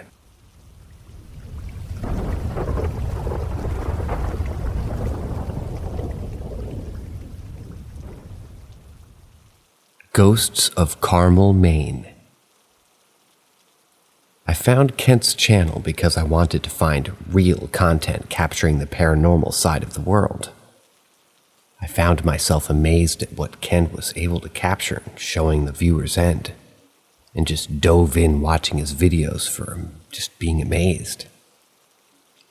I soon caught up with his videos until recently. I remembered his channel and went to it, and I ended up watching a video called Portals into the House of Hell. At first, it was the same normal video I remember watching, until it got to a certain part of the video. Stamp 4913. This raised an eyebrow. It 100% looks fake and reminds me of those fake ghost apps where you can make one appear. So I did some research on the photo capture. I couldn't find a 100% match on it. Some similar, but nothing as body-shaped as shown in the video. Moving on around stamp 5646. Kent expresses that he found or saw a book on his table. A book with 6-digit fingers. A number 3 really got my attention. I opened the book and what I saw shocked me. While maybe Kent just didn't know where this book is from or the video is fake in that moment, the book, as some of you will see, is from the children's TV show Gravity Falls. Kent goes on about how the inside of the book shocked him. While it was truly like any other children's ghost and spell book that you would find at a book fair or online. Following up, Kent then showed a picture of some evidence that he had found a while back. A knife and 2 runes. I was curious on the runes and ended up doing a lot of research on them, and their meaning, and to see if it had just maybe been a picture from somewhere. While I did not find the exact image online, I did find similar runes online for sale.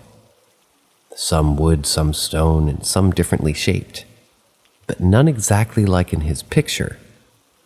What I found out about the rune symbol. In runes, X, the meaning, gift, gebo, gratitude, exchange, receive, or sacrifice. Out of all of the research I've done, I couldn't find the second rune that he showed us. It was a mixture of X with another rune, meaning freeze or frozen.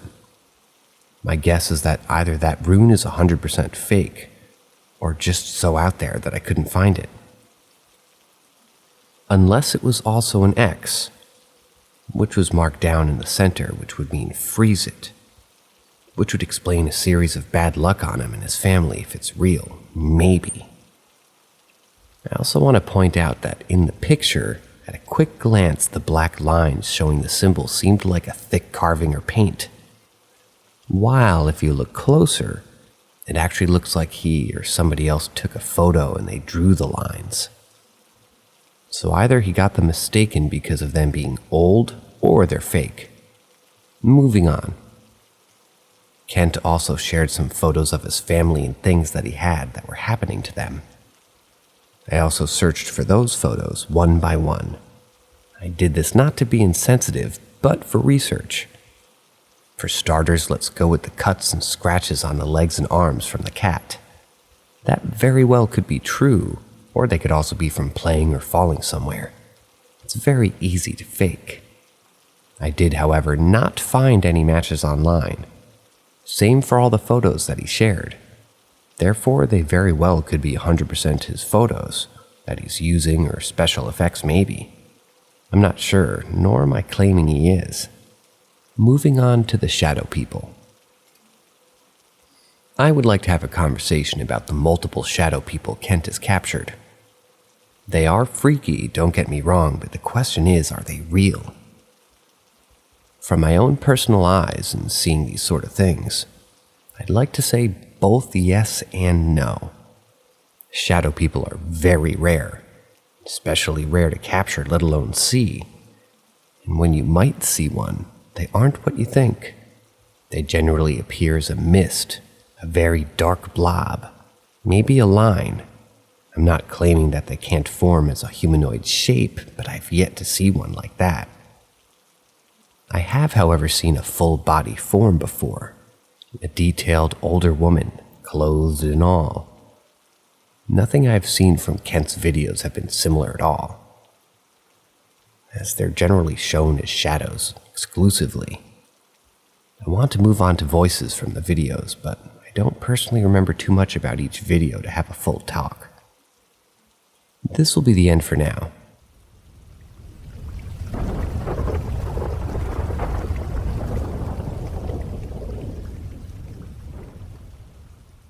Something was haunting me when I was a kid. There was a time of my childhood where a lot of strange things happened to me. During that time, I used to have nightmares every night. Some of them were so disturbing that I woke up sweating and with my heart racing. One night when I was sleeping, I woke up because I felt a hand tickling on my neck. The hand was cold and it tickled my neck very quickly and hard. So when I woke up, I still had the sensation in my neck skin. I thought that maybe it was just a dream and I went back to sleep. It didn't go away. The tickling started happening every night, and during the day I would ask my family if it was them pranking me. But none of them took me seriously, so it definitely wasn't them. A couple of days passed, and one night I realized I'd left my jacket at my neighbor's house, which was across a little park in front of my house. It was dark outside, but I didn't feel scared to go because it was only 5 minutes away. So I decided to go as quick as possible. Everything was going all right until I started crossing the park. Suddenly I felt uneasy. This place was extremely quiet and lonely. I felt like something dangerous was watching me. And that's when it happened. I heard a deep, long moan come from between the bushes. Something that sounded like a zombie. Turned around and looked into the bushes.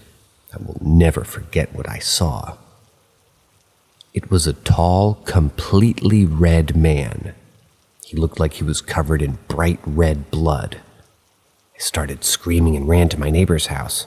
They let me in and gave me a glass of water to calm me down. My heart was about to come out through my throat. I was shaking so hard that it took me a while to calm down, and I was telling them what happened. After that, they took me home. I told my family what happened, and they told me I just imagined it. I couldn't cross that park anymore from the fear. It felt like it was just too much from seeing that. I had to cross it a few times after that happened, and I heard the noise again. Just heard the noise. I never saw the man again. But no one seemed to hear it, just me. Luckily, one day it just stopped happening, as well as the tickling and the nightmares. I still don't know if it was my imagination or not, but it felt pretty real to me.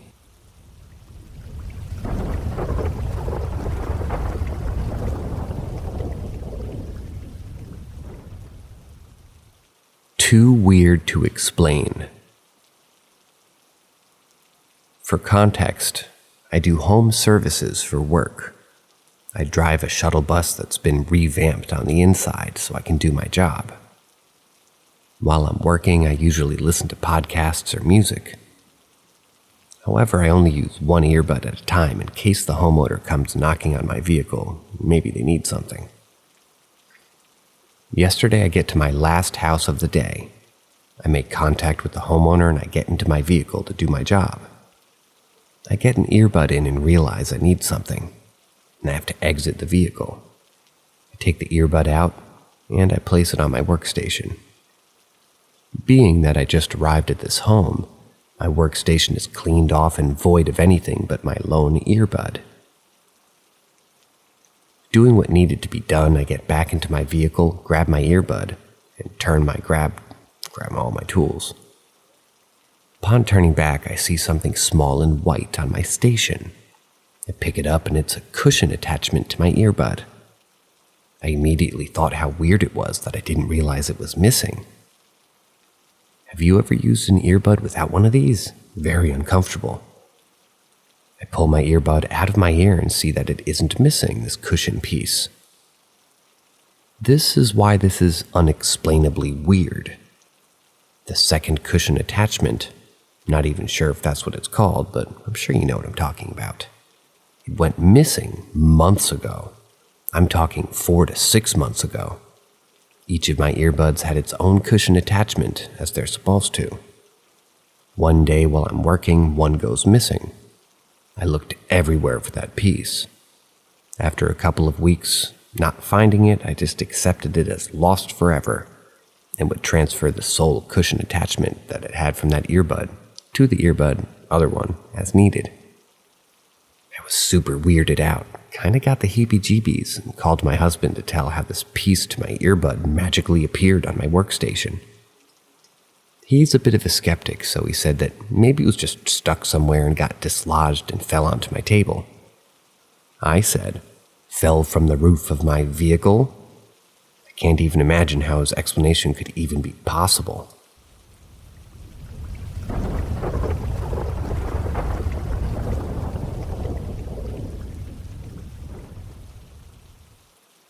Was an atheist before this. I'm a 49-year-old male. By the time I had reached my early 20s, I was of the opinion that there was nothing to life but what you could see or touch and nothing else. If you're reading this, then you know that there's basically no longer the case for this.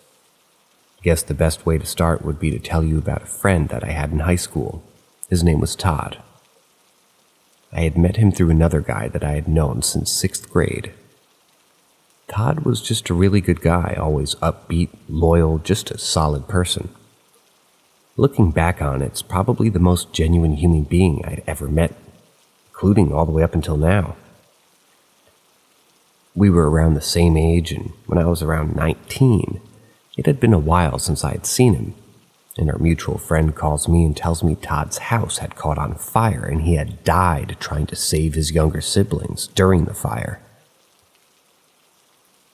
I can't remember exactly, but I know he made several trips in the house saving at least 2 of his siblings, and went in again and the roof collapsed on him, and another one just 5 feet from the door, killing them both. Just a horrible thing. Couldn't believe it. It was the first person other than the elderly family member that I knew who passed. Fast forward 4 to 5 years and I'm in my car heading to a friend's house. They lived in the same neighborhood where all this happened. I may be a mile or so away from where I'm headed, and about 100 yards or a little more ahead of me, walking towards me, there's a guy in jeans and a dark goody hands in the goody pocket, and his head down, like looked at the ground as he was walking. For one, this is how I remember Todd. Seems like I always remember him wearing jeans and a hoodie, and maybe a jean jacket. Narrator correction, it was not goody, even though it says goody, it was hoodie. Much more sense. Seems like I always remembered him wearing jeans and a hoodie, and maybe a jean jacket. What really caught my eye was his gait. I think Todd had one leg a little bit longer than the other one.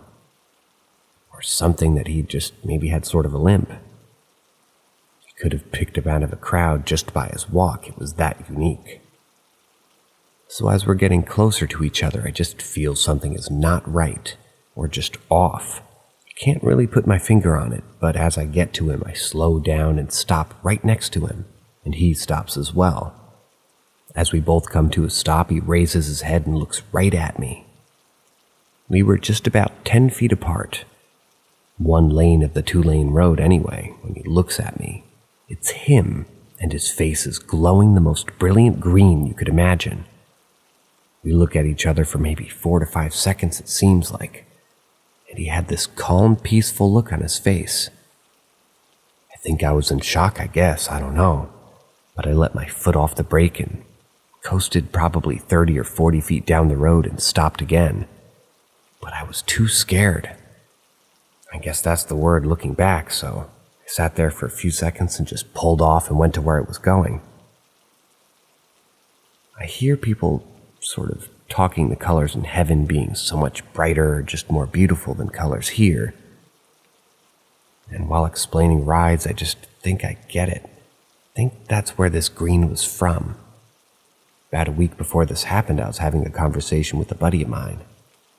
I explained to him that I was an atheist. True believer, Todd was on that road that day to let me know that there was something else, more to life than what we normally see. It changed my whole outlook on life in a split second.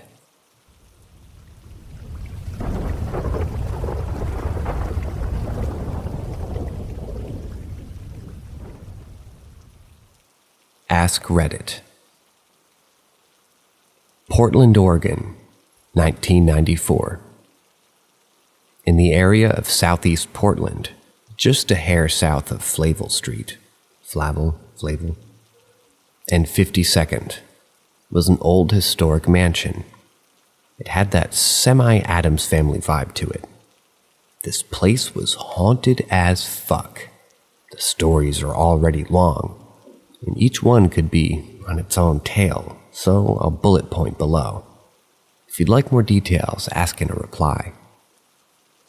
1. We first heard the sounds of dogs barking, yipping, and whining in the basement the day my friends moved in there. They didn't own a dog. 2. Lights would constantly turn on behind you or off when you walked into a room. Faucets turned on by themselves. Random objects in locked rooms wouldn't be where they were left. 3.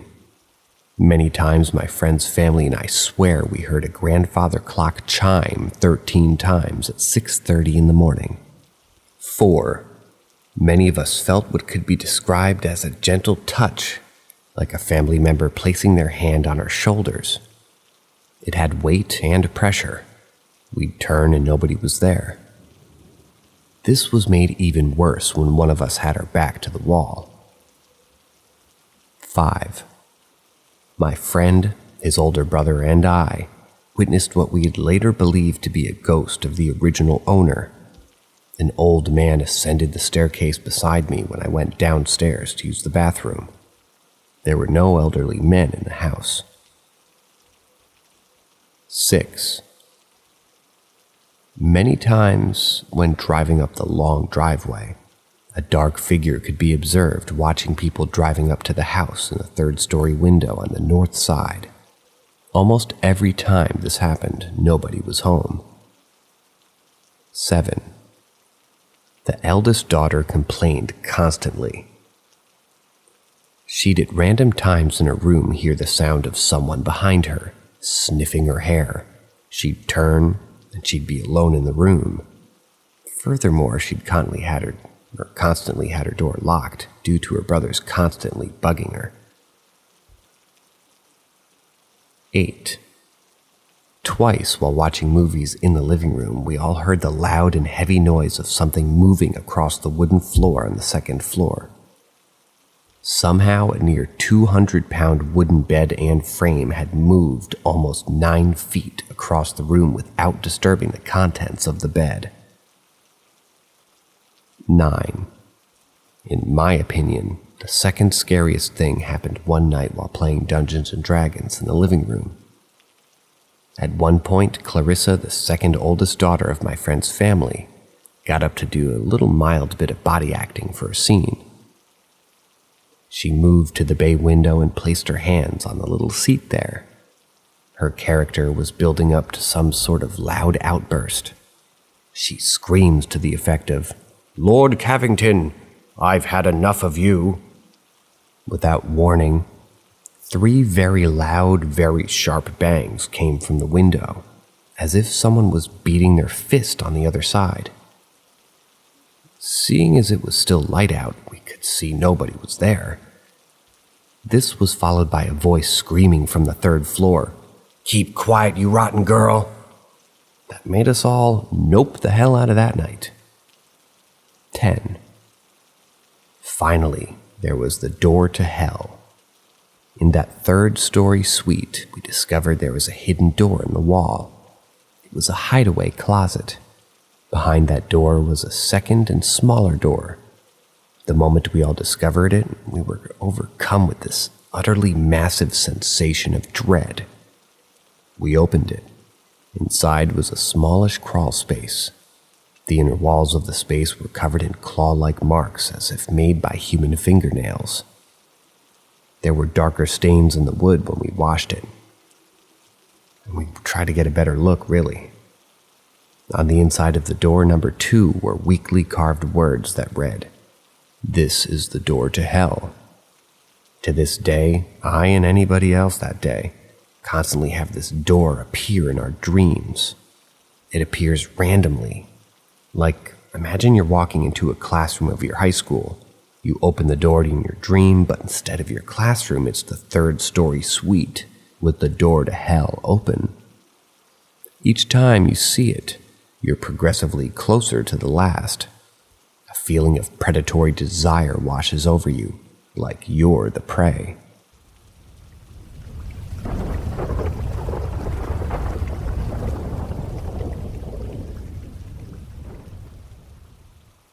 Ask Reddit.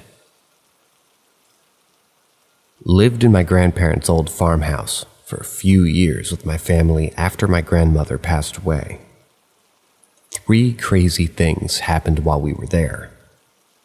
One night, my wife and I were hanging in the back screened-in porch, just talking, and we both immediately stopped.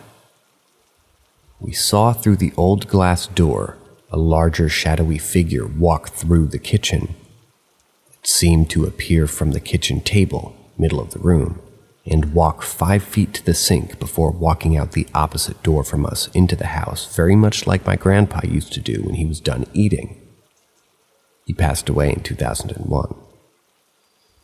No one else was at home at the time. The kids were hanging at the movies, and the grandma, my mom, was there with them. The second thing was a wet, bare footprint on the concrete front porch by the front door. My wife was home alone. She said she heard something at the door, and when she opened it, she saw the footprint. Took a pic of it, sent it to me. Crazy thing is, no one else was there, and it was a dry summer. No water anywhere. The third thing that happened was my wife was in the kitchen cleaning dishes at the sink, and felt someone shove her in the middle of the back. The kids were at school and I was outside working. When she told my mother about that one, she told us that my grandmother had told her something similar had happened to her before, too. Mom thought it might have just been my mother's ghost, or her mother's ghost, because she was an angry person before she died. He didn't like my mom's stepmom, my grandmother.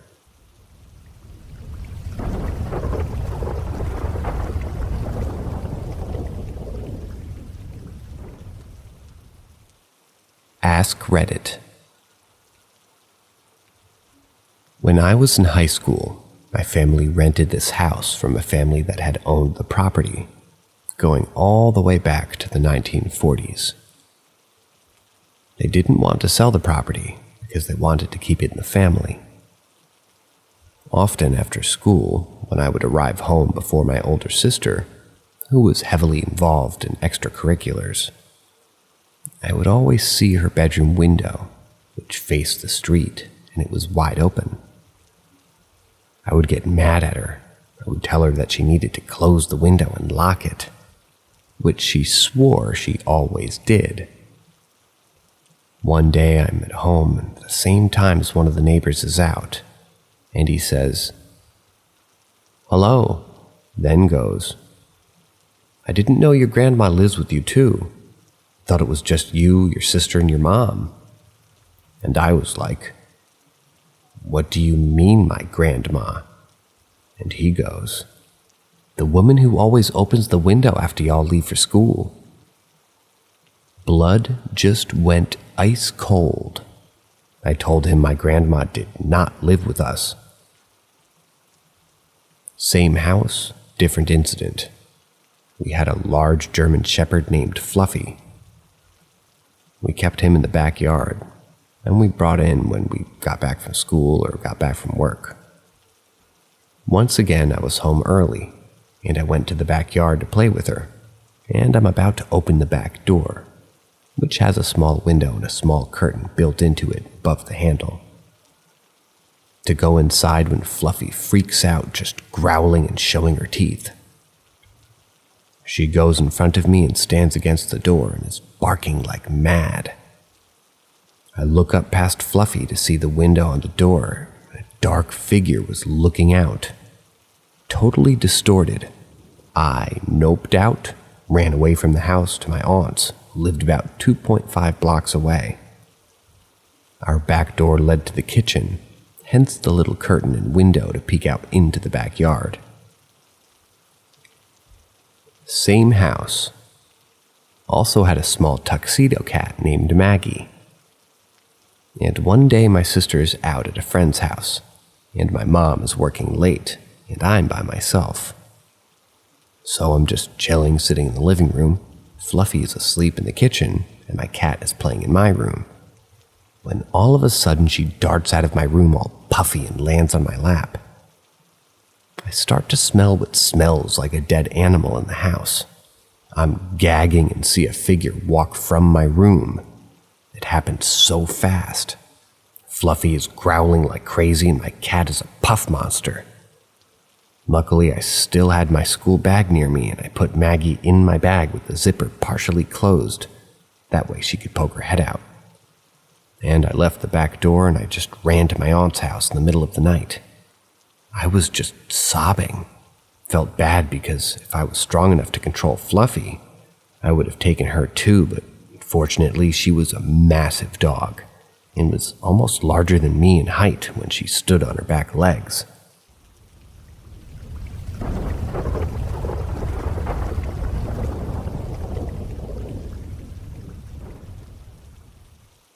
I don't know what I saw, but I thought I was going to die.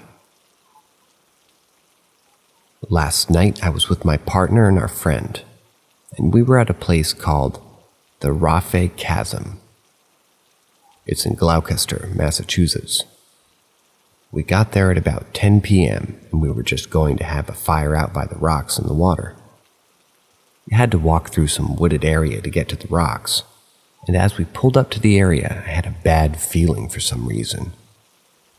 And usually I trust my intuition, but I told myself I was just psyching myself out.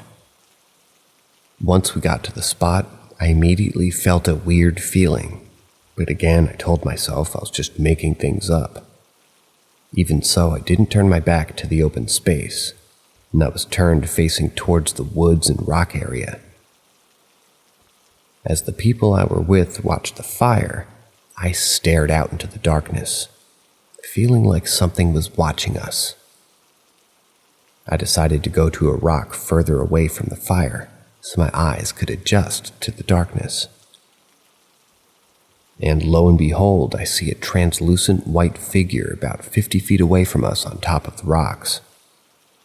On the other side of the area, pretty high up, it was moving back and forth, and it looked about 5 or 6 feet tall. It started to scale down the rocks, and when I say scale, I mean fast, like faster than humanly possible. And as it's doing that, it gets smaller and turns into the shape of an animal like a coyote or a wolf. Shapeshifters usually takes forms of things like these. I say out loud, "Is that an animal?" And my partner looks over and immediately gets super sketched out, just as I was. The other person that we were with wasn't bothered for some reason. He said he saw it, but in the moment he was trying to convince us that it was a person, he was drunk. As I see it coming towards us, I get absolutely horrified that it's going to kill us. I tried to go up higher on the rocks to get away from it. I literally thought that was it, thought I was going to die. I had the most horrifying feeling, and it was genuinely the scariest, most terrifying thing I'd ever felt or seen. I pulled out my phone and shined my flashlight on it to make sure I'm not tripping, and I think that I deterred whatever it was away from us, because it ended up running into the woods and disappearing. My partner and I were completely horrified and my legs were violently shaking. I said that we need to leave immediately. The friend that we were with wanted to stay and finish his drink, but we wanted to go. He told us that he would prove that it was a human by trying to run down the rocks as fast as he could to prove that a human could be going that fast. But when he did, we couldn't hear him running around. And that's the scary part about what we saw. It was completely silent as it went down the rocks and back up them. We weren't able to process what had happened until we had gotten home after we dropped our friend off. When we did, we decided to do some research about ski walkers and the area that we were in. That's the end of today's selection of stories. That was an interesting read, and I was not ready for the Dungeons & Dragons accent there. Hope you guys have a great night. See ya.